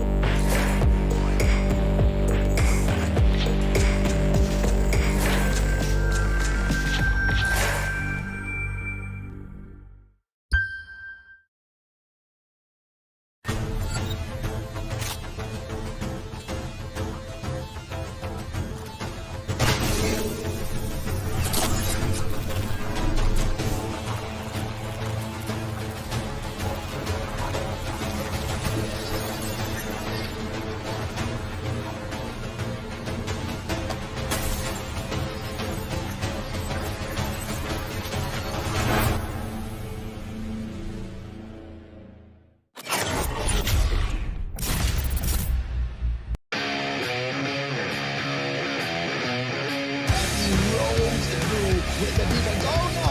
Here come the captain Ranger getting in. Well, onto the defensive structure. MIB take one and take both of them down. Well, looking at how Rampage did. Oh, well played.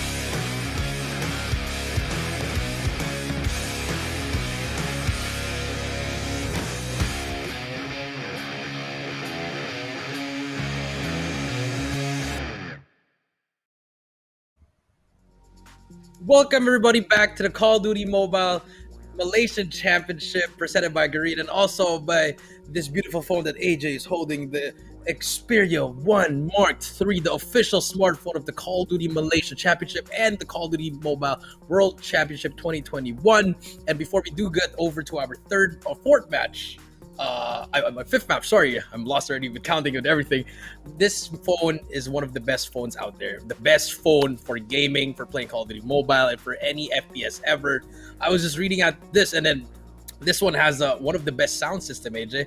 In gaming, what you hear can be just as important as what you see. So the Xperia 1 Mark III lets you use the audio equalizer to heighten sounds such as footsteps or gunshots, so you can hear your opponents coming and react before you do. So that's just beautiful. You can choose if you want to hear more of your enemies or if you want to hear your teammates' audio. So it's just it lets you equalize what you want to do.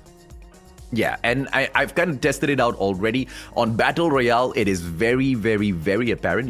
The initial... It's usually very loud. Yeah. The explosions, the vehicle sounds and all usually very loud. Versus in comparison to those footsteps out there on the battlefield, it makes a huge difference. If you guys don't believe me, go on, pick it up and try it out for yourself. No, seriously, because it makes the biggest of difference, man. I mean, being able to hear footsteps is the biggest bane of my existence. Hence why whenever I drop into Battle Royale, I hate it when I have to face up against a ninja. And yes, and now Mustachio, we have our next match, which is ASTERMY versus Czure. And first up is going to be ASTERMY. You have Terry, Bosky, Calamity, Junhao, and Yelpo. These players, they're willing to make something out of this tournament run, and let's see what they can do. I actually know Calamity. I remember from the Wave 1 tournament back last year, and he was actually one of the best players in his team, but they only got knocked out by Rampage and RSG as well. So let's see if they can make something out of this chance. Yeah, absolutely. Because they will be taking on the squad of Seizure, ladies and gentlemen, boys and girls, with the lineup of Candy, Flake, Honest, Phobia, Surgeon, Yadi, as well as Sadak. This is a squad that is stepping in, and they most definitely bring in a couple of old names as well, don't they, Jericho? Yeah, they do. A lot of old names. I believe it's Phobia that has been in the scene, but hasn't having that opportunity. He's been known, but this is just one of the biggest opportunities he can have, trying to win the Malaysia Championship and also going for the World Championship. So I believe this is the best bet they have. So let's see what's gonna happen. They have a lot of players. They have 7, so we might see a lot of players switching around. Who's gonna play this, who's not gonna play this one. So let's see if Seizure can actually pull this through. And now we're gonna move on to the map. Vito's AJ. The ban is for Seizure, it will be Raid, and for ASTERMY, it will be Takeoff, AJ. Great. I don't like Takeoff myself, so I'm very happy to see that. Seizure winning that coin toss.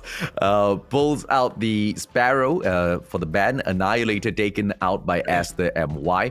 And then later on, Seizure has decided to bring us into firing range to open things up at hardpoint. When we go on to search and destroy, it will be ASTERMY who comes back in here with Standoff. Crossfire is the map that these two teams did not pick up. Seizure picking, Hackney Yard confidently for the final match, Search and Destroy. Makes me think that, they feel like they are very, very confident moving in with this particular series. Yeah, it is. I actually like the maps here. Number one, finally, we don't get a summon anymore. We finally get a firing range, a bit more fast pace. So I feel like this is going to be a back and forth again. Trailer and Steelhouse again, AJ. We've been reiterating this ever since we've been casting firing range. It's just trailer control and Steelhouse control. It's pretty much there. And whoever gets a score streak, it pretty much can change the whole game in firing range. Yeah, absolutely right. And, we've seen the teams go in here with the early aggressive pushes, but if you don't hold on to these power positions, it means nothing. Absolutely nothing, right? The White Warehouse, the setup there with the barracks hut control as well, everything needs to move in. The very first opening for firing range, we usually see a couple of players jump onto the second floor of barracks hut, not just to hold on to the hard point because you can't really see the hard point from there, but just to make sure you eliminate your opposition who's holding on to the mechanics right across, right? The second floor is going to be something that they will be wanting to look out for as well at auto repair. So, the plays are going to be very important. The strats are going to be very important. Let's see exactly which one of these squads pull the better strats off here, Jericho. Yes, that is true. We're gonna see right here. It's gonna be firing range. So let's see. You see the beautiful map. It's gonna be ASTERMY versus Seizure. It's gonna be game number 1, and it's gonna be a great game. I feel like we might see someone pop off just to get those streaks, AJ. But I really hope someone gets those streaks because it's just fun to see a lot of chaos in firing range, AJ. Yeah, absolutely, man. Now let's see exactly which one of these two teams can bring in all of that chaos. ASTERMY taking on Seizure. Seizure most definitely. Oh, look at those colors, man. Wow. Like little fruit pebbles on the top left. Little Skittles they are. Phobia, Honest, Candy, Surgeon, as well as Yadi going in here for the very first hard point. And it looks like Seizure gets there in time in the form of Honest. Whereas the rest of the players, they just get knocked down like bowling pins, one after the other. Yeah, it's true. Actually, a slow start coming in from ASTERMY and Seizure taking control of that already. And Czure right here trying to make a play here. We do see them getting control, but look at ASTERMY. They're not really focusing on that hill, but as soon as I said it, they actually managed to get that hill. Big plays coming out from all the teams, but here comes the trailer. Just want to talk about AJ. Trailer is such an important part of the map. They have to get that control. Yeah, and Terry not able to give his side any bit of leeway at all. No advantage being served to the side of ASTERMY, because even though Terry does have such an important point to hold for his squad, he's being kept busy by the rest of this Seizure squad. So I think this is an absolute perfection in terms of a setup. Seizure managing to pick up 34 points now, and they will be able to go in for the rotation. But the players from ASTERMY already set up in there with the defense. Bosky, Fennec. Let's just see exactly how he holds this corner. Yeah, they managed to get it in, but here comes the gunfights. The transitional gunfights here are going to be very important. Candy gets taken out, and Seizure are now spawning in the safe spawn, but we do have control for the ASTERMY squad. This is a big kill for Terry, but there we go. The pinch might happen here. Here comes the push coming in for Seizure. They're about to manage to get this hill, and just like that, it's all Seizure right now. Yeah, Calamity finally fell after holding on a solo defense for so long. ASTERMY most definitely has him to thank. But Seizure now, will they be able to hold on to this defense? A 3-man push comes through, and Aster manages to pull it right back. This seems to be a much easier hardpoint for ASTERMY to step into. So they have to make sure that they manage to pull off quite a number within the White Warehouse as well as the Barracks Hut later on. Because when we come back in for that rotation back into Branch Road, it's not going to be easy for them. Yeah, that is true. It's gonna be really hard, but we do see, even though Seizure got that time, you know, it's not a huge lead. So they have a lot of time to just build the lead here. Or if I was ASTERMY, we could just push this together. But you know, you can't give them 100 points. You just have to try to push it in now. But we do see the Seizure is just holding it down. The equalizers, everything's using Hunter Killer. Actually gets inside the gravity vortex, which is unfortunate there. And now we do see control coming in from Seizure. Oh, let's see if or not ASTERMY will be able to hold this beautiful nade being placed by Candy, but very well defended. ASTERMY, 35 seconds to go. They should be able to get themselves into the 70-point range if they can hold on to the White Warehouse. This is what we were talking about just moments ago. They should not let it go back into the rotation for that hardpoint number 1 at Branch Road. If they do, it's most probably going to finish off in the hands of Seizure. So getting the points at White Warehouse, moving in for the rotation for the 4th hardpoint at Barracks Hut, very, very crucial for ASTERMY. If they allow it to go in for that reset, it might just be all over. Seizure now being such a pain at Barracks Hut, but still get dropped by the ever so resilient ASTERMY, and this is the fight for that catch-up gameplay. Yes, that is true. And now it's going to be a little bit closer now. 81 to 75. This hill will be huge for both teams. This can either make you a huge lead, or it's going to let you just contest and keep on contesting.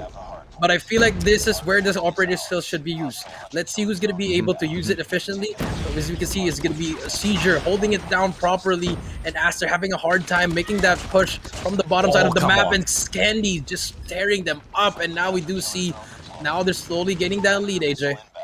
Particular drone flies off God knows where, so they're not going to be able to get that easy kill, which might just be able to give the side of Seizure the opportunity to make a comeback in here, but no. They step on right in. Ladies and gentlemen, boys and girls, Seizure has managed to fight back against ASTERMY, not allowing them to pick up a bulk load of those points, which they quite honestly should have from Barracks Hut.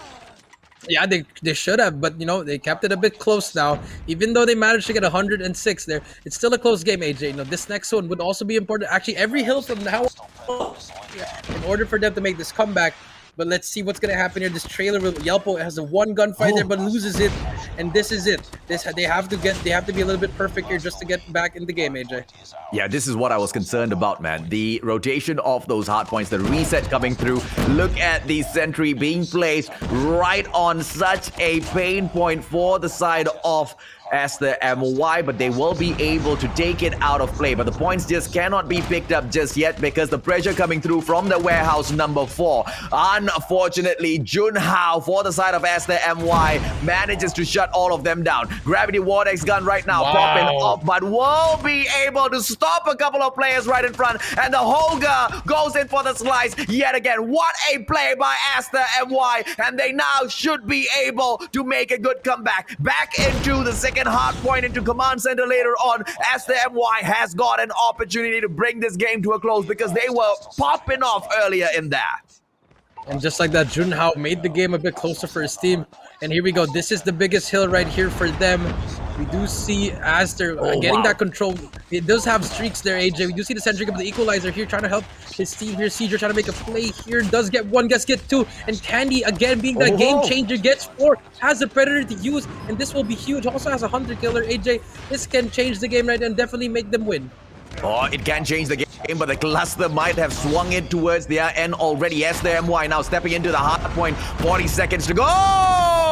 but the Predator will be able to get a double for itself. And back in here, does Seizure come through? 133 now to 110. Another cluster gets pulled out by ASTERMY to stop the side of Seizure from getting this victory. And now Sentry is going to be set outside of the hard point just to stop ASTERMY from the approach from the white warehouse. Let's see how this breaks down, Jericho.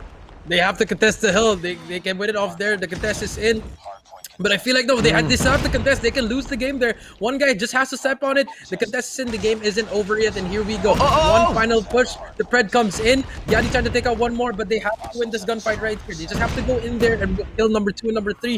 1 and 4 coming in there. Can try to make a play. It's all up to you. Host guy gets one. Can he get the other one? Reloads. 1v1 right here. Biggest gunfight of your life. Gets taken out. And just like that, 3 more points. Anyone there close to contest? But no, it's a little bit too late, AJ. Game 1 goes to Seizure.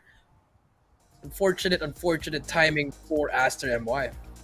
Most balanced match so far at the Malaysian Championship. They are very, very equal to each other. Strats being played really well. I would have been very disappointed if they didn't know firing range. They knew those rotations, they knew those power positions, and they played it to perfection, not wasting any of their score streaks, playing it really. Dude, what more can we ask for, man? I think both teams are giving it their all, and I am pumped up. I did not expect this from ASTERMY as well as Seizure, I have to be honest, but I am very, very, very pleasantly surprised that this is the quality that we will have to witness here, because both of them deserve to move on to the upper brackets after that performance, but only one team can. So let's see who pulls off the better strats, because Jericho, this one's going to be a hot one. It's going to be a hard one, yeah, especially when Junhao made that play on the tower. He was just take out everyone. The gravity vortex held them down. So I feel like, you know, they could have actually won that. It's just the small mistakes and also the streaks that Seizure already had prior to that hill. It was just the game changer there, AJ. Yeah, it's just unfortunate. I see them making those plays, but once again, a mistake that has been made by a couple of other squads in this competition thus far as well is making those plays, going in for that effort a little bit too late in the game, right? I feel like the first hard point was all in the hands of Seizure, and maybe if we had seen a stronger standing within the first hard point itself, it could have made the biggest of difference. But anyway, what's lost is lost. They will have, you know, match number 2 to look forward to. And I think we might have an opportunity to catch game number 5 if the side of, I was about to say Crackheads, if the side of ASTERMY manages to pull this victory off, Jericho. Yeah, that is true, you know, but, you know, it's S&D again, anybody's game. But, you know, let's see. We've been having so many close S&Ds, you know, a lot of round 11. So are we going to see a first 6-0 or are we going to see like a 6-3? So we'll never know. But I feel like ASTERMY, they can do it well on Respawn, that they can actually win this S&D, because the way they're winning their gunfights is actually, you know, they're really confident in themselves. So I feel like they have what it takes to win this. Yeah, absolutely, man. Now, they do most definitely have what it takes to win this, but like you pointed out, search and destroy, anything goes, round after round. They go back in there for the reset, and then the strats get pulled out. But what I'm most concerned about is which one of these teams are going to be making those mistakes, because in the previous matches that we've seen, very careful those teams are, right? They take the approach towards the bomb side, and the defending side, whoever who aggresses first usually loses those rounds. So this is definitely something that we want to be keeping our eyes out for, Jericho. Do you have a pick based on what you've seen so far from game number 1? You know, I wasn't convinced by Seizure. I'll be honest, I wasn't convinced. I might go with ASTERMY here. Probably go for like a 6-4, you know, 6-4 Aster taking it home.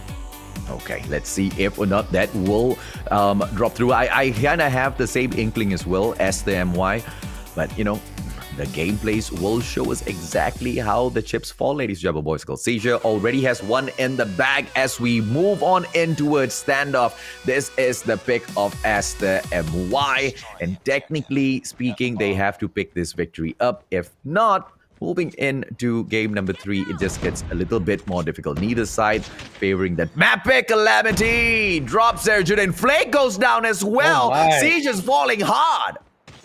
Yeah, Seizure just went down 1 by 1. Now it's a 5v3. Oh! And another one, Yelpo takes out Seizure, honest, and now it's a 5v2. AJ, we're now off to a hot start, you know, incoming for ASTERMY. They're just really doing well right now. Yeah, absolutely. Look at the 2-1-2 that they pull off, but so aggressive. The sniper's able to find those kills early on, and Junhao goes in for the strike. Candy taken down. Junhao will not miss as he gets his back-to-back kills. This is ASTERMY picking up win number 1, but they have to be careful. Czure will be able to respond well. Let's see if or not they will pull off the exact same strat. I like that 2-1-2 split. That was really good, but let's see if Czure can actually try to adjust, and I think they are now. They're going to still be stacking now. Now a little bit more aggressive here, and we do see, look at the change of pace for ASTERMY. They just slowed it down. Oh, I mean, I'm getting used to the colors, and Czure on the Gorilla side, they're actually really slow right now. They actually slowed it down a bit, and now we do see also ASTERMY is also slowing it down, so a lot of teams are just adjusting, and let's see what's going to happen here, AJ.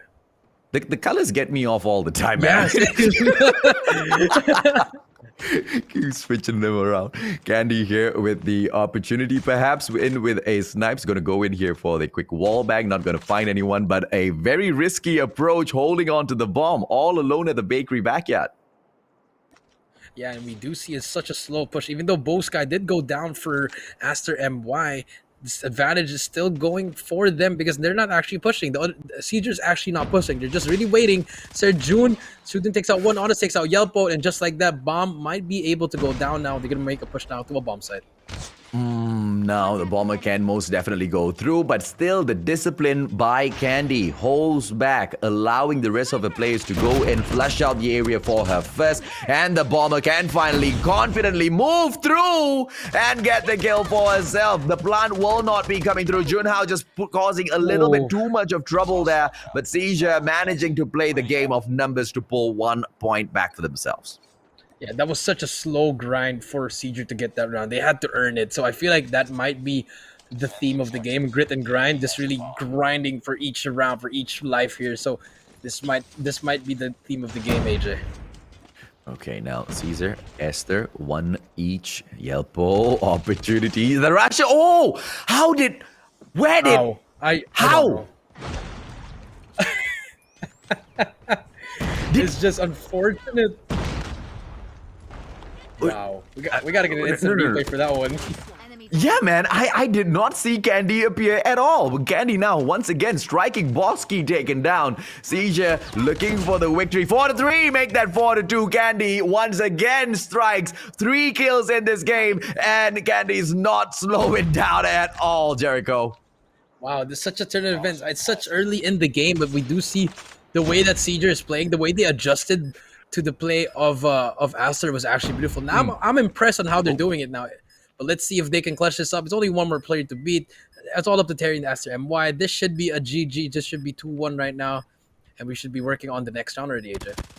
Oh, Terry managing to catch Candy out. Unfortunate for Candy. But now 20 seconds, I will have to say unfortunate for the side of Terry. Not only does he have to face off against 2 players who have gone in for the split. Very brilliant play in a situation like this. He's not going to be able to meet the time constraints. And just like that, Phobia just waiting around. Does spot Terry, will take him out. But Terry takes him out, actually. And that is unfortunate right there. And Terry manages to take out 2 players of Czure right there, AJ. And that gets me excited about ASTERMY, man. I mean, towards the very end, in terms of gun skills, they are very, very much equally matched. So I am excited to see exactly how this particular match is going to continue to turn out, right? Because ASTERMY most definitely has the opportunity to make a comeback. In here, they push 3 men in towards that alpha side. 2 will be dropping in. Oh, 1 for the backstab as well. Candy manages to take Terry out of this equation, and it is a 4-3. ASTERMY have got the advantage with numbers. Yeah, and we do see 3v2 now. Bomb is down, AJ. So this is the opportunity that ASTERMY can do. They can just hold it down. Bomb was taken out, and Junhao are trying to make a play. But oh my! Ankles have been. Oh my! That was ankles have been the bane of players' existence for a long time. But this is once again the combination or the matchup between the Fennec as well as Holger in perfect display, right? The Fennec just allows that extra bit of leeway in terms of movement. You are a little bit faster for the takedown. The sprays are a little faster as well. And the fact of the matter is you will be able to pick all of your... You see, at the end of the day, no matter how you cut it, Holger's just not going to be able to beat the Fennec anytime soon, unless it gets buffed up again. Yeah, that is true. But now it's a 2v2, AJ. It was a crazy start to the round. Now it's a little bit slower. 45 seconds, a lot of time coming in here for Seizure. And let's see what's gonna happen here. You know, Candy's been the superstar for their team. And let's see if we can make a play. But we do see no one is in A. They just gave it up. Okay, they're gonna play for the retake, AJ. Let's see how they're gonna do the retake.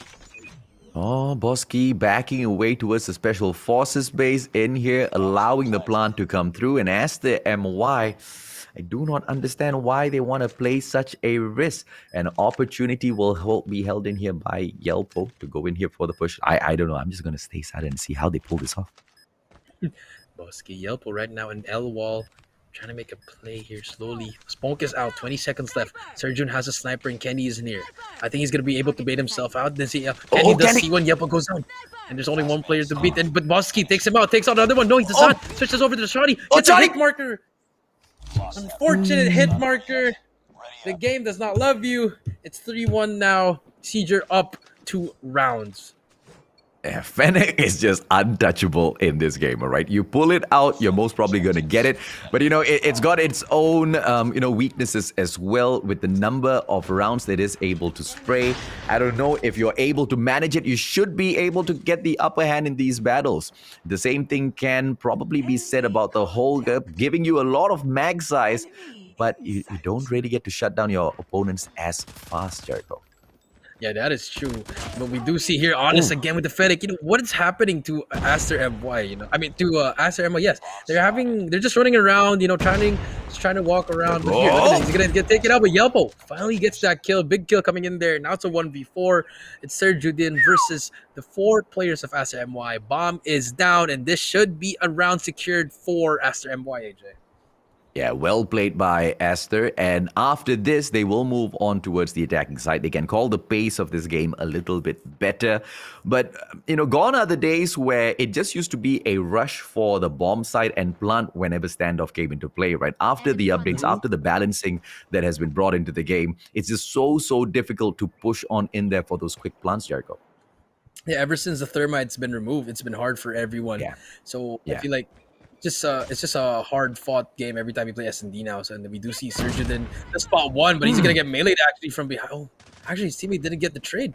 What is happening here? Serjudin! Just playing around with each other now. Hey, but Terry, very disrespectful, Terry. You do not get involved in a sword fight between 2 men. Come on, Terry. You should know better than that. I mean, you're in a tournament for Malaysia Championship and you're trying to melee someone. That can cost you. I'm telling you, it will haunt you in the end. And we do see Serjudin again now with a sniper trying to make a player AJ. When we do see a fast rush coming in from ASTERMY actually.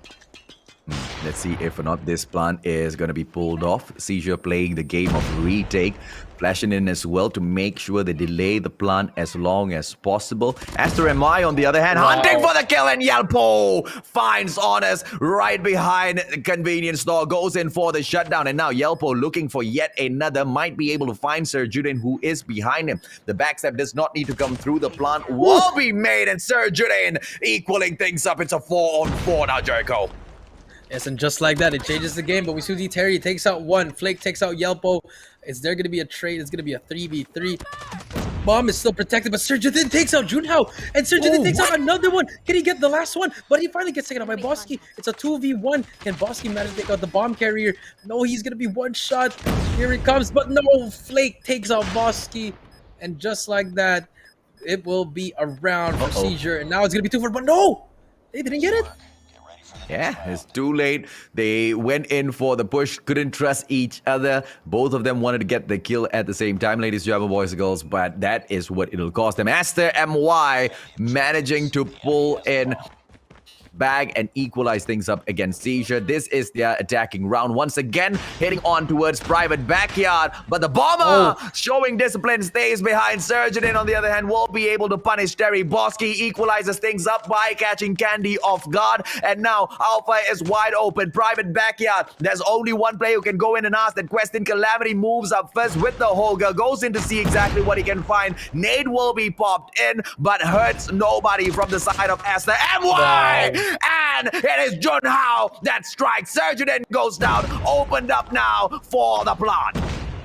Yeah, that guy just got deleted to the next game already. That the whole Grid 26 just doing wonders for him, and we do see Junhao still hasn't planted the bomb because he does know there's gonna be enemies there. But I feel like he has an idea already, AJ. But I feel he just wants to plant the bomb now. He should be able to plant the bomb. But I think Boss Guy as well is at the back, just trying to watch the flank. No one's actually near him. If you look at the map, Honest is just in. He's actually gonna push now. This is a huge kill for Boss Guy or for Honest here. This will make or break the play or the round right here. Here we go. He's gonna get stunned. Junhao does spot one. And he tried to get a kill here. Brings out the katana, but that's just the first time to bring it out.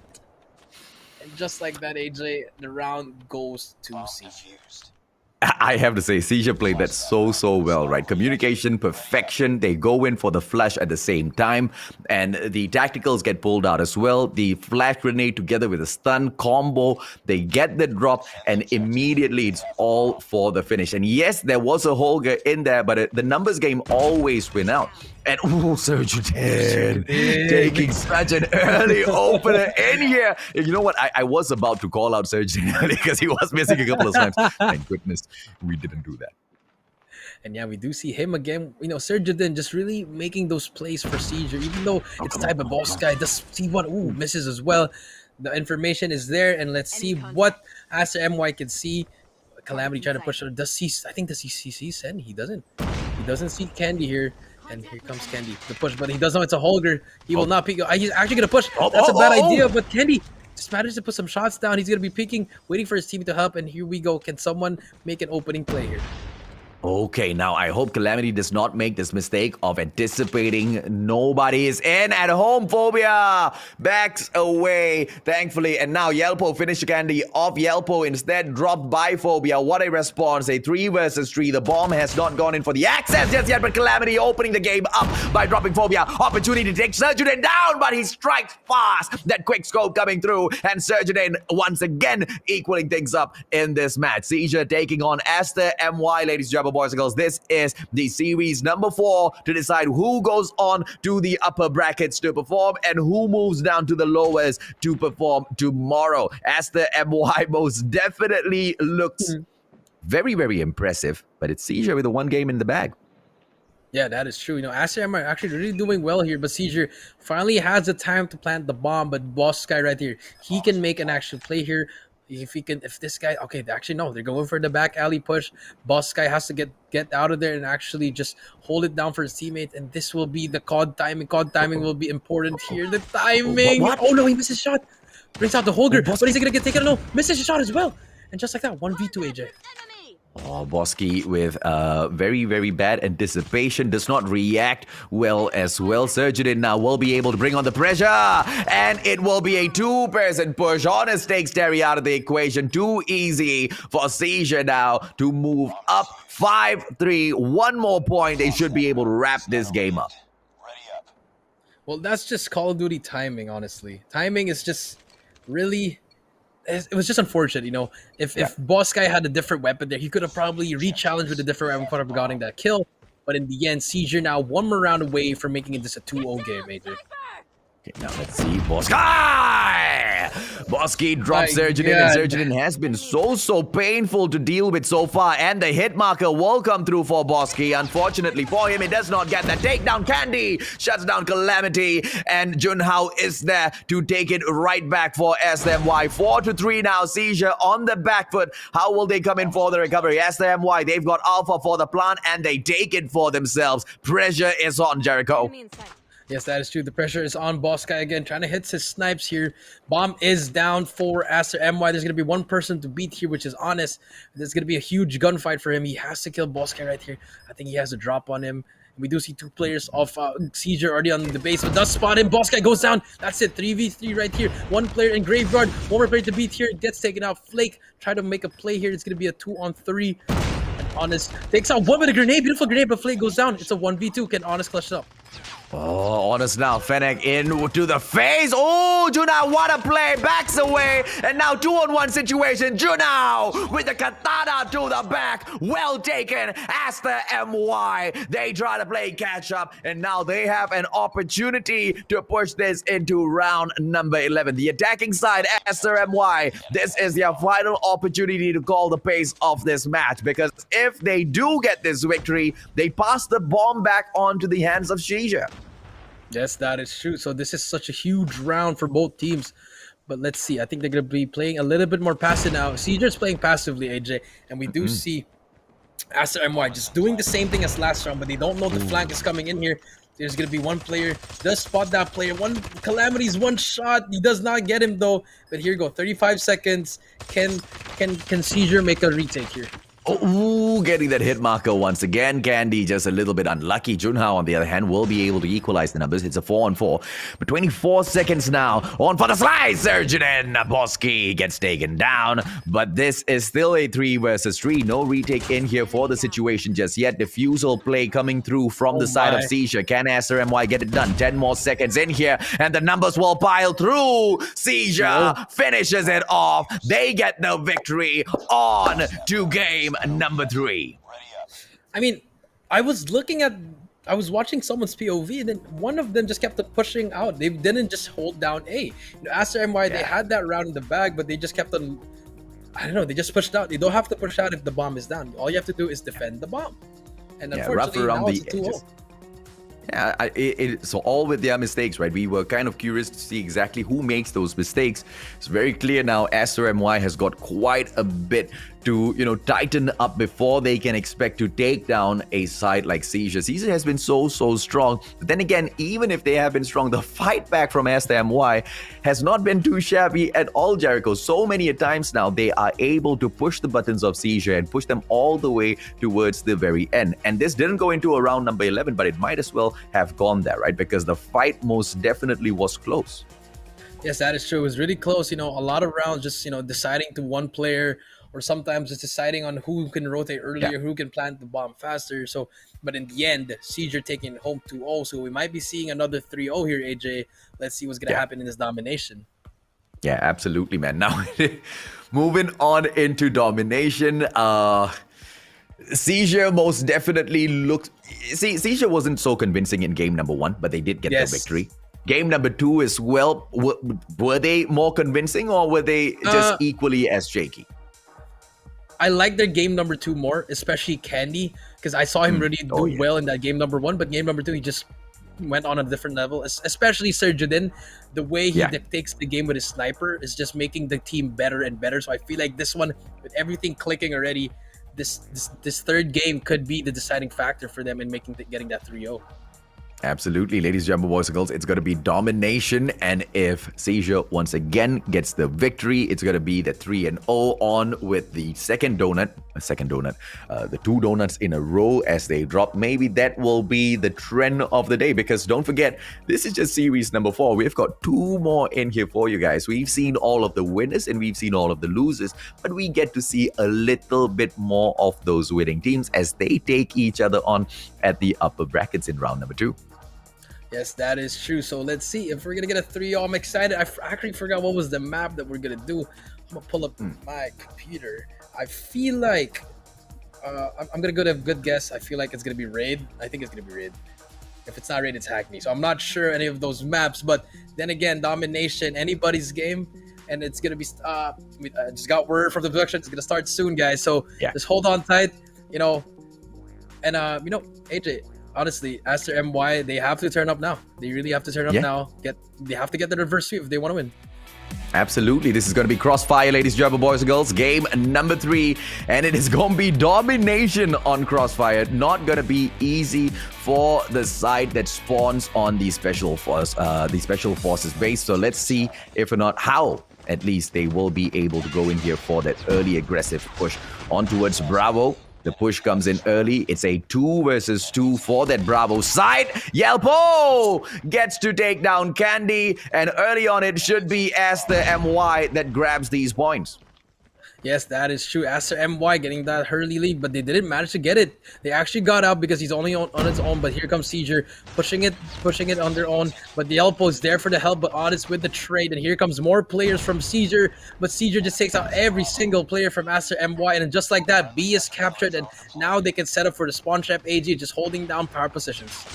Yep, absolutely. And they pull out the hunter-killer drone, manages to find Calamity with it. The fight comes back through for Bravo, but Candy's going in and an one-man extermination quest, but unfortunately gets dropped by Bosky. And the play for Bravo once again can be set up by Aster MY. Well played, but unfortunately Honest brings in that Predator, takes down Bosky, and it is still in the hands of Czure. Nothing that Aster MY has done so far has been able to produce any sort of fruits for them.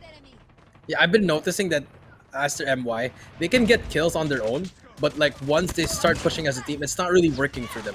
I don't know what's happening there. It's a little bit of miscommunication, or they're just not looking at the same thing. So I feel like they have to work on that communication and how they push coordinately. Excellent. I love the play coming in here from Bosky, who goes in right behind that sentry and should be able to take the side back, but unfortunately numbers game does not favor them. Wow. They walk right past that sentry gun. How did they even pull that off? Yeah, I think the sentry was just a little bit close there, but it's okay. Candy is the sentry gun and manages to get 3 players there. And Candy just being such a nuisance for the enemy team. It's really hard to kill him for Aster, and Aster just having a hard time, but finally takes him out. But Sergidin's here for the help, and now we do see 51 points already for Czure. They're slowly climbing up the leaderboard. Oh, and it's not going to be easy for Aster MY to play catch up at all, but they will push on. They are almost back in there, but like you've pointed out already, Jericho, their team play is just not working out at all. Individually, yes, they're getting those kills, but when they go in for the retake, they just drop like fire. So now this is the opportunity. They need to clear out central building first, and the team up of Terry as well as Yelpo doing that amazing together. But once again, they go in for the team fight to pick Bravo up for themselves, and they drop like flies. But yeah, but now it worked. You know, Boss Guy did bait his teammate out, but and then now Czure had spawned over at the bus station, but it's a little bit too late because if you look at the score, AJ, it's about to hit that halfway mark, and just like that, that play was a little bit too late for that one, AJ. Yep, Charlie's going to be pulled right back, but it's a little pointless because that 75-point mark has been reached. And Aster MY, I'll say well played to play catch-up, but it was just a little bit too late. And if they allow that sort of a pace to dictate the second half of the match, it's going to be a little bit, too much to recover from. But thankfully, with the rotation of these spawns, with the flip, they should be able to pick Bravo up a little bit more easier. Now they go in for the push and they flank right around central building. One player getting taken down, but that doesn't matter. They still have the numbers on their side, but they're not winning these gunfights. Yes, they're not, and we do see Sergidin trying to make a play, but Calamity reads right through him.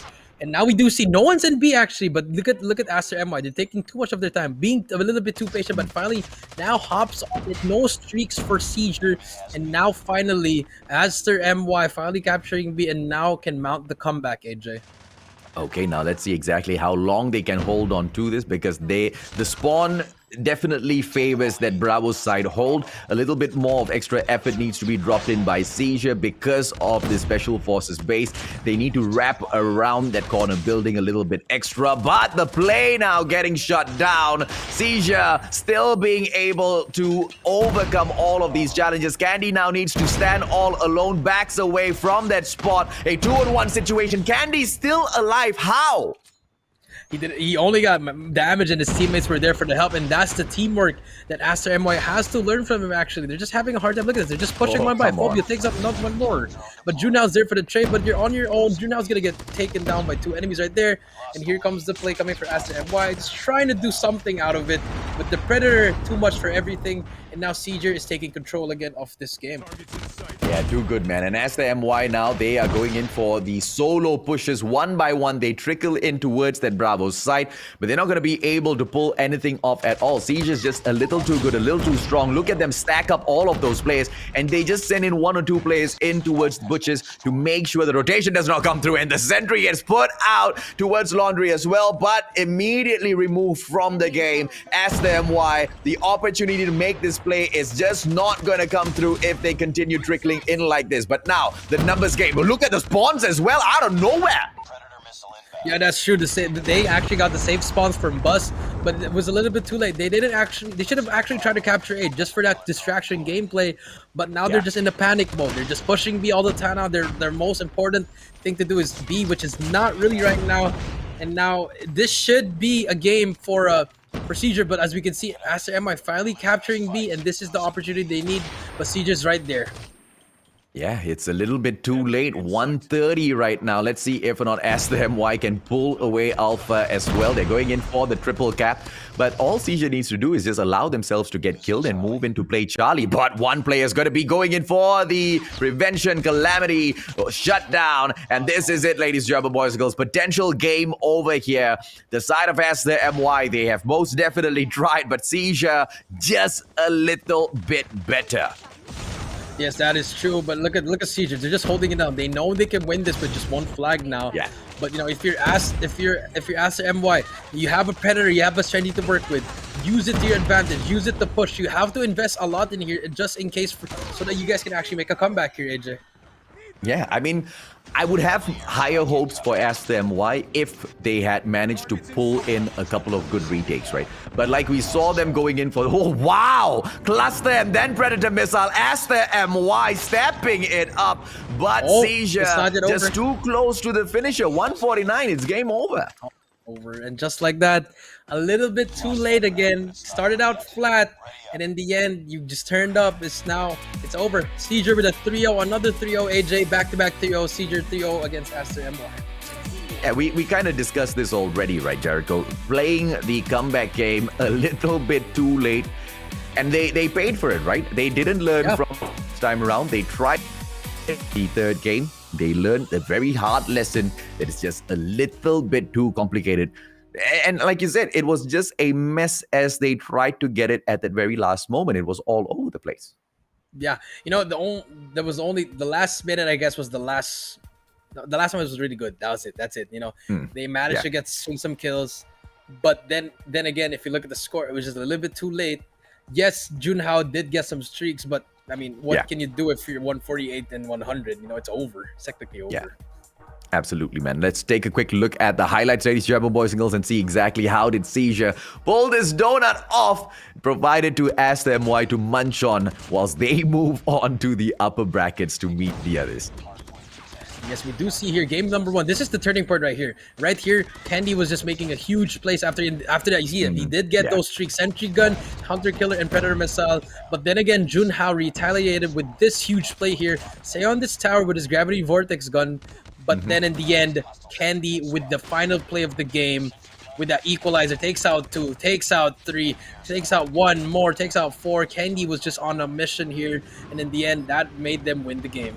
Yeah, it's just unfortunate because ASTERMY played the game of patience in round number 1, just like how they did in game number 3 as well, right? If only they had stepped it up, if they have moved into the game or started those games up at the 100% mark, maybe we would have been able to see them at least push it into a game number 5. I don't know if or not they'll be able to win because Seizure was every single step of the way slightly better.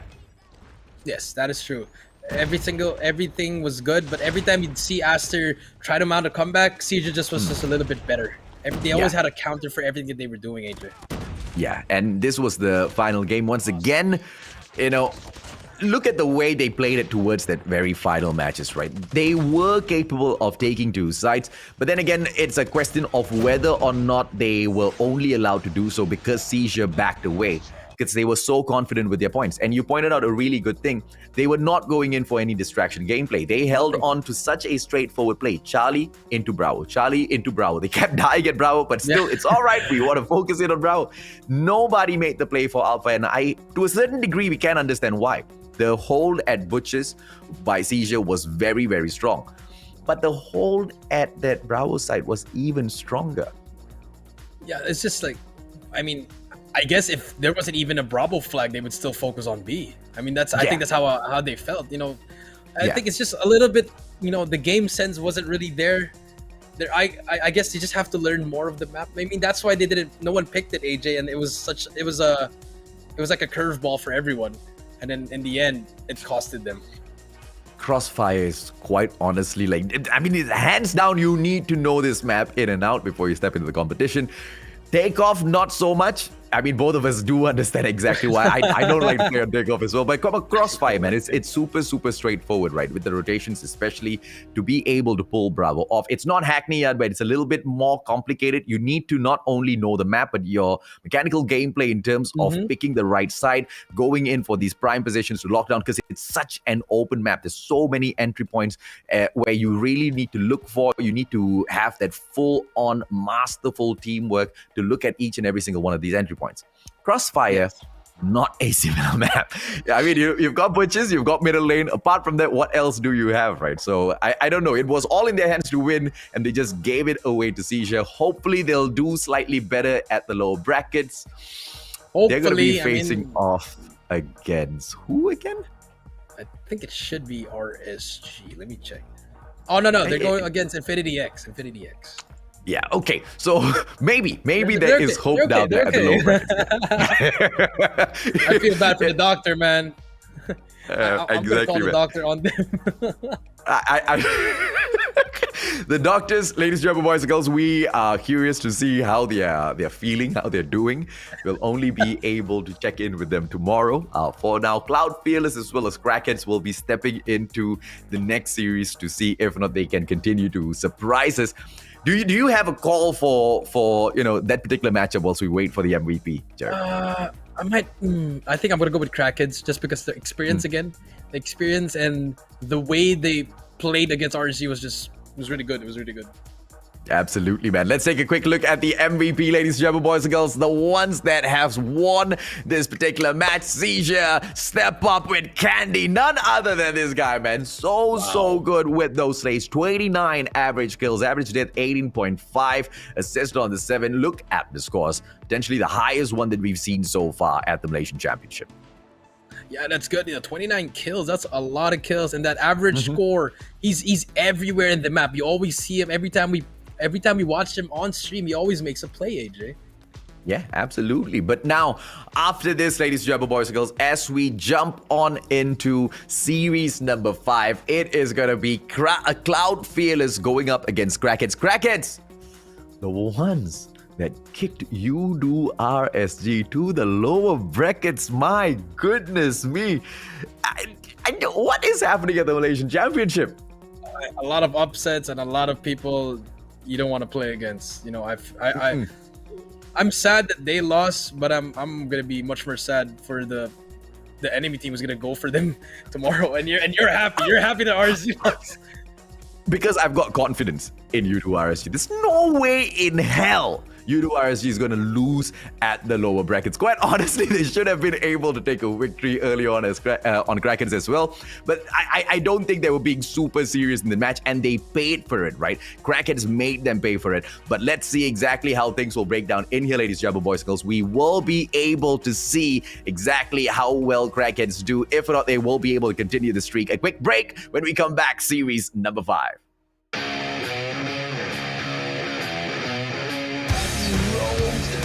With the defense, oh no, here come the Captain Ranger Gatling. Well, onto the defensive structure. MIB, take one and take both of them down. Looking at how Rampage did. Oh, well played.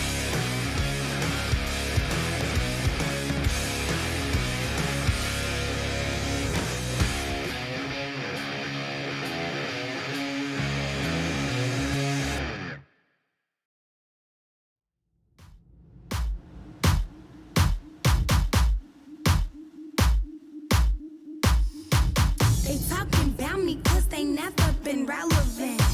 Haters will copy, but I'm never done stunting trick.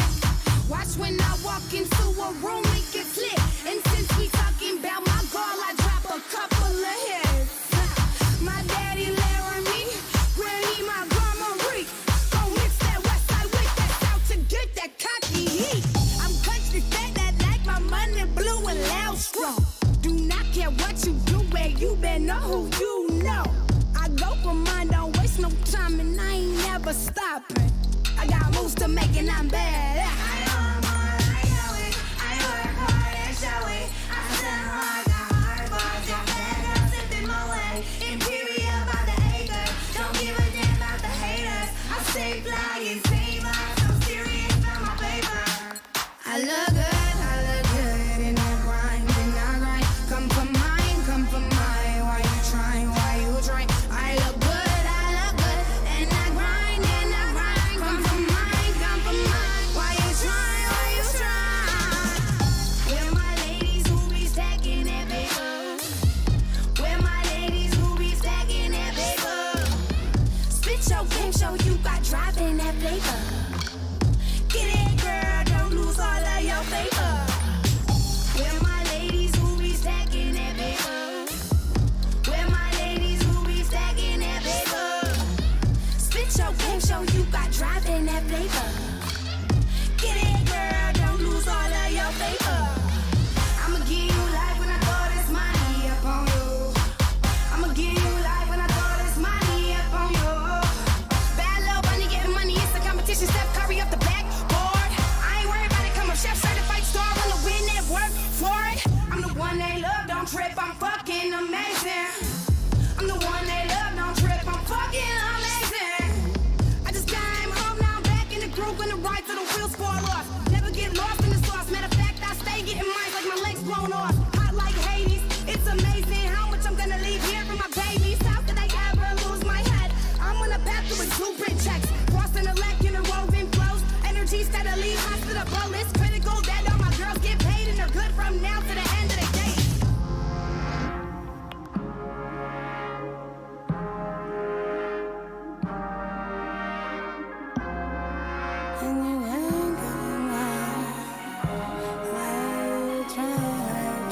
I look good, and I grind, Come for mine, Why you trying, Where my ladies who be stacking that paper? Where my ladies who be stacking that paper? Spit your game and show you dropping your flavor. Get it, girl, don't you lose all your paper. Where my ladies who be stacking that paper? Where my ladies who be stacking that paper? Spit your game or you got dropping your flavor. Get it, girl, don't lose all of your favor. No.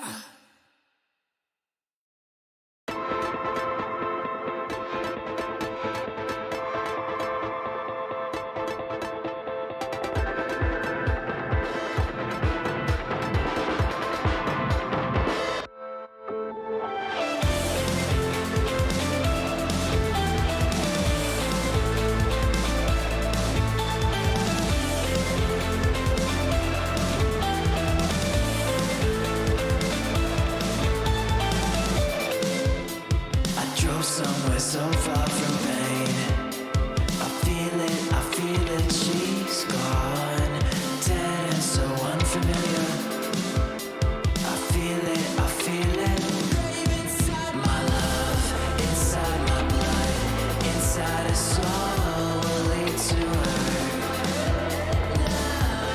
Buried in my head.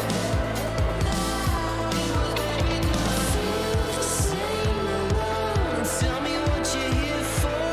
There's no answer, and I believe the dark. Tell me what you're here for, 'cause I know. Hey, la la la, you got to believe it, la la. Finding the way.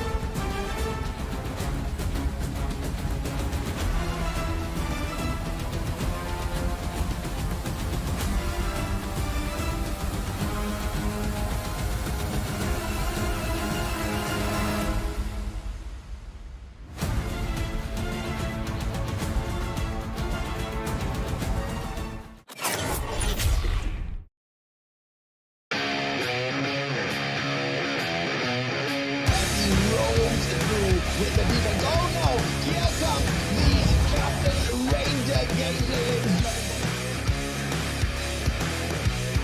Well, onto the exit structure. MIB take one and take both of them down. Looking at how Rampage did. Oh, well played.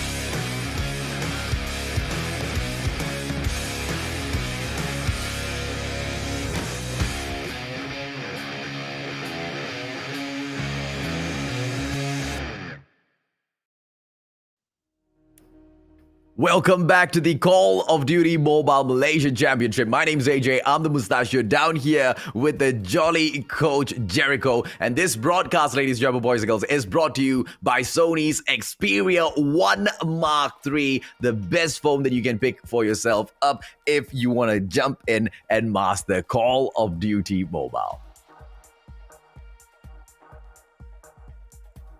Jericho, sorry buddy, you're on mute. Had to work a little bit of magic there. My bad. And as I was saying, the beautiful phone that AJ has right there, the Xperia, the Sony Xperia 1 Mark III, sorry, it's one of the best phones out there, the best phone for Call of Duty Mobile and for any FPS games.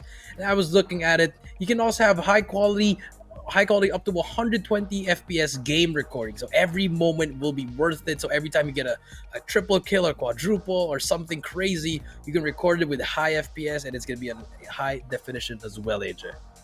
Yeah, and people are like, so what if I can record it in 120 frames per second? You see, here's the best part, right? We know that MP has got ultra frames in the game itself and the moment for the settings. And if you record it with high frames as well, and then you bring it into the editor and you slow that video down, well, you are gonna get some crazy, cool, smooth, slow-mo kills that most definitely, if you guys are content creators out there, will be jacking your page's reach up, way up higher. Now, let's take a quick look at the brackets of the day today so far. 4 teams have managed to move on to the upper bracket round 2, and that's going to be Cloud Fearless, Crackheads, Rampage, as well as Czure, and they will have to take each other on, and the winners of that match will move on to the upper bracket final, and we'll be able to witness that match on tomorrow. What else do we get to see? All of those teams that have already been kicked out of the lower brackets today face off tomorrow against each other as well, Jericho.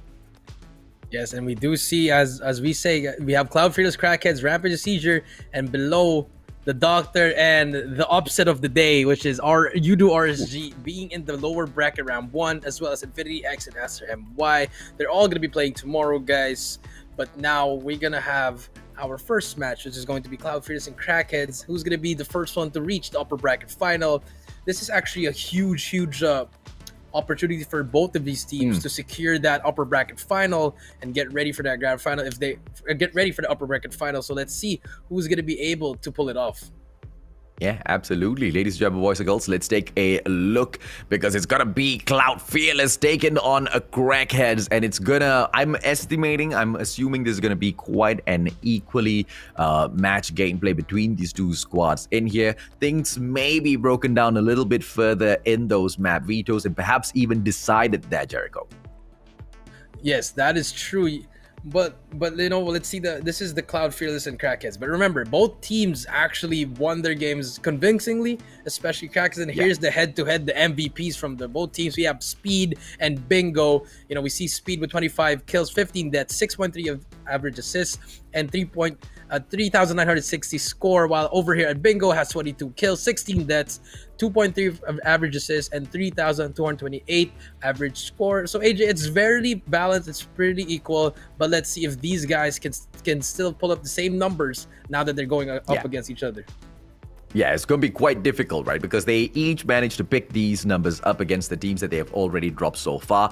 And statistics-wise, you need way more than just one match to be able to say if or not this is the consistent, the consistency that we'll be able to expect out of them match after match. So just like you said, Jericho, this particular game, we should be able to find a little bit more of these numbers fine-tuned. Who's it going to be? Speed or Bingo, who will be up there on the MVP board later on at the end of this game. Map vetoes, will we find the decider here? Yeah, we do see the map vetoes here. We do see Cloud Envy banning Crossfire and Crackheads finally banning Takeoff again.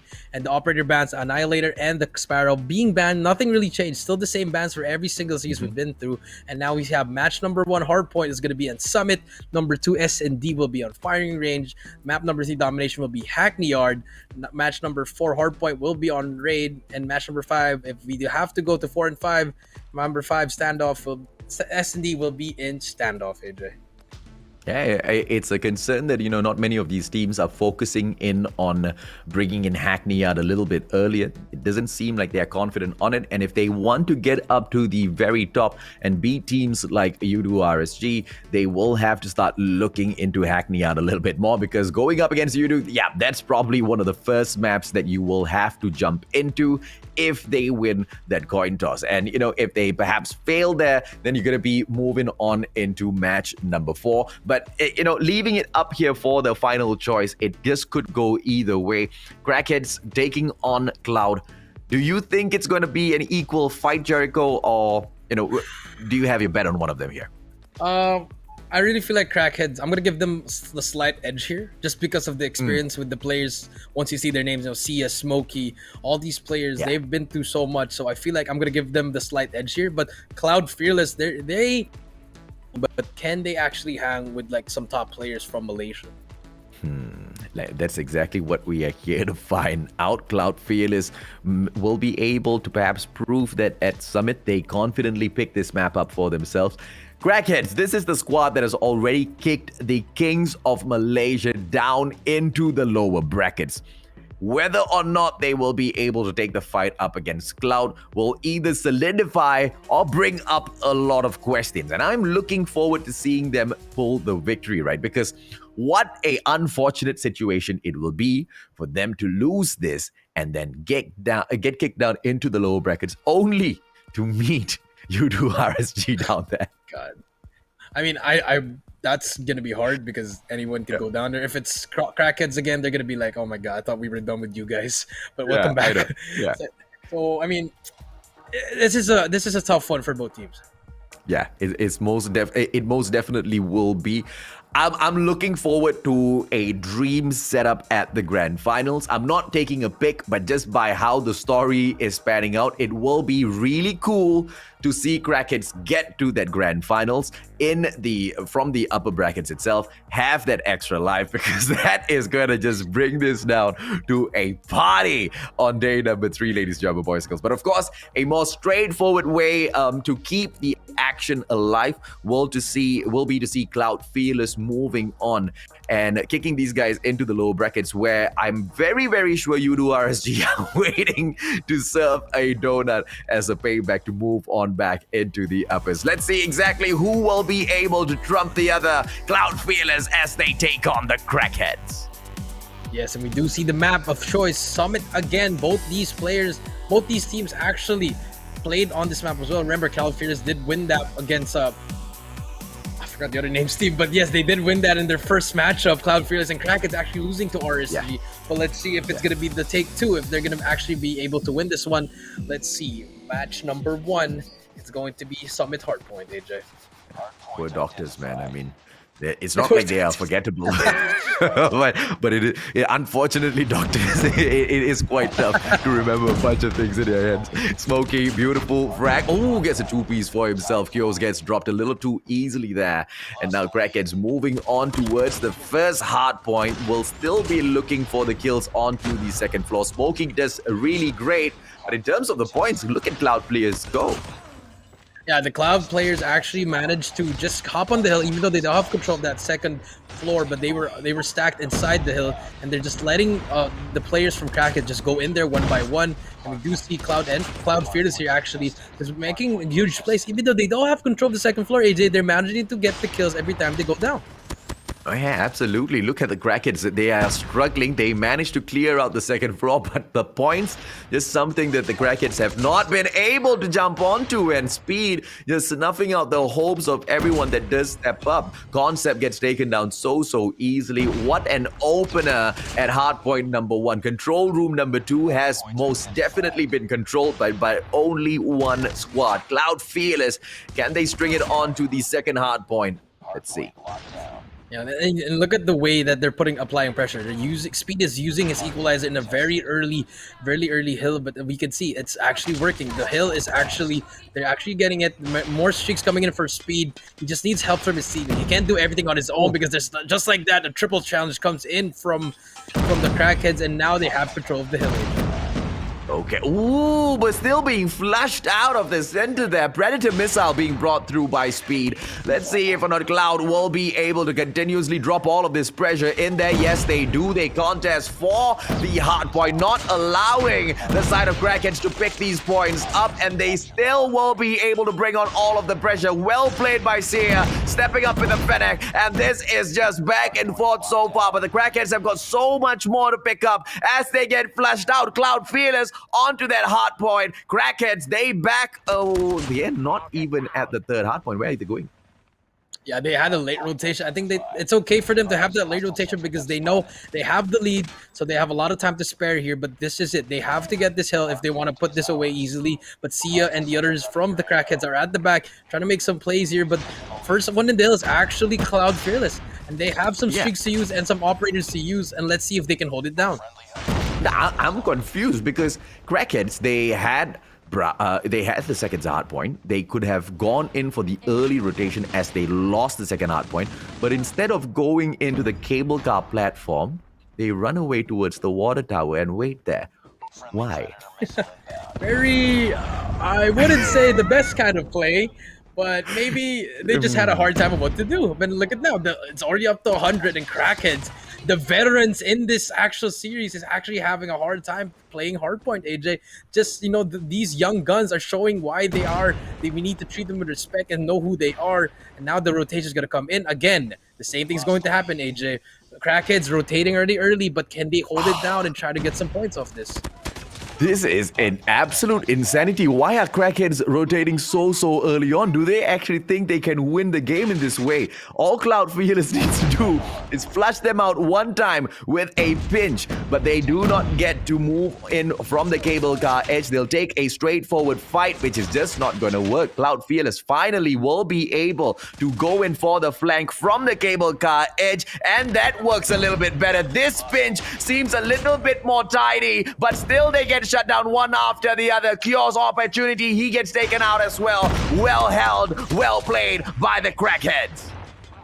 Yeah, here we go. The Crackheads finally getting something, finally getting some life here and slowly climbing the points here. This should be a good hold for them, a good 60. Now they can get back into the game. And now if I was Cloud Fearless, I'd just slow it down a bit. You know, you guys are really doing well, but just have to slow it down. You know, wait for each other. Don't just barge in there and just, you know, you can end it and end the next hill.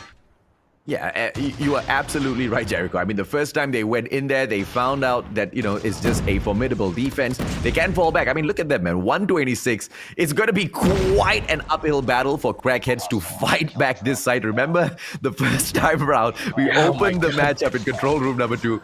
It was just Cloud all the way through. Imagining Crackheads picking this point up and, you know, shooing them away, not allowing them to pick up 19, seems quite far-fetched for me.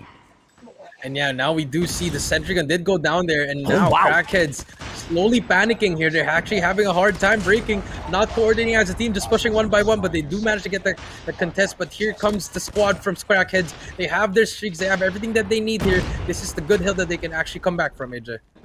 Yeah, second time around, the Crackheads are most definitely cranked up. It's going to be Smokey Gaming dropping in. Fennec to the play, gets a piece for himself, turns around, goes in for the shutdown onto Sia as well. Azmal back-to-back right behind Crackheads. And the shutdown gameplay most definitely will bear fruit this time around. They play catch-up onto the 100 points right now. Cloud Fearless, are they going to fear the Crackheads? They better, because from a point of no comeback, the Crackheads are now staring at them right in front of their faces. And now the fight of the crazy hardpoint number 2 at the edge platform is going to kick off again, Jericho. Yeah, we do see the Predator does come out, but does not get anyone. But as we can see, the Crackheads can just turn up anytime. They have a flip. They can flip the switch and just turn it up right now. But we do see the people from Cloud Fearless does have control. They just have to stack the hill here, and they can actually win this. 5 more points, AJ. Can they manage to get this win? Here comes the equalizers and the death machines. Oh, score streaks will be able to pop as well, but the points are more than enough for the wrap-up. Crackheads, I feel like they just made that play way too late. I mean, where was all of the tenacity in control room number 2? The first time round we stepped in there, right? I mean, they just spent so much of the time on that second floor trying to wipe out the players from the side of Cloud Fearless. But, you know, Cloud Fearless, they were playing the objectives. They were picking up those points, and those points were so essential early on in the game, because when the fight was back and forth between the two, it was those early points that they had taken up so early on that made the biggest of difference, Jericho. Yeah, that's true. And, you know, actually, I just looked at the stat. The Crackheads managed to get a combined 25 points in the first 3 hills. 25. I mean, that says it all. That's why they lost. Because yes, you managed to go strong in the end, but then again, AJ, it's the same formula. Come out flat, we turn up in the end, and then we lose. Yeah, it's always like that. So it's been really hard. But it's also similar to what they did against Yoodo RSG earlier on. That got pushed all the way into game number 5. They were not the victors early on in that series as well. So the Crackheads could just be out there testing waters with their opponents. Cloud Fearless has most definitely been, well, identified as opponents that they cannot trifle with. And I'm expecting from the get-go in game number 2. And if they pull it back to their side, this is just all out of the open, 50-50, right? But if Cloud Fearless manages to storm their presence, storm their dominance early on in this search and destroy as well, I am very worried for the Crackheads. I'll be worried as well, but remember, they were down 0-2 against RSG, and they managed to make that comeback. So we'll never know what's going to happen if they want to flip that switch. But they just have to show more assertiveness in hardpoint. They're having such a hard time in hardpoint. They need to work in it more. I know hardpoint is one of the hardest. It's also one of the easiest game modes to understand, but they just need to have more assertiveness in it, AJ. Yeah, absolutely, man. This is going to be game number 2, ladies and gentlemen, boys and girls. Let's see if or not we will spot the side of Crackheads playing the late comeback once again, or are they going to be able to take the lead early on and put Cloud Fearless in their place? This is going to be game number 2 at a very basic map, firing range, the one that we were all introduced to Call of Duty Mobile 2 with. And if at all Crackheads are able to pull this back, it's going to be a lively one in day 1 for the Malaysian Championships, Jericho. Yes, here we go. Game number 2, Fire Range S&D. Are we going to see another round 11, AJ, or are we going to see a one-sided game? And we're going to be hopping on in a while, AJ. But I'm going to ask you think Cloud Fear is going to go up 2-0 here, AJ? If Crackheads plays the late game once again, absolutely, man. I mean, there's just no room for such a late plays in a competition like this. And Cloud Fearless, if they are the ones who want to hustle from the get-go, they are going to be able to pick the win up again.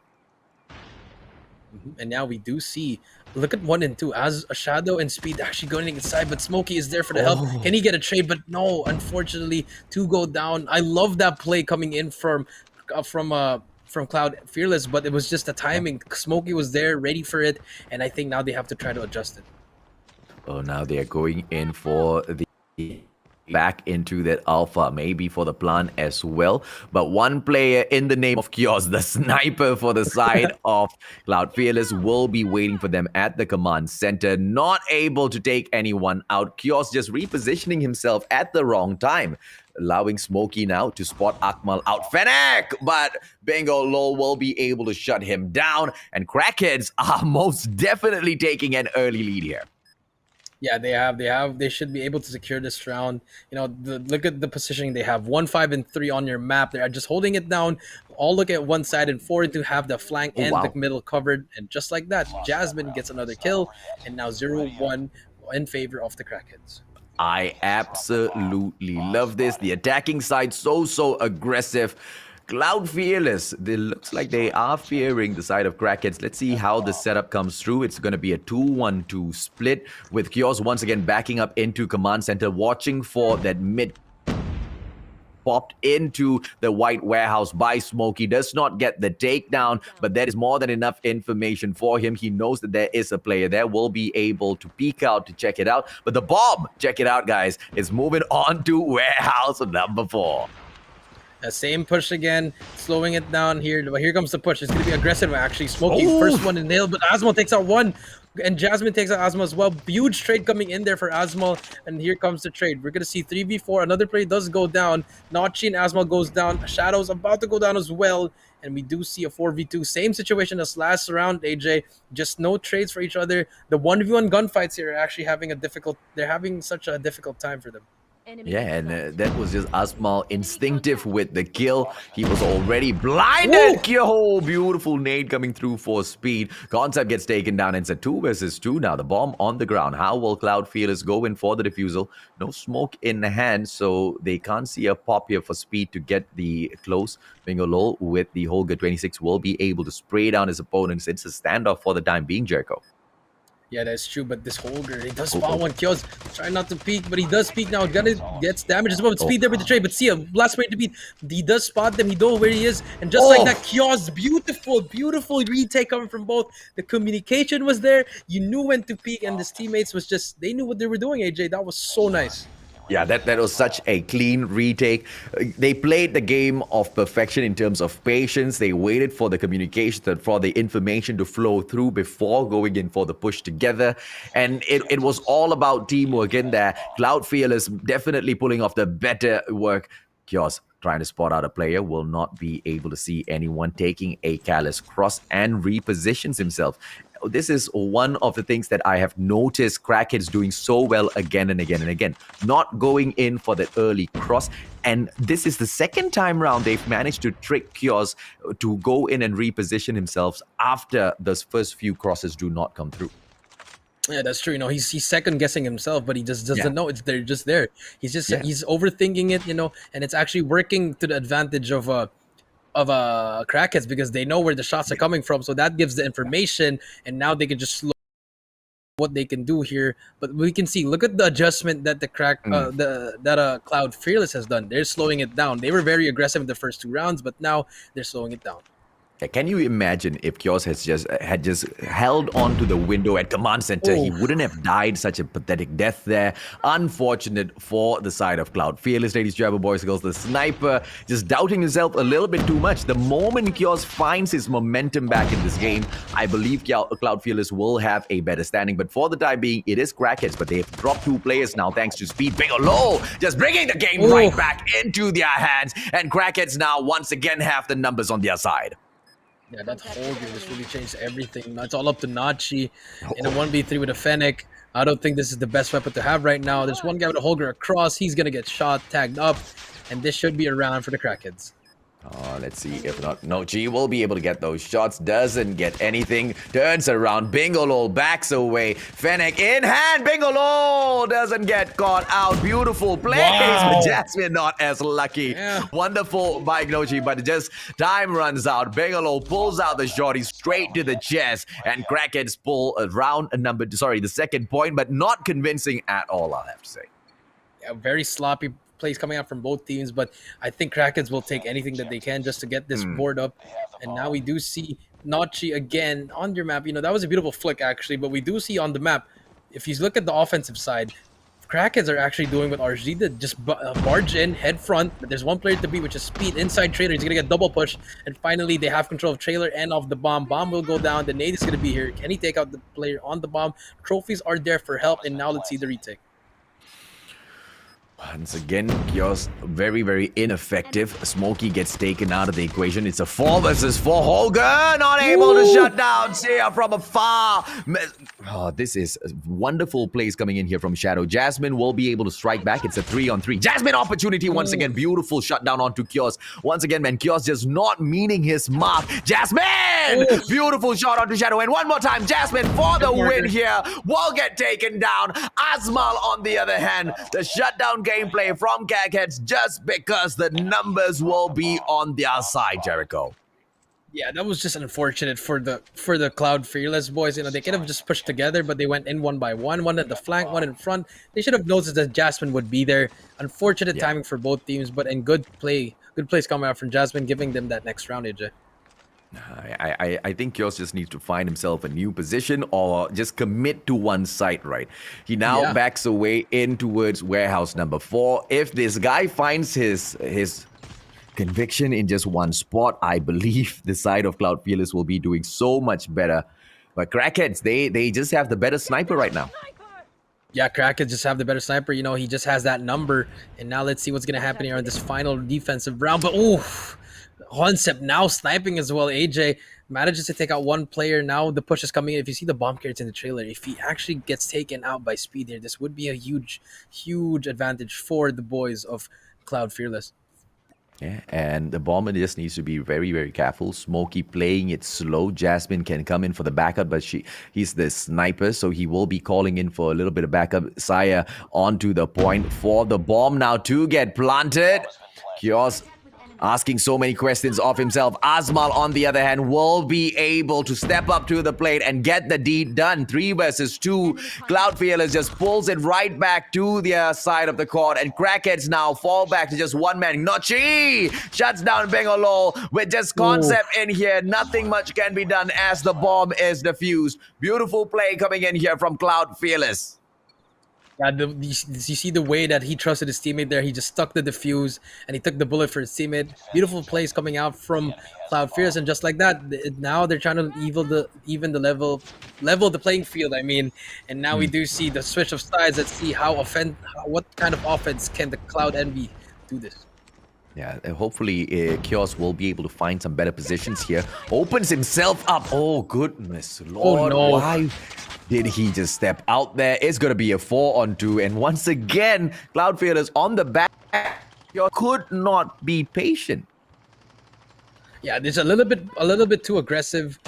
And now we do see here that they have the bomb down, but they can still grab the bomb out of C. They can still grab the bomb and rotate back to B, but it's going to take a little bit of time there. They just have to slow it down, think this through. There's a lot of time to work with. Okay, now Cloud Fearless, opportunity 4 versus 2, not the best of situations to get stuck in for search and destroy. Bomb's going to be watched by the one and only Seer, which is quite a tough player to meet up in here. Concept's going to be holding up on the other end. Let's see if Nochi will be able to get a shutdown with the Fennec from afar. He's not going to get the lucky, but as 2 players go in for the push at the very same time, Shadow should be able to catch the backstab. 1 will come in for the opportunity. Concept backs away, uses the raid to his advantage. Nochi takes a 2-piece for himself. What a play so far to equalize things in terms of numbers. He got 3. Nochi got 3. Now it's a 2v1. This is what just happened to Crackheads? Now it's going to be a winnable round for the Cloud Fearless boys. Bomb will go down. It's all up to Jasmine with a sniper. But then again, it's Jasmine. He can probably get these 2 guys. But this is how you should play S&D. Cloud Fearless, they should have not won this round, AJ.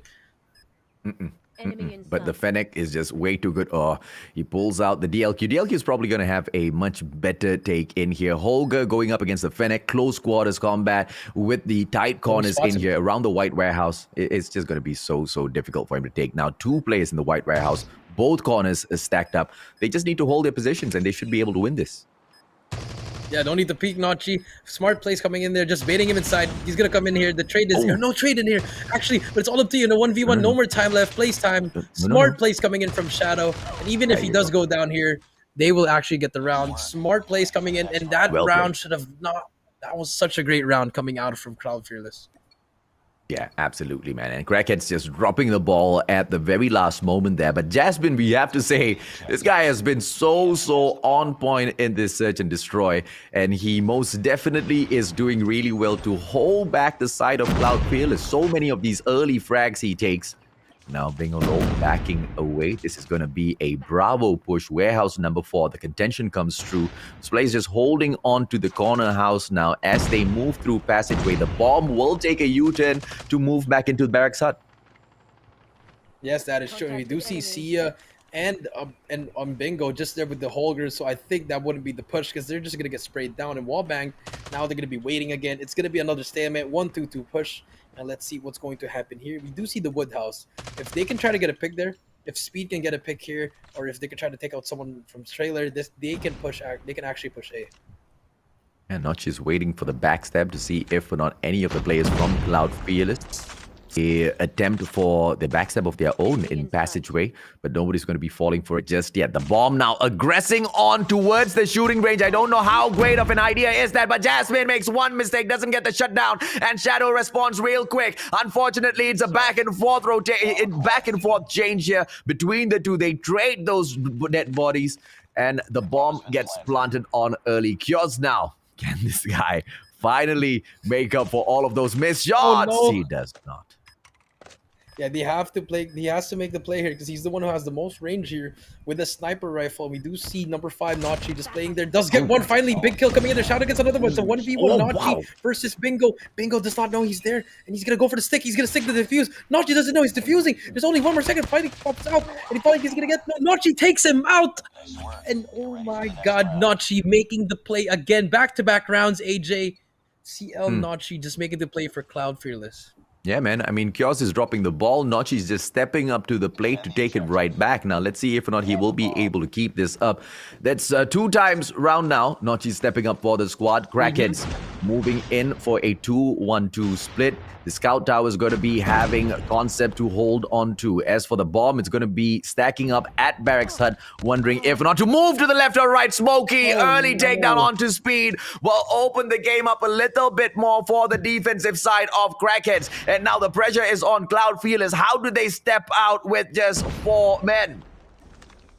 I mean, they've won a 2v4, AJ, so I feel like they know what to do here. They just have to get an opening here, AJ. I feel like one of them has to step up again. Maybe Nachi can make a play again. They know Sia is in B and 2 players there, so I feel like B is not the option, but they have a lot of time to work with, AJ. Now, let's see. Bomb still strolling around in that Barracks Hut, not trying to make any mistakes. Kiosk looking for a frag, but has to be really careful because the player that he takes on is going to be Smoking. And as for a backup for Smokey, it's going to be the one and only Jasmine. This guy has been on point throughout the whole match. Bomber now, what is he doing? Unfortunate, but the bomb is down. Yeah, you're right, AJ. What are they doing? I think they just threw this round already. Why? Because it was a good round. Why?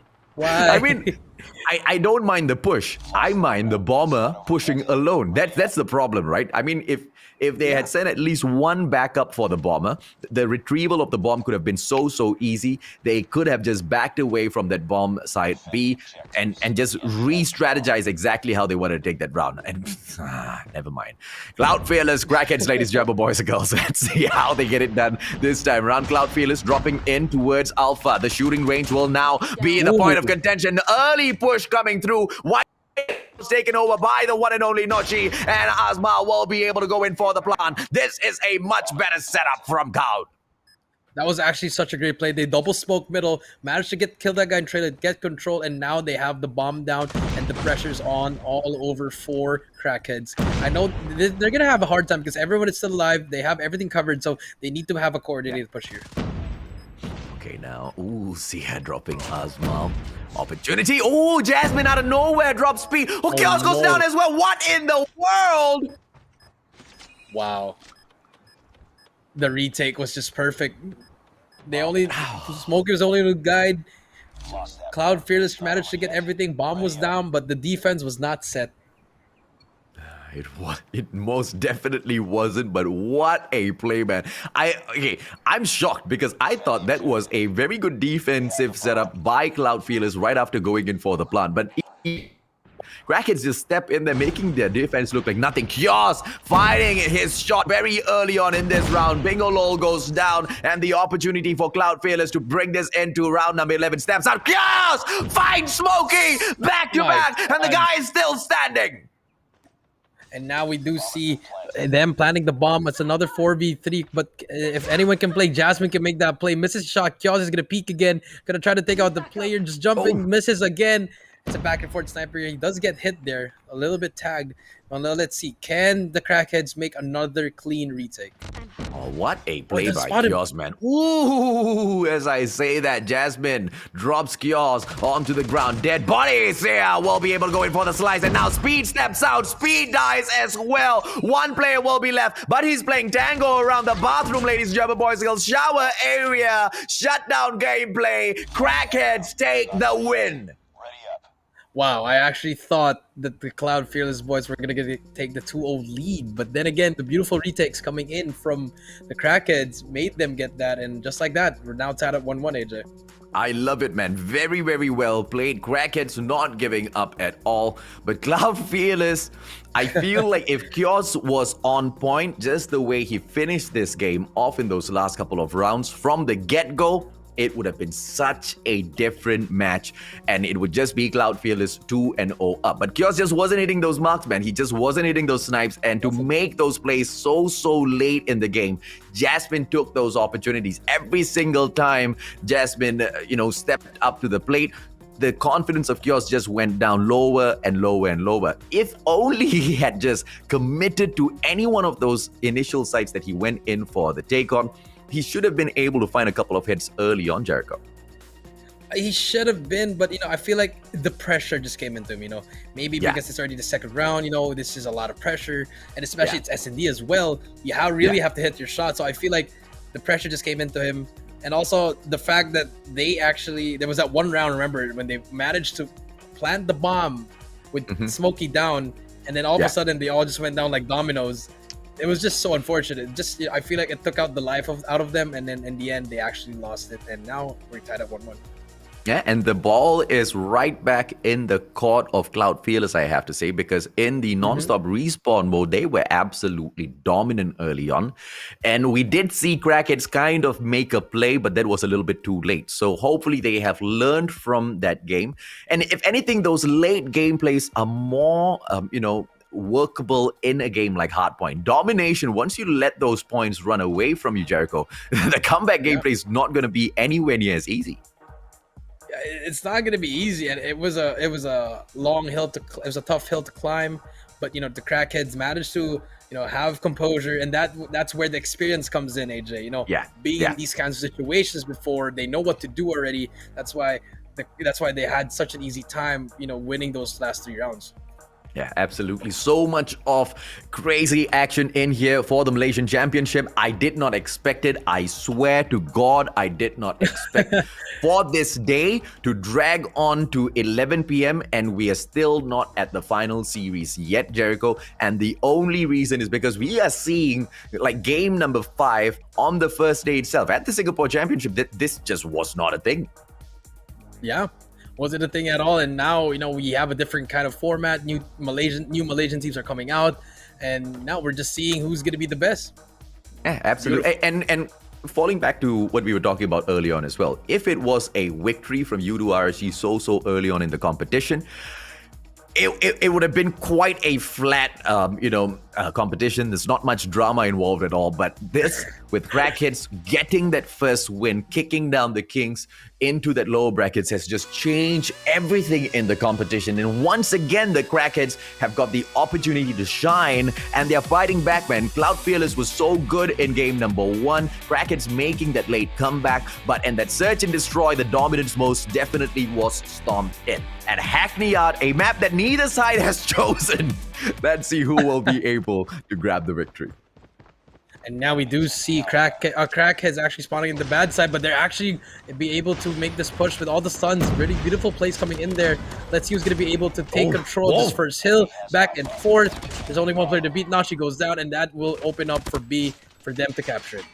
Oh, look at them piling on everyone into Bravo to grab it first, and then only backing away into Charlie, hoping to get that spawn. But unfortunate for them, because the spawn actually goes on over to Cloud Fearless, who will not be picking Charlie up at all. They want to focus in on Alpha or Bravo. This is just 2 teams running around the map right now, Jericho. Yeah, everyone's running around, but here comes Nachi with 3 kills. Just takes. Oh, actually no. Bingo with 3 kills. My bad. This takes out everyone, and I think they're gonna be able to flip it here. Yes, they actually had to flip it here. They do want A. Like I said, AJ, A is the best flag here in Hackney Yard, and this is what's happening right now. Okay, now let's see if or not they will be able to work it, right? Because even though that is the best flag, if you cannot work the flag, it's absolutely pointless. They move in there, they grab it for themselves, so careless because they didn't pick Charlie. Nobody has picked Charlie up just yet, and finally Crackheads stepping in there to get the job done. But I feel like that was such a bad start to this game. They just got a little bit overexcited, and now once again, they have to play comeback. Yeah, it was such a risky play. It did pay off for a while, but now it's not, because now they're getting trapped by Cloud Fearless, and now they have to do it all over again, slowly but surely getting those kills and making a push together as a team. Never mind, man. Never mind. Come on, Crackheads. Just let me see exactly what they have in here, right? Because you see, it was Crackheads that picked which side to start on, you know. And it makes absolutely zero sense for the Crackheads to pick the side to start on and then immediately try to swap the spawn. Because if you wanted the spawn, you could have just picked the spawn.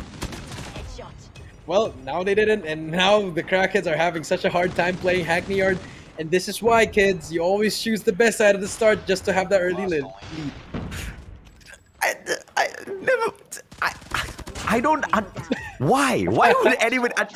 It's because okay. You see, the debate here is Phineas. Well, as to deciding which side is the more powerful side, right? And I understand exactly why you say Alpha's the point to pick, but the Crackheads, they pick the opposite side, and then they go in for the swap.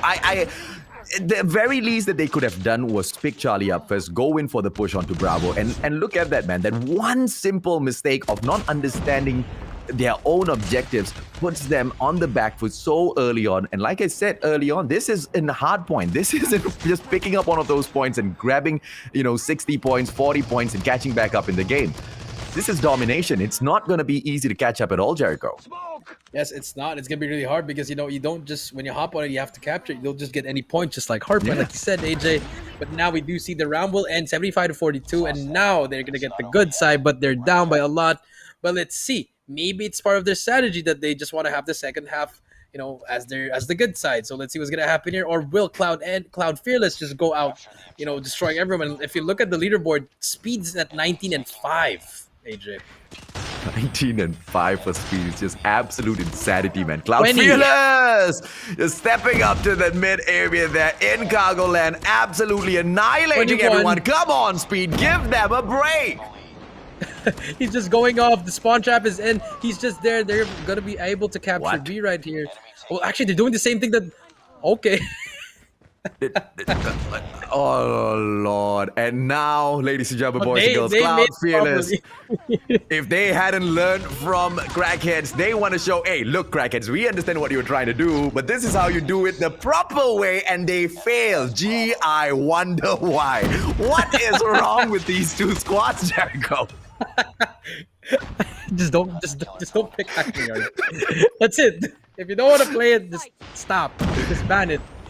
Now we do see Cloud Fearless. They still have control, AJ, but their whole flag, they're about to cap it. But if you look at the spawns, they actually spawned there. It's going to be one player to beat their Bingo. Unfortunately, takes him out. And now they're going to be an A. Notchy trying to make a play here. If he does get this person, but no. Boogie takes him out. And Azmal now just trying to defend B on his own here. No help from his teammates. Everyone is spread it out. It's a cluster. It's a cluster game right now, AJ. What? Charlie's open, man. They got those kills, bro. They could have picked it up for themselves. Why are they focusing in on Bravo? And this is oh my God, no one's actually capping it. Now, okay, finally someone actually caps it. And I don't know if they know how to play domination or they just want to play hardpoint already, AJ. I don't know. I don't know, man. I don't know, man. I'm confused. I'm confused as to what's happening on Hackney Yard right now. Neither side making much sense, ladies and gentlemen, boys and girls. And they're just so fixated. The only way for me to break this down that might make sense is this is ego play. Okay, ego play to see who can capture Bravo better. just ego channeling everything. But now we do see that Cloud Fearless, they have managed to flip the spawns actually, AJ, and now they have control just like the last half. And now look at Crackheads. They're having such a hard time in the respawns mode, AJ. Enemy in sight. Cloud Fearless can do whatever they want because Crackheads do not know what they want, right? This is an absolute horrific show for the Crackheads to be going through, ladies and gentlemen, boys and girls. Cloud Fearless is going to be able to pick up such a smooth win here. Even if the Crackheads do make a incredible comeback gameplay, it's just way too late. Once again, domination is just not the type of match that you can allow to move out of your hands and then try to make some tremendous gameplay later on. For 130 to 73, just impossible to make a comeback from. And Crackheads, I am just confused. They're not cracked enough yet, so I don't know. This is just disappointing from them, you know. The veteranship and everything from them, they should be at least know they should know what to do in Hackney Yard. It's just unfortunate. I mean, I was looking at the map while ago, AJ. There was like 8 lives that no one went to see, but no one captured it as well. They just kept on going through in B&B, barging their head in to the end, and now look at what happened. And they clear out Charlie, right? I mean, Dock House, there was a couple of spawns in there for Cloud Fearless. They knew that Cloud Fearless was going in for the distraction gameplay. They killed the players who were trying to take Dock House away, but they don't take Dock House for themselves. They don't pick Charlie up for themselves. My God. How? Why? I don't know. Maybe they're, you know, maybe they don't want to cap a home flag, you know? Maybe they want to win with just B and A. Or like maybe they just want to win with B. If you want to maybe be B is an the A, home flag. if you want to be an A, you pick the Guerrilla base. You had the option to choose where to start at. That is the one that kills me, man. Is the fact that you had the choice and you chose to start on the Special Forces base and you do not capture the Special Forces base. You run towards Bravo, that is fine.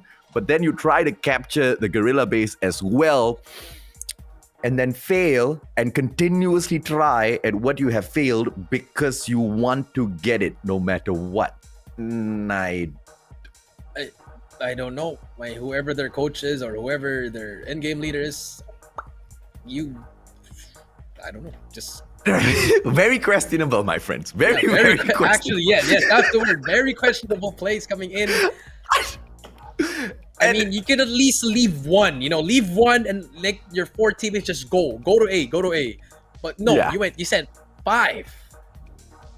Oops. I can't believe it, man. I mean, at this why didn't they stage, ban out this map instead? But exactly, I guess, exactly. I guess Takeoff is slightly worse. Yeah, okay. I understand where you guys are coming from, but gee, I don't know. There was just such very interesting approach to Hackney Yard and domination that I have ever witnessed before in my life. Which unfortunately for Crackheads, they have to recover from. I mean, if we do not see... This is the squad that kicked Yoodo RSG down to the lower brackets, okay? And then... let's just get to the next game. Yeah, this game of potato. I don't know, man. Come on, man. Let's crack a potato next, ladies and gentlemen, boys, because it's gonna be, I guess, match number 4 that could swing either way, Jericho, and hopefully it swings the way of Crackheads because I feel like they deserve another chance in here. I don't know. I mean, honestly, after that, I hope they dominate in this one. Like, you know, 150-0. Just like, tell us why we should talk about you guys more, you know? So let's see what's going to happen. It was their map pick, AJ. Raid was their map pick, and here we go. Game number 4 on Raid Hardpoint. Take it away, AJ. Oh, good lord. Come on, man. Let's play the square center here. Both teams moving in for a straightforward push, but the side of Crackheads will be able to take laundry room first, which means holding on to the first hardpoint is going to be a little bit easier for them, and that pulls off in the exact same way. Crackheads stepping in, and the hardpoint will belong to them. Cloud Fearless, how will they go in for the retake? Yeah, we do see that. We do see the laundry side, very important, but they have to hit that flank. You know, now they're spawning at open stairs at the pool side. Now it's going to be a little bit hard, but it's okay. Remember, the first hill, whoever has that laundry side will pretty much get everything there. So if I was Cloud Fearless, just try to get some kills from the outside, build your streaks up, and then now you just rotate back to P2 to get control of that. Oh, laundry room finally cleared out, but the Cloud Fearless unfortunately just not picking up those points, trickling in one by one. They need to have a slightly stronger push in there. Crackheads just blazing through 43 points. But yeah, this is the kind of matchup where you can allow your opponents to run away 40-50 points and play catch up, no issues whatsoever. Second hard point down into kitchen. Let's see who cooks this better. Yeah, and we do see now the first team in there will be Cloud Fearless, but we do see the triple rotate, the triple flag from the back. Sia gonna get taken out, Notchi, but everyone is there for the trade. Good job. There's gonna be one player, Bingo, in money room. Big play here if he actually makes a kill here, but no one is there for him to help. And now we do see Cloud Fearless now have control of the hill. Okay, opportunity. It's a numbers game that will be able to catch them off guard. Ooh, but Predator missile will be brought in a little bit out to the side. 59-14. Cloud Fearless, although they were able to open up this hard point, they don't capitalize at all. Crackheads pulling away. You might not get what you asked for, but something very similar might just fall through. 150-0? Maybe not, but 150. Here we come. Crackheads, look at them blaze through Jericho. Wow. Yeah, and now this is, if you want to come back and raid, the third hill is your money hill. You have to hold this down. There's only 3 points of entry here. And if I was a Cloud Fearless, I would stack this hill up and just push out once you get that first wave of enemies gone. Just pick up everything. Big kills coming in from now, and now it's going to be a 3v5 pushing on the left. Can they manage to hold it down? This is the spawn of the side of Cloud Fearless as well. Not only do they need to take this point over, they need to make sure that spawn is reset. Now it's just so difficult as they keep right back into that hard point. There you go. Finally, the players will step up front, and now they need to win all of their gunfights. Unfortunately, it's Cloud Fearless that steps right back up to the plate. Sentry gun gets pulled out by the Crackheads, and this is the opportunity for them to now take control of the hard point. I mean, look at Sia just contesting that he's been there for the last 10 seconds. And now they lost control again. And this is just swinging. It's like the Summit game, AJ. It's going their way right now. And we do see Sia with those streaks closing up on that cluster strike. But no, it gets taken up by speed. And now we do see the rotation coming in from Cloud Fearless and also from Crackheads at the same time. Let's see who's going to win the transitional gunfights. It's going to be Shadow and Smokey, actually. We're going to meet on the arches. Who's going to get taken out there? Smokey takes it out. The Pred comes in. No rotation coming in from Cloud Fearless. And now it's all Crackheads. Yeah, see, very important usage of the Predator missile will be able to take down 2 players, but even after that, they still do not move into the hard point first. It is Cloud Fearless onto the basketball court. Let's see if or not they will be able to play ball a little bit better. Speed as well as Notchi managing to get that shut down. Speed with a 2-piece for himself, back-to-back in here. The players from Crackheads, they will try to enter the basketball court, but the death machine will just make it so difficult. Asmal finds nobody! Out of nowhere, Predator missile will drop him out of commission. And now, but we do see the control. They're slowly climbing up now. I think they're going to be able, they have to actually invest a lot of stuff here in order for them to actually go in that next hill, because the next hill is going to be really open. They have to start winning their gunfights, but no, unfortunately, Crackhead did break it in. Jungyu just doing everything he can, even with the shotgun at that range. One more, the Pred does come in. I do think that was the best time to use the Predator missile, AJ.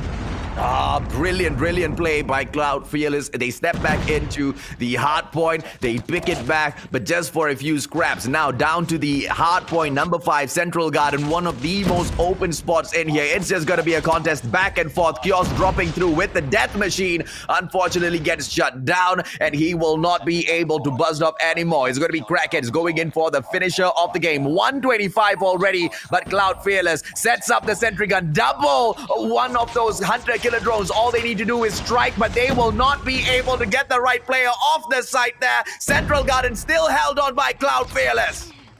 Wow, that's turned into a different kind of game now. Cloud Fearless just holding down everything. No one can get through the wall of fear right here. And as we can see, 2 players to beat at Zigzag. Can they actually beat them? Yes, they can. Now, 20 seconds left.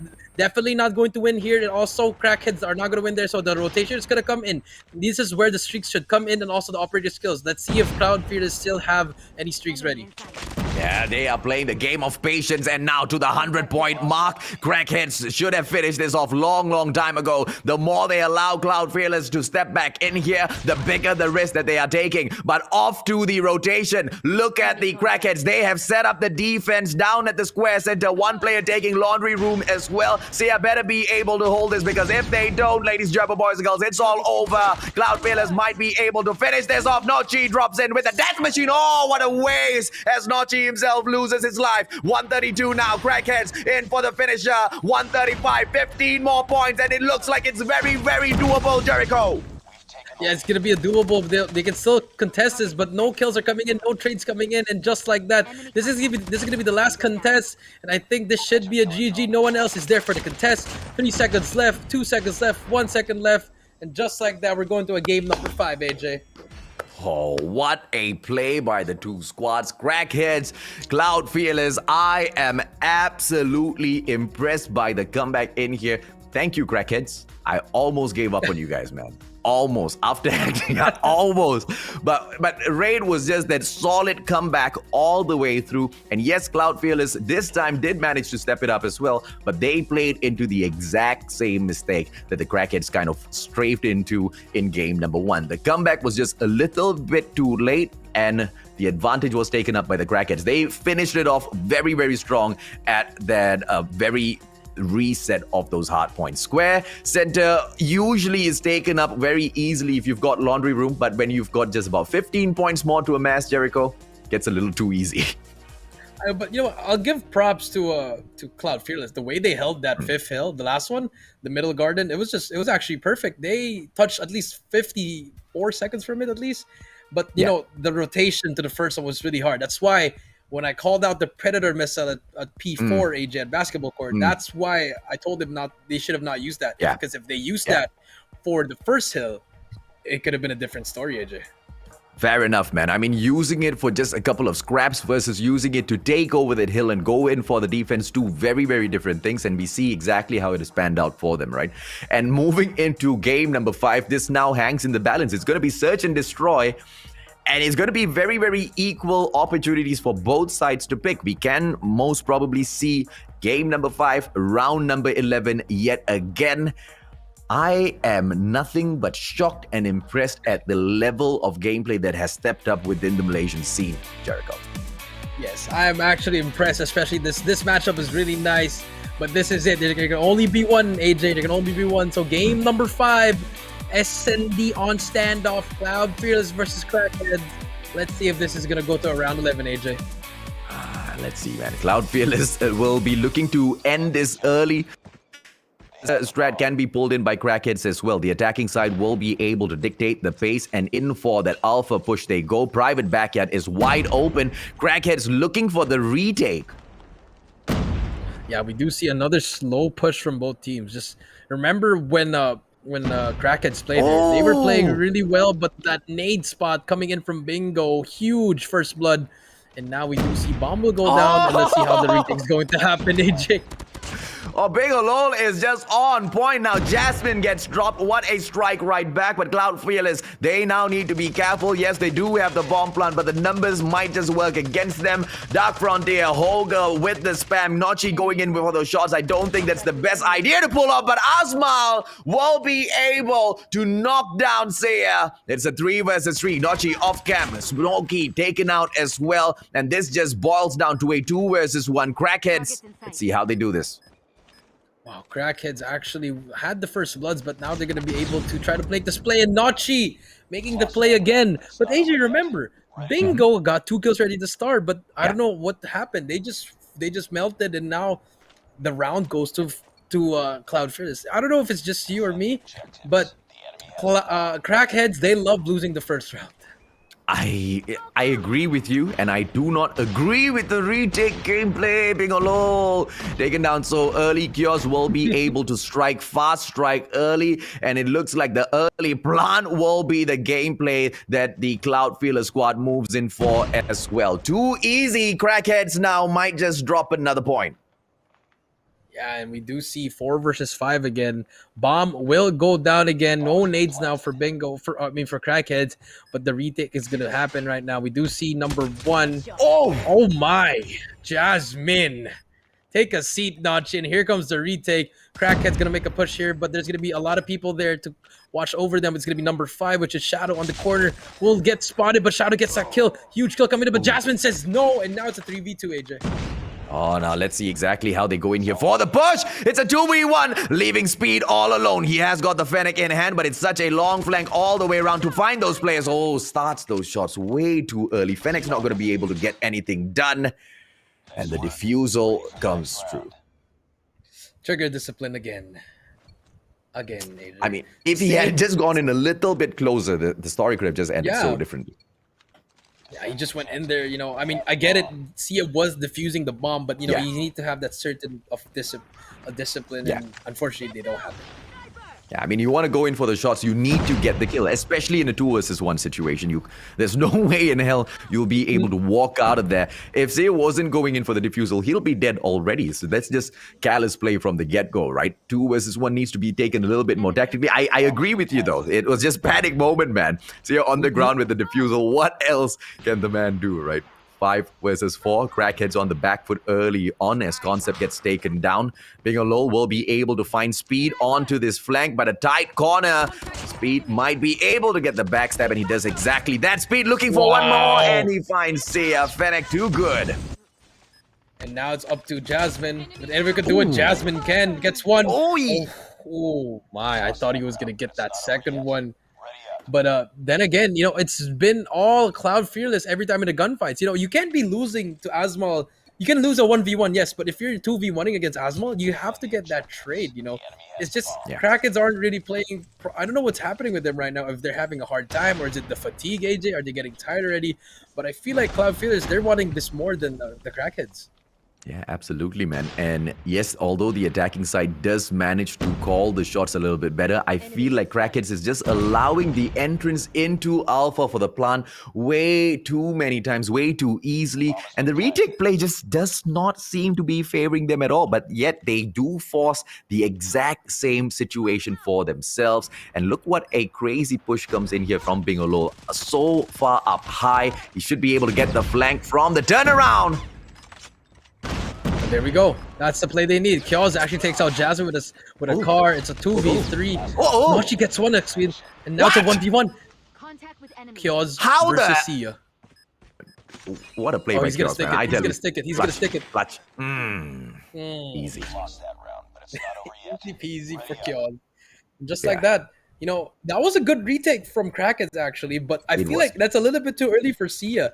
Wasn't he able to get the call out from his teammates? That's the communication there that's not really working, because he was just right beside him and go to the bomb, not even go to boxes, and then unfortunately they lost the round. Yeah, that's the winner for that round, right? Kyoz managing to get that second to last frag, and that was it. The player had to go in for that final play of the bomb.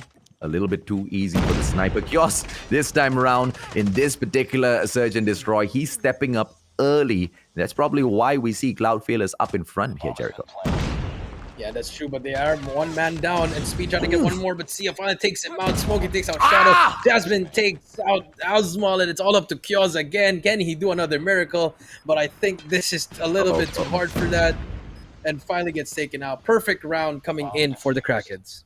Ooh, and they fight right back, ladies and gentlemen, boys and girls. And on that note, we will be switching sides. Let's see exactly what happens as the Crackheads now will try to go in for the plants. Whether or not Cloud Fearless will be as welcoming to the private backyard in for an early plant and then set up a retake. Let's see if they do that. Hopefully not, because I really hate that play. And we do see Jasmine again. Just saying no to go down to the loser bracket. They don't want to face RSG anymore. They just want to get through, and we do see a 4v5 again in favor of the Crackheads. Yeah, I mean, you can play the game of retakes, but your mechanical abilities within the game needs to be just point on, man. And communication is key. When you go in for the retake, the squad just needs to move in one fluid motion, right? Unfortunately, Crackheads aren't that fluid. there's not really fluid right now, but I mean, they are getting some round wins. If they manage to win this, it's going to be a tied up series. But I feel like the Cloud Fearless boys, they're trying to adjust to how they've been playing, a little bit mid pace to the fast pace. So I feel like just being campy would actually help them win rounds. Enemy contact. Is being a little very close situation, close quarters combat maybe might have to fall in here against Shadow. Both of them. Oh! Shadow manages to get caught off. Bangalore uses the second floor to his advantage. And now let's see exactly what will boil down here. Cloud Fearless left with just no players. Right, well, just like that, it's tied up 3-3 right now. The switch of sides actually now. We do see the weaknesses of Cloud Fearless, which is the defensive side of S&D, and Crackheads also having a hard time in offense, but they're getting the picks they need. They're not planning the bomb, but they're just getting the kills that they need, AJ. Yeah, let's see if or not there's just the kills alone will be enough for them. As they take another attacking site, the bomb is straying off all alone towards the Guerrilla Avenue, maybe for a backstep into Hotel Yard. There you go, that's a better chance for the bomber to fall right back. The opportunity for Azmal will fall through and Bingalol gets taken down. Cloud Fearless with the upper hand and a beautiful nade will be... Oh! Doesn't get anyone, but... Yeah, but Azmal, in a perfect position to get a pick here. If he just doesn't get timing, but he does get the timing. That's Call of Duty timing at its worst. Azmal gets taken now. Now it's a 3v4, AJ, and the rotation should be coming in for Crackheads. Or what will the Cloud Boys do here, AJ? They need to make something here happen. Yeah. It's a 4-on-3 Ooh, concept, making it a 4-on-2, and now Crackheads most definitely should be able to take this round unless the one and only Speed gets the drop, and he does. The bomb is now on the ground. Is he going to be able to take another one? He manages to smoke out Jasmine, going in for the third. Sia gets dropped as well, and Concept drops in. Why, Speed? Why? He knew he was there. He should have just pre-fired him. Unfortunate timing, but Speed, that Fennec, wow, the way he uses that is just beautiful. But unfortunately, he did not get that round win, and now they are down one, AJ. He anticipated it, but the smarter thing at that point would have been to just back away, find a little bit of cover, take a breather, and just wait, right? Unfortunate, man, but what a brilliant play that he brought out from himself. And now, opportunity for the side of Crackheads to continue to move forward and grab this victory. Perhaps kick Cloud Fearless down. That's exactly what Cloud Fearless fears. Yeah, and then we do see them taking a page out of RSG, just holding it down back alley, but Concept takes out one, gets the trade from Notchi, and just like that, 4v4 keeps it alive again. But now Kyo is getting tagged up, trying to get a pick with his sniper, but nothing is going well for him right now. But Cloud Fearless just holding it down. Now bomb has been taken, but where will the Fearless boys? The spot one Concept takes out one. Oh no, that's so unfortunate. Kyo also gets taken out. It's all up to Speed in a 1v4 again. But it's a little bit too much. One more round for the Crackheads. Oh my God. Ladies and gentlemen, boys and girls, let me bring you the Crackheads. Dude, what a start to the competition. This fight between Crackheads as well as this squad, right? And we all thought that it was going to be Cloud Fearless that takes the win after such a tremendous opener at Summit. But look at the Crackheads working right back through. Now 1 point away they are from clinching this game. Yeah, and this is a huge play here from Shadow, but I think he's going to get caught. The spot one. Oh, trigger discipline, but Smokey can turn around. No, he does not.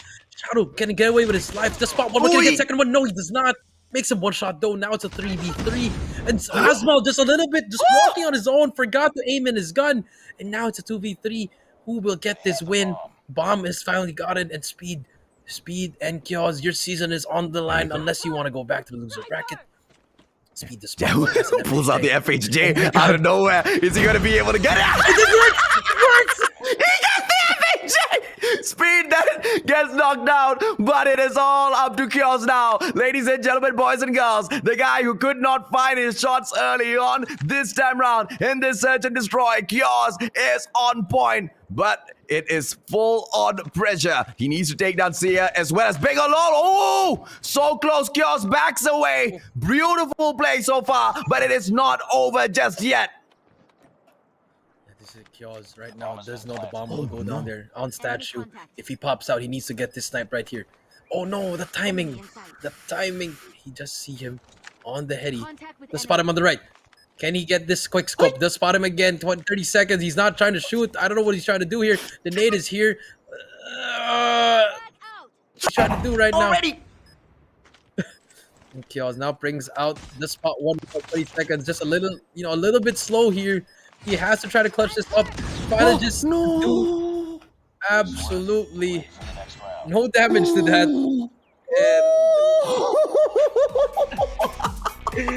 Freaking Crackheads, man! I take back everything, Crackheads. You guys can take this, but just don't play Hackney or Domination. What in the world? I can't. They did it! They did it, and they proved themselves back to back on day number 1. They managed to kick Cloud Fearless down into the low brackets as well. What a crazy play, man. 2 out of 2 for them in terms of pushing teams down to the low brackets. Are we going to be able to see them go all the way through to the grand finals, ladies and gentlemen, boys and girls? I think that's the setup that... Dude, I tell you, Jericho, you and me, man, we kind of rigged this in our head before the competition even started. Scripted. Scripted, guys. Yeah, goddamn scripted. But, I mean, before we're going to move on to the highlights, but just... I don't know, man. Like, everyone had such good moments. Like here for this one, oh my god, Cloud Fearless looking so unstoppable in game number 1. What is happening to the Crackheads? They're losing. And then I don't know. I mean, like look at the way they're playing. It was really great. The Crackheads, they tried to make a comeback, but in the end, it was just a little bit too much for them. And we do see here though, bingo. This is where it started with the equalizers, the operator skills from the Crackheads making some plays here. Yeah, and the Crackheads just try to make that comeback a little bit too late when we moved back into the control room number 2 that was just shut down. And then game number 2 was a little bit of a different complexion for the side of Cloud Fearless because Kyoz, bro, he just was not finding the target with his scope. Yeah, and Jasmine was just, taking out everyone like that. Yes, Kyoz was getting some kills there, but he was such an easy target for Jasmine. Yeah, Jasmine was just stepping it up again and again and again. And if only Kyoz was on point for this search and destroy, I am very, very sure it would not be Crackheads moving on to the next set in the upper brackets. It would have been, but this is the golden game between the 2 squads. Let's see who can get B better. And it was just so unfortunate, right? Because at the end of the day, that just fell into Cloud Fearless's hands with a triple cap because the side of Crackheads, they just couldn't get into their heads that the point of that game was not Bravo. It was A. You just have to get A, then you can get B. Or you can get your C, then you can get... Yeah, but it was just quite different game number 4. rate. Yeah, very different here. More convincing win for the boys of Crackheads, even though it was a beautiful comeback coming in from the boys of Cloud Fearless. But here in S&D, it was a back and forth. I thought that the boys from Cloud Fearless had that good start. Yes, they did, but they couldn't manage to do anything in the defensive side. What a day it has been at the Malaysian Championship. Dude, we cannot lie to you guys. You cannot. You cannot. I'm losing brain cells. Yeah, I cannot, okay? I cannot. Because it's a couple of things that we were talking about. Like, it'll be really interesting, if things just break down in this way. And that's exactly what we are seeing in here. And this is what we need to heighten up the drama at the Malaysian Championship. We are getting everything that we asked for. Let's just bring on the MVPs for that match so we can get into the final series and see if or not that one blows our mind as well, Jericho. And it's bingo again, back-to-back MVP. He will get 24.3 kills, 18.3 deaths, 5 assists, and 3,185.7 average score. Still the same numbers, but he's gotten more kills, AJ, and he's been that player that they really need. Bingo is just making a lot of huge plays. Absolutely. I mean, regardless of which team he goes up against, he always steps up to the front. And it's just a situation where we will have to look out for way more in the future, ladies and gentlemen, boys and girls. Crackheads are here to crack a couple of skulls open, and they have been doing it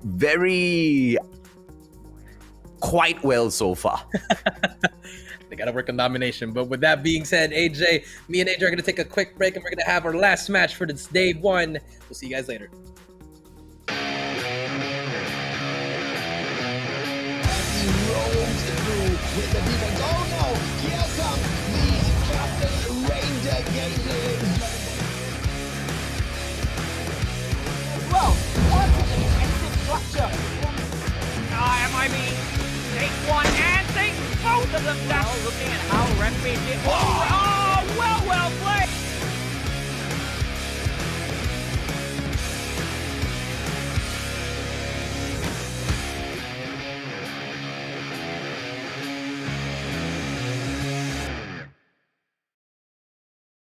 It's just a state of flux. Too much, but not enough at the same time. I know that you ain't fine. I know you'll be alright. Thought you'd build us up, mold us out of dust, and save the world that way. Hoped it was enough to justify the loss of every choice you made. I know you thought you gave it up, poured it into us and out of your reserves. And now you're looking back, thinking losing what you had was never worth this hurt. But you never lost it, you're just above or below it. And in the heat of the moment, whoa, I can see your eyes in my eyes in the mirror. It's just a state of flux. Too much and not enough at the same time. I know that you ain't fine. I know you'll be alright this time, this time. It's just a state of change. So close yet far away at the same time. I know that you ain't fine. I know you'll be alright this time, this time. Looking to yourself like you're someone else that you don't have to love. Picking at the wounds, looking for the proof to justify the cause. Feels like everything is past, slipped out of your hands like it was never there. But look at what you made. In the darkest place, I will be standing there. But you never lost it, you're just above or below it. And in the heat of the moment, whoa, I can see your eyes in my eyes in the mirror. It's just a state of flux. Too much and not enough at the same time. I know that you ain't fine. I know you'll be alright this time, this time. It's just a state of change.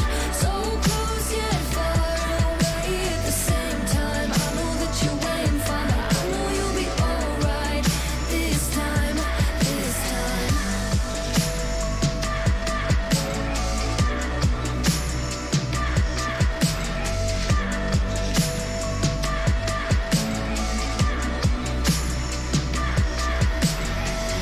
It's just a state of flux.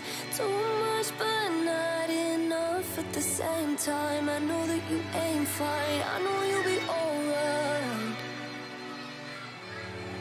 It's just a state of change. So close yet far away at the same time. I know that you ain't fine. I know you'll be alright this time, this time.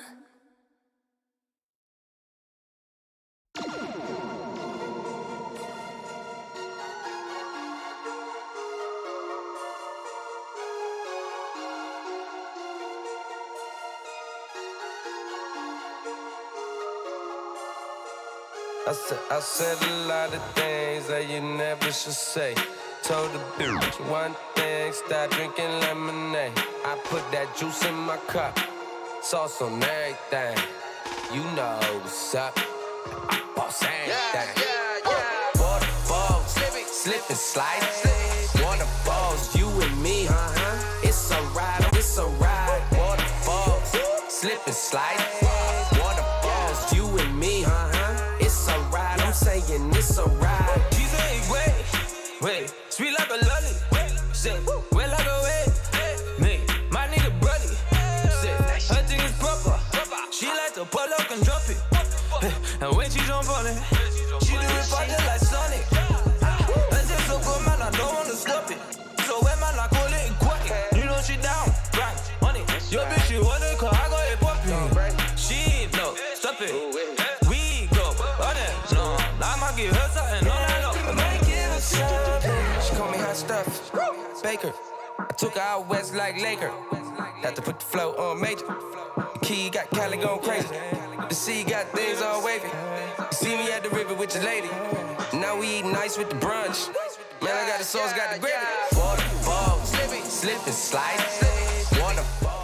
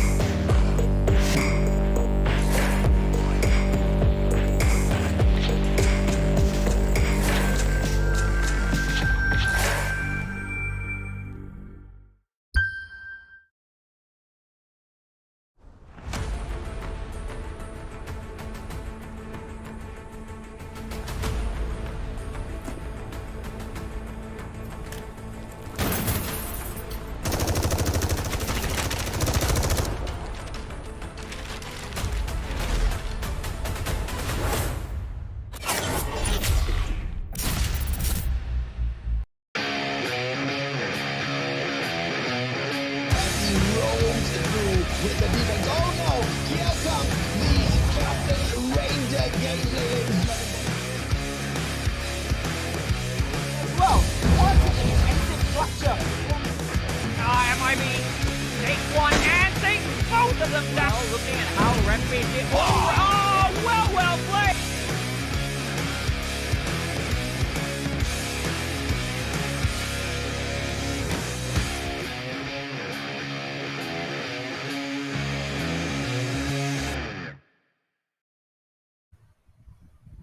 Welcome everybody back to the Call of Duty Mobile Malaysia Championship 2021. I am your host VVV Jericho as well with my partner, the great AJ Mustachio. And before we do start, we just want to say that the Sony Xperia 1 Mark III is the phone for this tournament, the Malaysia Championship, also for the World Championship. As you can see, that's the phone at the side of AJ.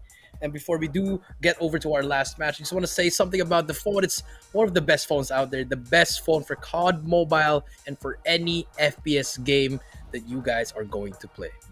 Yeah, and hands down with the fluid motion of the 120 Hz display, what more do we need to say? We don't even need to talk about the low gamma razor. We don't need to talk about the supreme audio that you get from Sony. I mean, come on, man. It's Sony, right? At the end of the day. Audio is not going to be a problem at all. But the 120 Hz refresh rate, that just gets the win for you. You spot your enemies a little bit faster than they spot you. What else do you need? And in a game like Call of Duty Mobile, where the speed of response is everything, imagine Fennec combo with the Xperia 1 Mark III.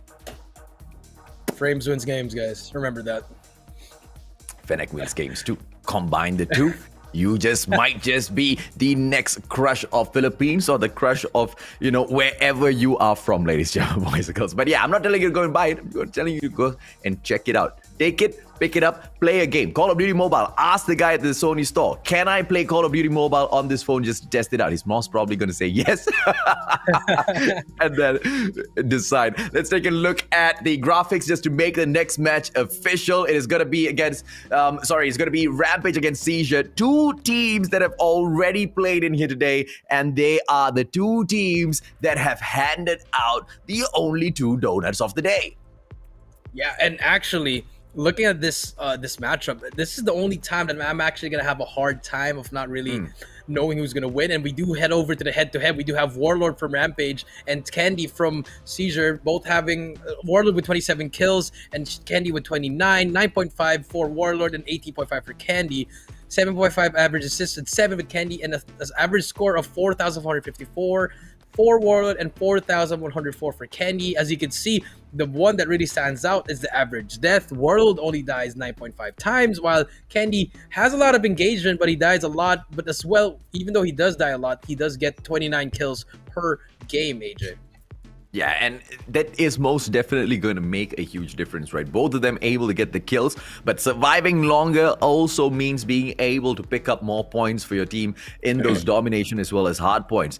And it looks like Rampage will be the ones that wins the coin toss, and they will be picking Crossfire out of the mix, and Raid will be banned off by Czure. Hackney Yard will be left in here for the rotations, and Takeoff will be here as well. But I love the fact that it is a map that is brought in here by Czure. They want to play it for hardpoint. My God, yeah, we do see Takeoff hardpoint. It's just, are you sure about this? You know, I mean, that's what I'm going through right now. Like, are you sure if you want to go do this? And also, we're gonna go back to Hackney Yard in game number 3, AJ. I hope we do see a better gameplay of Hackney Yard. So I feel like if Rampage wants to get this done over, they need to get the studio. Maybe Takeoff might be their kryptonite, but let's see what happens here, AJ. Yeah, and Czure has got the opportunity to choose exactly which part of Hackney Yard they want to start in, which is a very, very big deal, because Hackney Yard is one of those maps where it's definitely imbalanced. You definitely want to go in. But which side you choose will depend on which camp you are with. Either you are with Beef Mami as well as Jericho. And I see exactly where they're coming from. I do agree. In certain situations, the alpha side is much better. But for me personally, Charlie is just so much more easier to work with. Yes, you will be able to get it a little bit faster. You will be able to reach Bravo a little bit faster. Hold on to that alpha side as well.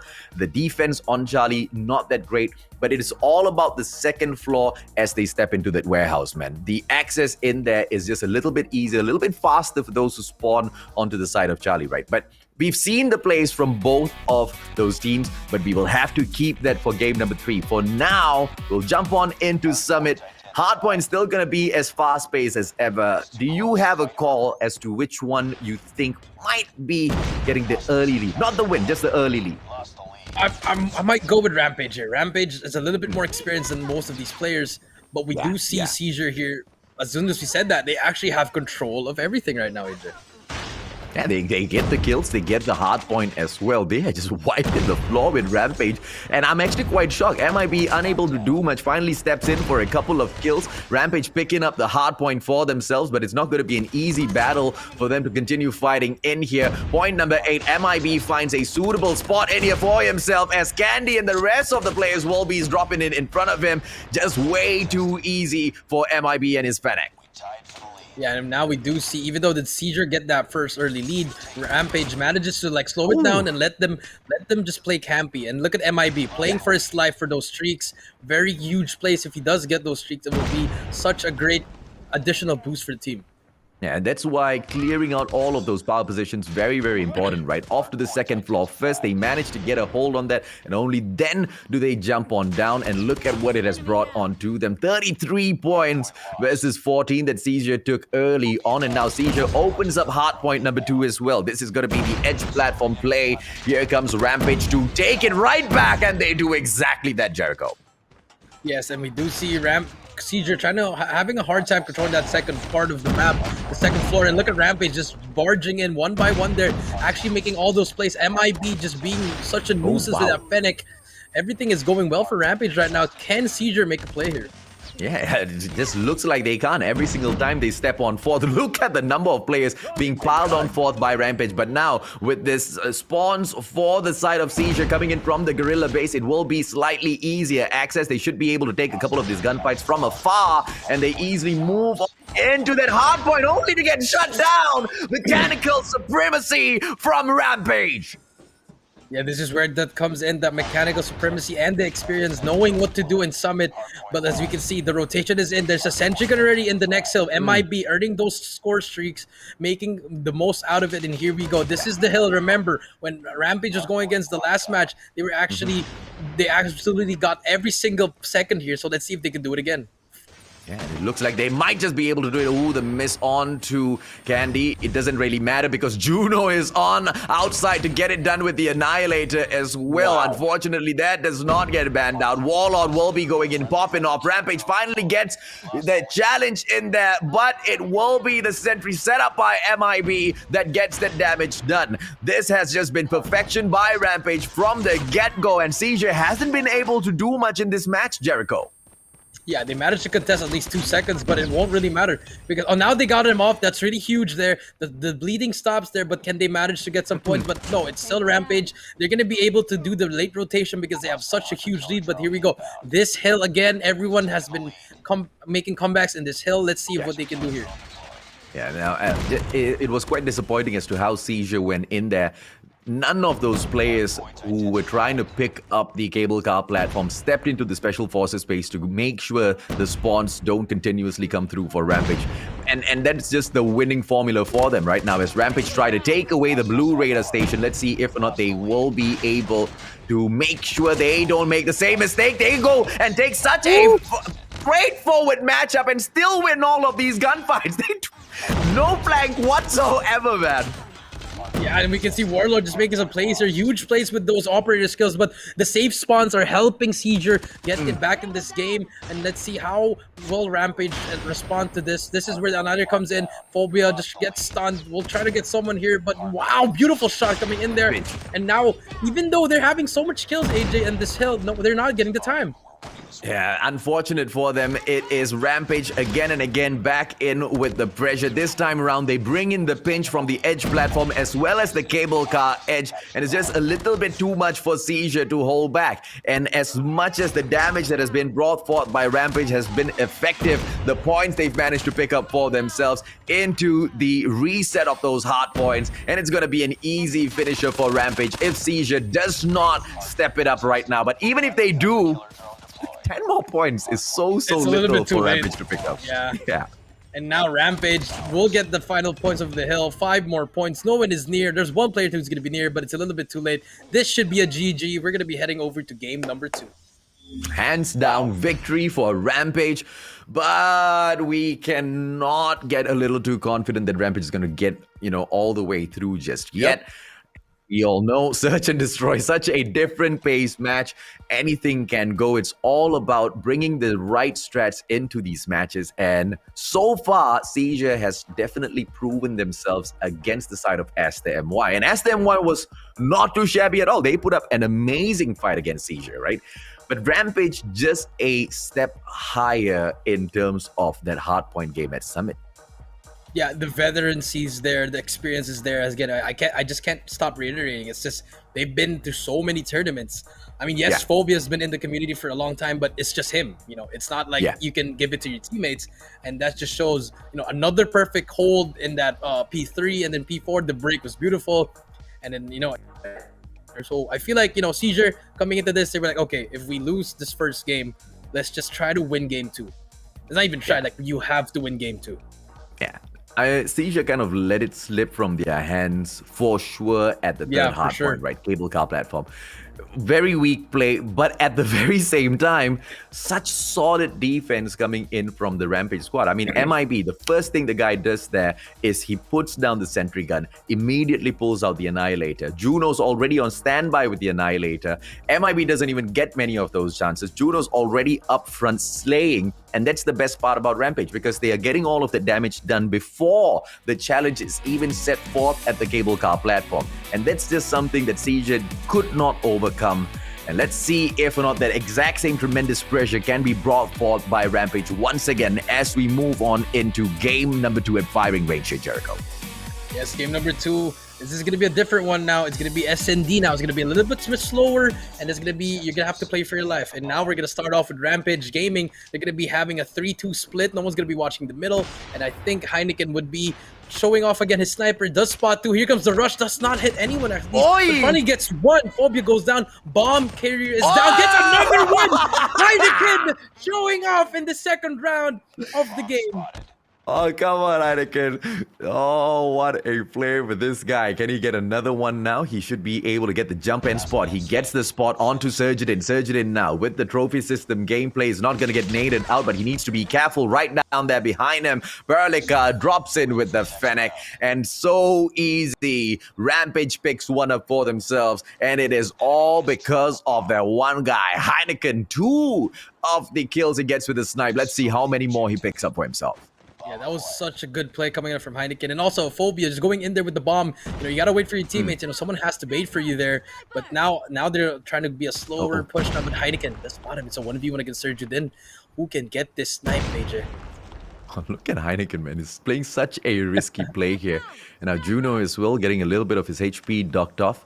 Heineken, is he going to be able to get the catch? Crazy in terms of positioning. But he needs to be careful. Surgeon just spotting at the side of his body out there will be able to take the first shot. Not sure if Surgeon saw him repositioning himself, but it's okay. We will catch up with that battle in a little bit more. Candy, trophy system in hand, will try to make sure that the attack does not come through at Barracks. They're still looking for a frag each before the attack comes through for Seizure. Yes, and now we do see Juno holding down, but Heineken finally gets that pick. Now it's a 5v4. Pressure is on the Seizure squad, but we do see Rampage just holding it down, not being too trigger happy, just waiting for the moment to push, and just actually just have to wait. But we do see number 3, which takes out Phobia just like that. He takes out 1 and just runs away. Good timing from Rampage, and now it's a 5v3. Rampage picking to start on the defending side. See exactly. Ooh, unfortunate for Surgeon stepping out in front of Heineken, who strikes yet again. Looking for more. It is just a 5-on-2 situation. Seizure now. Honest draw. Oh, beautiful. As Rampage makes the comeback right through, just leaving Honest all alone in here. Fennec will be able to strike. Honest, Heineken. Shotty from afar. That was a surprise, but he was already low on that HP. Yeah, but just like that, you know, they played that to perfection. You know, get some picks, then we push together, and now it's 2-0. Let's see if they can keep it up. But if you look at the leaderboard, Heineken is 5-0. Let's see if he can keep it up. Absolutely, a 3-0 game maybe for Rampage in here. Seizure might be able to fight back a little bit later on. For the time being, it just seems to be so one-sided. Phobia now taking Juno out of the equation. It's a 4-4. A good trade right back, but Heineken once again will be able to strike. Takes Flake out of the equation. MIB goes in for the strike as well. A 3 versus 2. MIB with the backstab onto Surgeon. Is he going to get another one? Yes, he does. MIB, the MVP. It's just the mechanical supremacy, as you would say, AJ. You see that where MIB got shot first, but he just managed to slide and shoot as fast as he can. It's just show you how experienced these players are, AJ. Yeah, absolutely, man. I mean, to know how far you can extend yourself in fights like that, especially with the Fennec, right? It's such a risky gameplay, but if you go out and your aim is right, it's such a rewarding game. Ooh, Heineken missing that spot, but that would have cost the side of Siege so much. Phobia now dropping Juno out of this equation right after Juno takes Candy out. A 4 versus 3, make that 3 versus 3. Drops Phobia. This is just a back and forth between the two, but the only ones picking the points up seem to be Rampage, and now Rampage should still be able to hold on to the defense. Look at them, right? One player in each of these key areas, and they should be able to relay that message to each other as soon as that attack drops forth, and the information has been called for. They see the bomb. Rotation coming through for MIB. This is what sets Rampage apart, Jericho. Yeah, the one they know when to rotate. Heineken's there trying to get some plays here. Does get one before he goes down. Gets another one. Did he get the third one? No, he can't. He's gonna go for it. This isn't Heineken. Just trying to get that third triple kill. Finally gets it up as Surgeon, but there is the trade MIB. Wow, Heineken, you should have not been able to get those 2 kills. But beautiful, beautiful quick scopes coming in. And just like that, we are 4-0 now, AJ.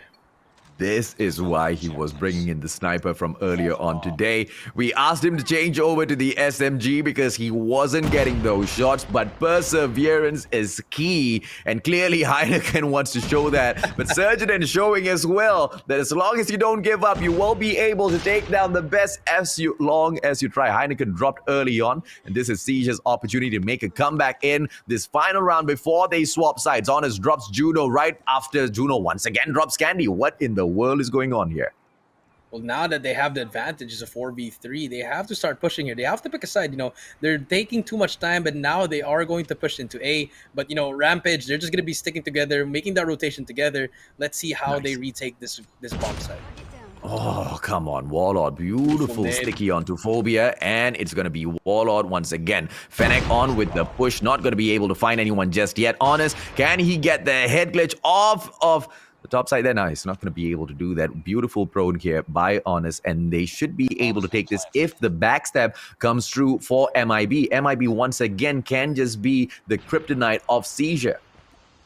I think MIB has to make the player. They have to time this perfectly. I think they're going to all push together once MIB gets through. So this is all going to come into play. MIB. There you go. Perica gets one. And MIB just in time. He does get taken up, but it's okay. That's the damage that's been done. Now they have to double push this, or one can stick the bomb. Number 3 stuck in a 1v1. Surgeon then takes out Perica. There's only one. He's going to stick it. He's going to stick it, but gets taken out as well. Surgeon making that huge play. Finally on the board. And now they can actually kind of breathe, but they're still down 3 rounds. And here is the point where Rampage now will be able to show us how good they are on the attacking side. And it's a quick push down towards the shooting range. A couple of those players just holding on to middle lane as well. The bomb is going to be taking a risky play out in the open. Steps into the white warehouse. What is going on with Warlord? He loses his life. I did not expect that at all.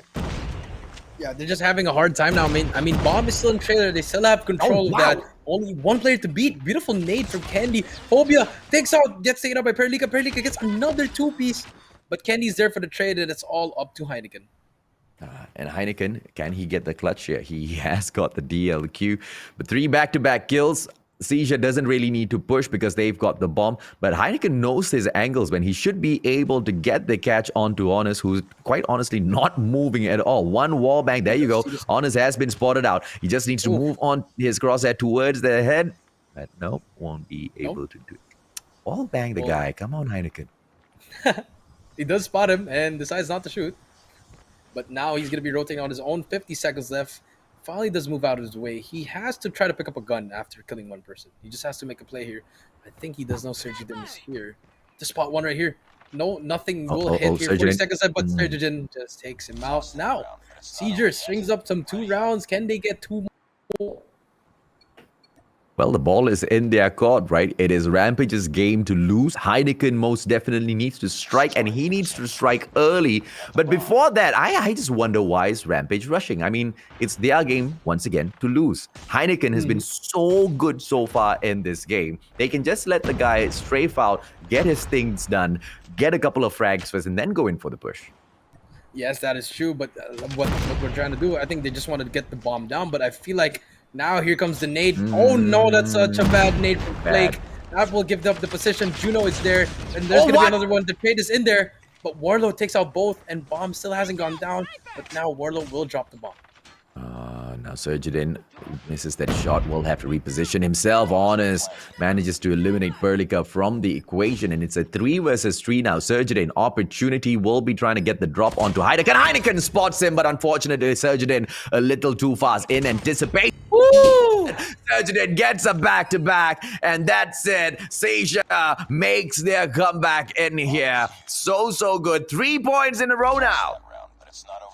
One more to tie it up and 2 more for the lead. It's getting interesting now, AJ. I feel like the adjustment from Seizure is actually working now. The way they're moving and the RG boys, Rampage, I think they're just a little bit too confident, overconfident, a little bit too pushy here. They're just barging their heads in, and let's see what they're gonna do in this next round.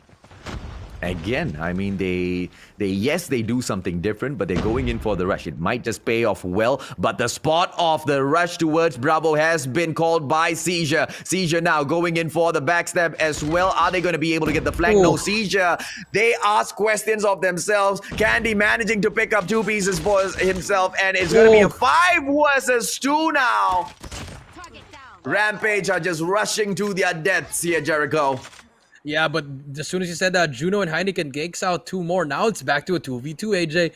Honest and Sir Juden versus Juno and Heineken, a sniper and an SMG, both getting ready now.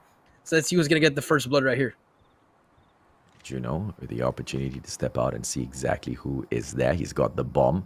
If he gets caught out by Surgeon, who's on standby, I mean, it's 2 snipers going up against each other, both with the DLQs, and I believe 2 Fennec going up against each other as well, right? Honest has got the Fennec on him. Juno, on the other hand, we don't know what he has, but he goes in for the plant, and Juno gets shut down. Beautiful play coming in here from Honest. Yeah, you have to watch your teammate while he's planting. This is just unfortunate, but can he take it out? No, he does spot him. Heineken trying to get the kill, but no, misses these shots. Has a sniper that will use it. 30 seconds left. If he can get 1, this is still a winnable round for him. But no, Surgeon takes him out, and now it's 4-4, AJ. What a play, man. Seizure making their comeback in here, and it's quite a strong one. 4 in a row. So good. The very final, attacking round that they took earlier on, they took it quite well. And this time round, they look to finish it off. Are we going to be able to see Rampage push this into round number 11, force it in there, or maybe even take a victory for themselves, right? The opportunity most definitely is in here. So let's see what's gonna happen. But we do know that the momentum is over at Seizure. But look at Rampage. Now they're taking a page out of Seizure, just holding it down, waiting for someone to push up or waiting for someone to get a pick. Yeah. So there's a lot of time to burn here. Let's just see what Rampage does here. But I love what Seizure is doing. They're just always adjusting every round, making these new kinds of positions so that they can actually get the advantage. Yeah, and I'm wondering whether or not it's just a little bit too late for Rampage to make this adjustment now. I mean, come on. They should have figured that out like the second time they got snuffed. They just kept doing it again and again and again. It doesn't matter whether or not you rush into Alpha or rush into Bravo. You are still rushing at the end of the day. And, great thing that you pointed out earlier. No thermites in here for them to get those rushes pulled off to perfection. Heineken now going to get a great opener, and the advantage will go on towards the side of Rampage. Yeah, I mean, but it's just unfortunate. If you look at the map, if they're going to go to A, they're going to be met with 4 people. I think this is where they could just rotate now. They can rotate now. They got smoke from the enemy team, but Surgeon takes out 1. That's another one. And I think this should be around 4 Seizure boys, but it's a 3v2. And just like that, this will be over if MIB can clutch this up. 1v3, MIB with a bomb, though. Has a lot of time to rotate back. Actually, he doesn't have. He only has 20 seconds. He has to make a play now. Oh, can he go in for the plant? 17 seconds more. And he steps out. MIB shuts down Candy Surgeon and gets his 3rd in that round. And Seizure, just like that, are 1 round away from getting the victory. Beautiful play in here, ladies and gentlemen, boys and girls, for the final series of the day. Rampage as well as Seizure most definitely standing toe-to-toe. Wow, this is crazy. If they actually win this, this is going to be one of the best comebacks I've seen in a while. MIB there with 2 kills there. Takes him out as well. Now it's a 2v. It's going to be a 5v3, AJ. Let's see if Caesar has something else here. Surgeon gets 1. Can he get more? Perlica responds immediately. Honest has gotten taken down. It's a 4 versus 2 now. But Surgeon is still alive and kicking together with Candy. Candy, is he going to be able to take Juno? Good slide comes through. Fennec to the face. Candy down for the count. Perlica, Surgeon is eliminated as well. And yes, Rampage does push this into round number 11. And now they take the defensive side. And it's all up to Seizure. This is just... I don't know if it's part of the plan. If Rampage wanted to lose the first 5 rounds and decides to win the round 10, and now it's round 11. But let's see. The MIB does spot all the enemies, and here we go. They have to make a play here. MIB on its own, no help, but take out 1. Good play coming in here. Here comes the push. Everything is gonna come down right here, AJ. Oh, Rampage most definitely will be able to do this. Fennec goes in for the slice once again. MIB, your MVP. Touchdown, the comeback. Maybe it was part of the plan, AJ. Maybe it was part of the plan. But I don't think Rampage didn't like that. It was such a sloppy performance, but they came out with the victory. And now we are moving on to game number 3, giving them that 2-0 lead. Now, I would prefer if they don't come up with such plans, because these type of plans give people like me a heart attack, right? Seizure almost made it right back through in there. What a tremendous setup from picking, round number 5, I believe.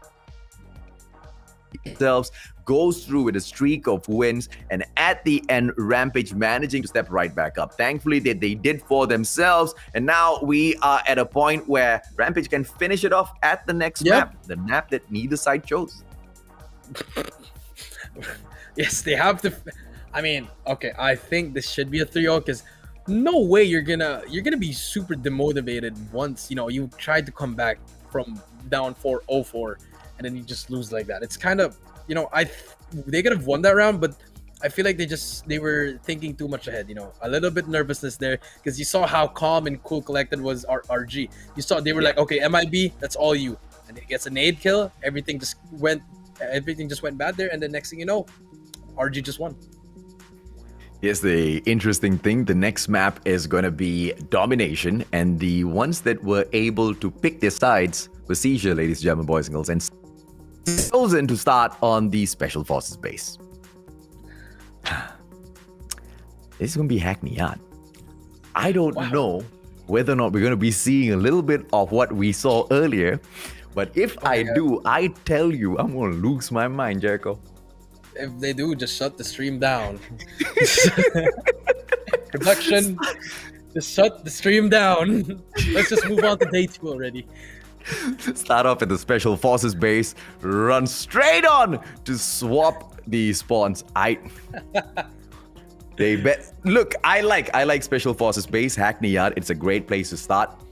You disagree? I understand why you disagree, but hopefully they will be able to pull this off to their best ability and pick the win up in here, because if not, they just picked the losing side, literally. Well, let's see if they're going to do it. If they're going to be crossing 5 man across the base and not be able to capture the home flag, or are they going to send 1 to the home flag and 4 sending in? Let's see. Here we go. Game number 3. This might be the last game of the day, AJ. Let's go. Thank God they sent one guy over. I mean, how difficult is it to do that, right? Doghouse now gonna get picked up, but unfortunately, the number of players that are being sent in here by Rampage will be able to win their gunfights, and Siege is having a tough time down there at the warehouse. But with Charlie in their bag, they don't really have to worry about much. They just need to make sure they prevent the pickup of Bravo. But Rampage now putting up a strong fight. Surgeon not going in for the fight because of those smokes. What a play by Rampage. Yeah, Rampage, even though Surgeon was there, they just managed to cap it. And now they have the control. Now all you have to do is get on those power positions and start holding it down. The spawn trap is going to come in. And if you are Seizure, you want to overextend on the left side of the map, use the office side, go through back useless and get to A to get that distraction gameplay. But now they are capping B. Yeah, I love the smokes that just got thrown out there, man. Surgeon was not able to do anything at all, and we all know exactly how important the second floor is. And if you get smoked out, the second floor is absolutely useless. Rampage just playing all of these points to their own, and they will be able to dominate Alpha as well as Bravo, and they really do not want to go in for the triple cap anytime soon, because Seizure is the kind of squad that is able to turn things around really, really quick. They need to confidently hold this all the way down to that halfway point. 75, that's the target. Yeah, but as you can see, Seizure is actually having a hard time, but as soon as I said that, they're actually inside B now, but they have to make plays here, and now they are going to be in here. There's one guy in scaffolding, Paralika takes out one, and just like that, you have to stop pushing front, because everyone has power positions there, so if you were going to be Seizure, you have to hit the left side of the map. That's the only way you can get through B and also try to get to A.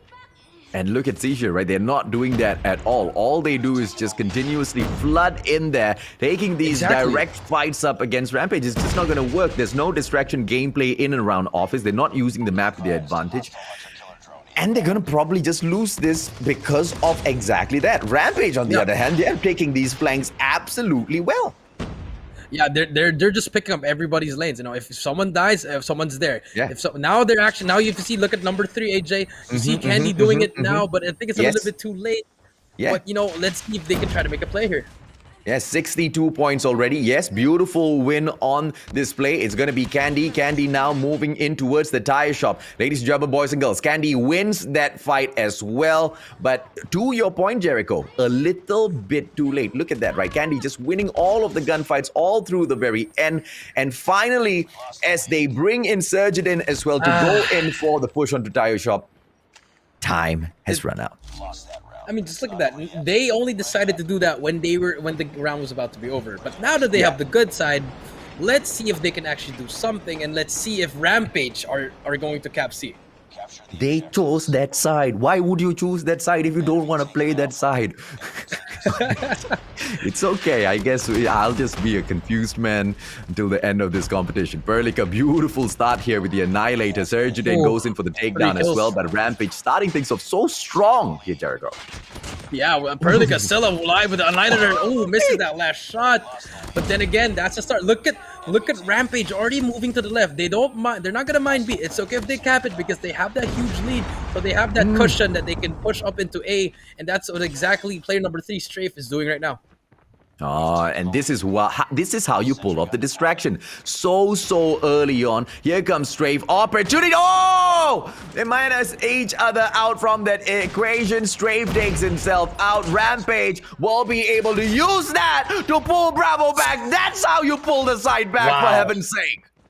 Now that's how you play. You know, if Strafe didn't die from his gravity vortex, we could have gotten a trip cap, and right now we are going to get a trip cap. It's okay to give up B as long as you have A and C. You're going to be golden in this map, AJ. And just like that, Rampage Gaming is running away with this. The Goliath is coming down. All the streaks are coming down. Everything is perfect. Sentry gun ready. And just like that, here we go, AJ. Yeah, I'm sorry, Seizure. This has just been game played to perfection by Rampage. In order to pull this back now, Seizure will need to get a triple cap. There's no if, buts, or maybes about it.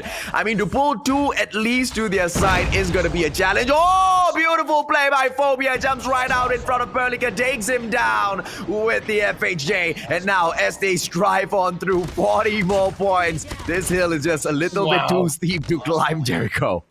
Yeah, it's a little bit too hard. And after MIB, actually, look at Rampage. They're not even trying to cap B. They're just letting them trap there. But now they're actually going to be having just one flag. And Yadi here with the Annihilator, missing his shots. Unfortunate shots there.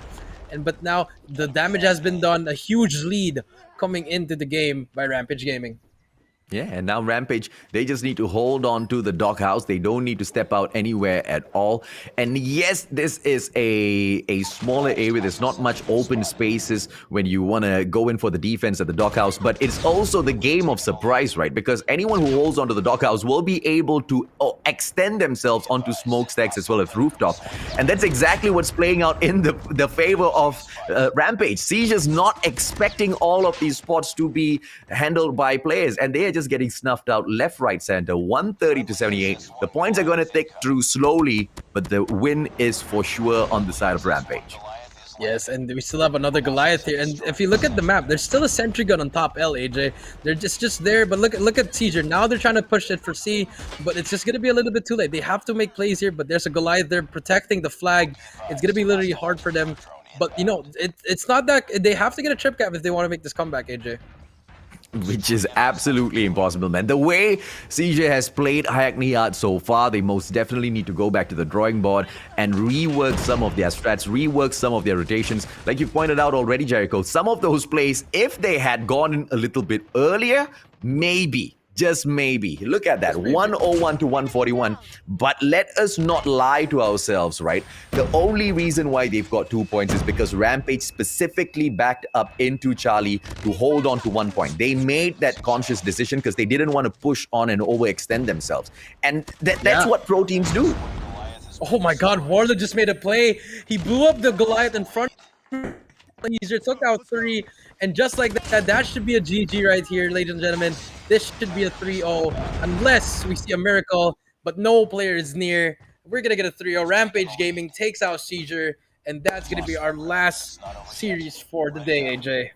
Rampage. They hand out yet another donut. What a push for this brand, ladies and gentlemen, boys and girls. And they will be able to knock Czure down into the lower brackets as well. Jericho, from where we started off when we sat down in our seats at about 4 p.m. today, all the way down, close to 1 a.m. now, 12:21 in the morning, I did not expect, number one, for this day to get dragged on out for so long, because you need great games. You need great teams to go in there, back and forth matches into game number 5 back-to-back. And I was expecting it to be a way more straightforward game, but the teams most definitely have their abilities in terms of their strats, and they are giving us ourselves a run for the money as well as each other. What crazy plays we've witnessed today. Yeah, a lot of upsets. You know, obviously the first one's got to be the RSG going to the losers bracket, and then Crackheads not knowing how to play Hackney Yard. I'm sorry to say that. They made a run for their own money, but eventually they did win it. And also Rampage Gaming just destroying absolutely double 3-0s. And now we're gonna move on to the highlights actually of this last series, AJ. And look at this. This is what MIB does. Even though he's just in the corner, you think he's just being a camping player. He's getting the kills he needs for those score streaks. His teammates know that. He has to communicate with his teammates. And look how Rampage plays. Just one by one. But even though they're one by one, they're just winning all the gunfights. You can't be losing to one player. Like you can't be giving them triple kills, AJ. Yeah, and after that, even with the pincer hardpoint, or even with the rotation, the reset back into control number 2, Rampage was just so impressive. But in for the search and destroy is where I thought Czure, they were about to make the best comeback ever, and got stopped again. Yep, again. And just like that, this S&D Surgeon starting it off with this one. It was a string of 5 rounds in a row, AJ, but unfortunately, the last round, the experience and veterancy of the Rampage players just came into play, and they made it out. Yeah, and what a final round that was. It was all up to not only strats, but being able to take some of these brave decisions, right? Stepping up, because it's such risky plays. A couple of nades falling through as well. And MIB stood up as that MVP. The absolute split-second response from this guy, so shockingly good. Yeah, and MIB really made the play for that. He's actually been the best player in the team actually. Even though he's not the MVP, he's the one who's doing all the dirty work here. You know, so I feel like MIB is really a huge. They really need him all the time. Absolutely, man. I mean, he's making all of those plays with the Fennec, and it's just so impossible to see the side of Rampage now lose anymore. I mean, Heineken, let's talk a little bit about him and nailing Now, before we move on with breaking down a little bit more of this latest German boys and girls, something that I've been waiting for from the start of the day. Oh, how many hours has it been, man? 6 hours, 24 minutes we've been sitting down here and casting. And finally, we get to see your comments. Let's bring on those comments in here from the audience, Jericho. Yeah, let's see. This is from Amria Husna. Tudia, get your vaccine, guys. And I cannot read that, so you can read that. Tudia, get your vaccine, guys. Nanti boleh pro. No. You do it, man. I'm sure you can. Nanti boleh pro makam Heineken. You nearly got it. Macam, not makam. Macam. Macam. You 100% legit Malaysian already, my man. Amira Thank you, Husna. Ranger. I don't know if or not I would like to validate that particular claim from you that you will be able to play like Heineken if you get your vaccine. I think whatever he did, the side effects nice, right? I think I definitely like him in the second half of the day a little bit better. So we need to find out exactly what he did to change his play over, right? Amira Husna, thank you so much for your comment. Let's bring on the second one through, Jericho. Oh, you got this one. I'm done. Azam TRG. Siapa menang tadi? Sorry, aku baru lepas makan ni. Dede. Kenapa? Hari ni hari untuk Malaysia naik bangkit ke atas, right? And they have shown us crazy plays, man, back to back. Okay, tak apalah. Kalau dah miss semua pun, aku bagi satu update yang senang je lah, Azam. Yoodo RSG kat lower brackets, bro. Tu je. That's what happened today. Dah kenyang dah. Let's bring on the third comment in here. Yeah.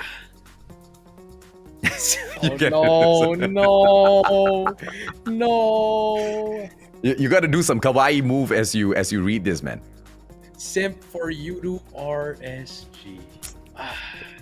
It's like the least kawaii move of all, Jericho. Like whatever, man. Thank you, Maria. Thank you. And yes, you can sim for Yoodo RSG, but now Yoodo RSG in the lower brackets, ladies and gentlemen, boys and girls. I think y'all need to be simping for the Crackheads. Simping for Let's the bring it on. Crackheads. One comment. final comment. Let's bring it on. Alright, Erosons. Imagine playing rank and you're going against a world championship player. Lamau, GG. Well, I mean, yes, you do have a point, but then again, it's rank, so it defeats the purpose. You're already going up against the best players in the world, so like you have to believe in yourself. And you will get there one day too, my friend. One Let's bring day. on the final comment of the day, ladies and gentlemen, boys and girls. Don't worry, Erosons. And I wish you all the best that you meet more of these pro players. They kick your butt because the more you lose, the better you get. Let's go. One final comment in the house. Akira Akizama, what's up, boy? Deep down, everybody knows that Mustachio Mustache is the best thing to watch in this live stream. Thank you, Akira. That's very, very sweet of you. But I'm digging Jericho's I got a beard. unkept Long one. beard as well. Hey, production, I think we should get a mustachio check, right? Real quick, Let Mustachio look at the camera. 5 seconds, just, scraping that mustache real quick. Hey, that's done before we jump on to each and every single one of these matches, all right, ladies and gentlemen, boys and girls? I always run to the toilet straight up, and the first thing that I do, I re-kill the Misa. I mean, you gotta look good for the streamline, At the end of the day, at least when some of these teams, at least when some of these players, they come in here and they get disappointed, they start to cry because Yoodo RSG has dropped into the lower brackets, at least they have a reason now to smile.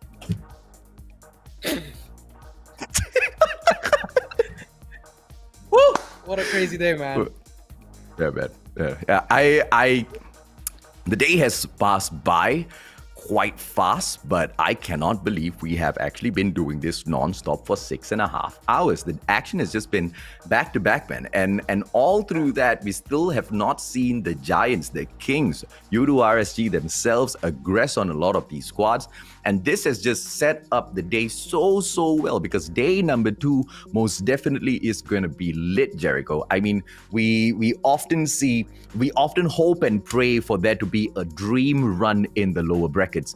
And what better team to actually get that done than Yoodo RSG themselves? I mean, what's the probability of them failing at the lower brackets right now? Honestly, none. It was going to be a high probability if the Crackheads lost in that upper bracket and they were going to face again. But now, now that they're not there, I feel like Rampage is going to go all the way to the grand finals, reset the bracket, win the whole tournament. Absolutely, man. Now let's bring on the MVP for that match. If it is not MIB, I'm gonna have big questions for production, man. Bring on the Warlord for rep. What MIB, man? Well, look at Warlord as the MVP. 21.5 average kills, 30.5 average deaths, 6 average assists, and 3,323.5 average score. Yes, he did play well, but I wanted MIB to win. But it's okay. Maybe MIB gave it to Warlord. Hey, Warlord, you can get the 4 more kills or something. And, he ended up with MVP. But, great plays coming out from Warlord and for the whole team. Yeah. I think everybody deserves it in the whole team. But this one is for Warlord again.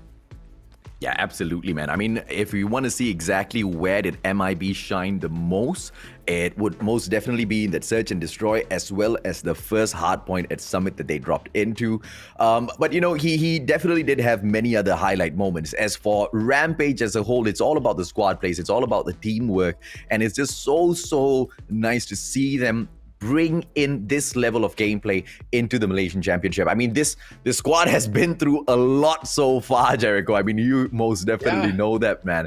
And I hope this time around, they will be able to make it all the way through. Let's take a quick peek at the brackets to break down once again what happened today and what's going to happen tomorrow.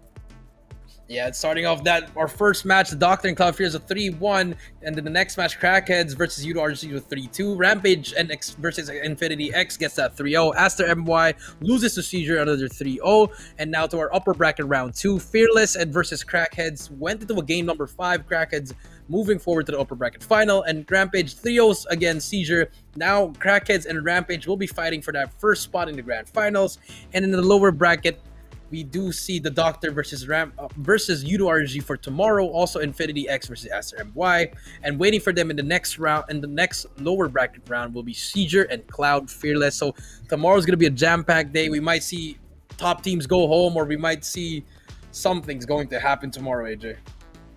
Either way, I am excited for the lower bracket final already, because no matter who wins, Crackheads or Rampage, it's just going to be a super duper crazy match for us to look forward to. But tomorrow, ladies, gentlemen, boys, girls, to open up the day, Crackheads will be taking a crack against Rampage. Let's see if or not they will be able to take that win. The Doctors will be meeting Yoodo RSG. Now, I'm afraid the Doctors are about to get sent to the hospital, so they better have their friends on call. Infinity X will be looking to take on ASTERMY, and of course, we will have Czure and Cloud Fearless waiting for their matches to be set up. It's going to be a total of 5 series tomorrow, Jericho. Yep, a lot of games tomorrow. So 5 series, guys. Don't forget, it's going to be tomorrow, day number 2 of this one. And guys, I'm just really excited. So maybe tomorrow we can get some early predictions from the comment section. You know, maybe who you think is going to win, who's going to go home. No, it's going to be crazy. Is RSG going to make it out of that first lower bracket round? Are they going to lose to the Doctors? We don't know, but it's going to be... Imagine the Doctors getting the first 2 wins, and then Yoodo RSG having to make a late comeback, right? But even then, the late comeback is super duper risky, and they go to a verge where they are almost kicked out of the competition by the Doctors. Now, that may sound like a joke, okay? But it is Yoodo RSG in the lower brackets right now, Jericho. Yeah, they're right there, and you know, they could have gotten in the upper bracket, but then again, this is it. You know, it's anybody's game. It's the Malaysia Championship. You have to turn up, and I feel like the Crackheads just wanted it more. But then again, it's RSG. You can never count them out.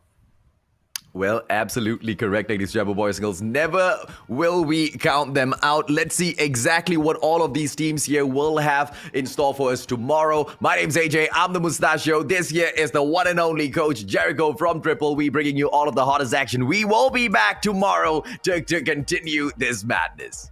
See y'all.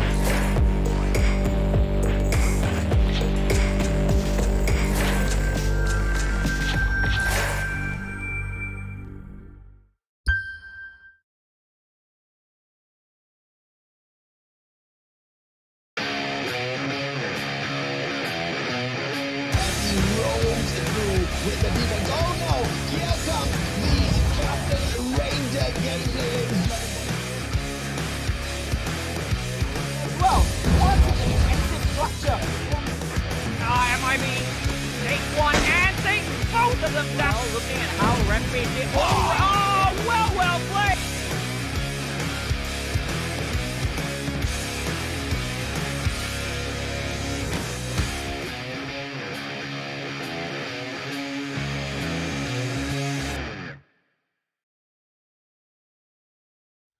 Flight leaves early in the morning.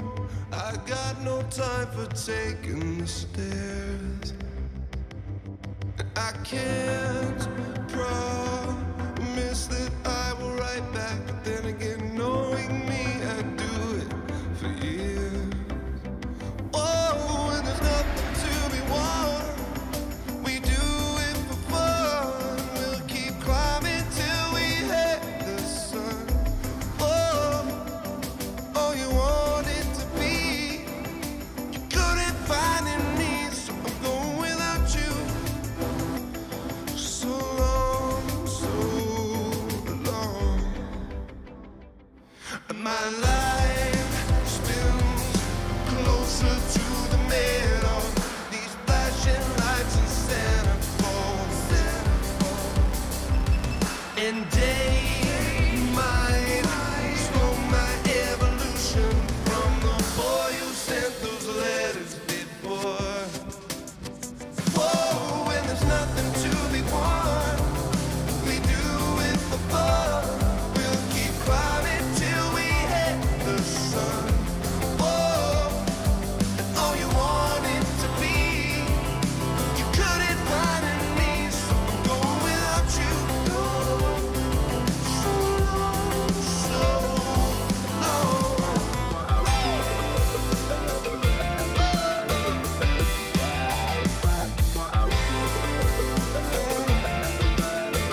I say I'm leaving for the sunset. I'm leaving, and I won't be coming back. Oh, and there's nothing to be won. We do it for fun. We'll keep climbing till we hit the sun. Whoa, and all you wanted to be, you couldn't find in me, so I'm going without you.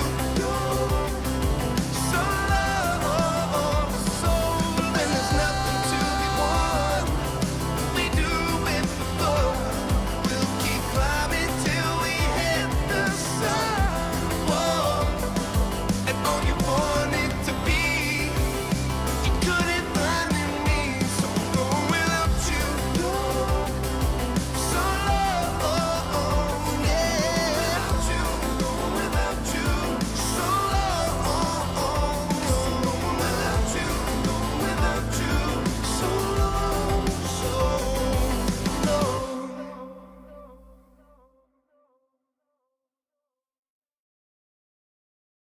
It's just a state of flux. Too much, but not enough at the same time. I know that you ain't fine. I know you'll be alright.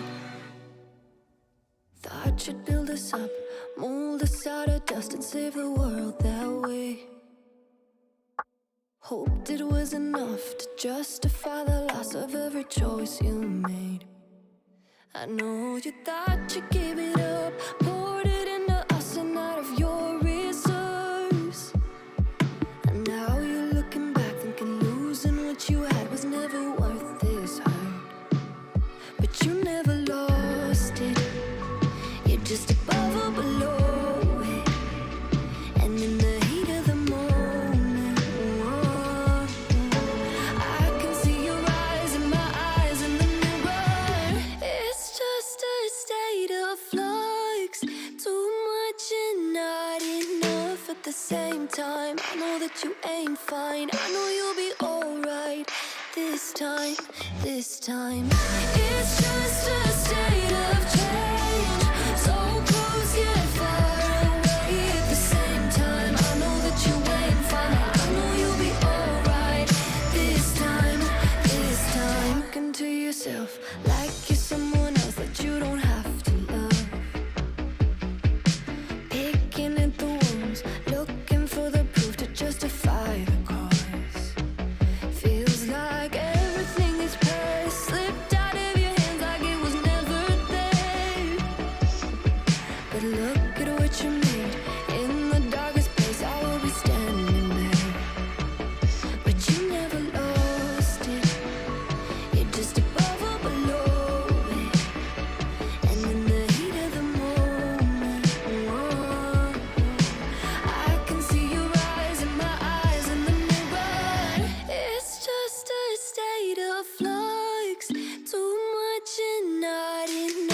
at the same time. I know that you ain't fine. I know you'll be alright this time, this time.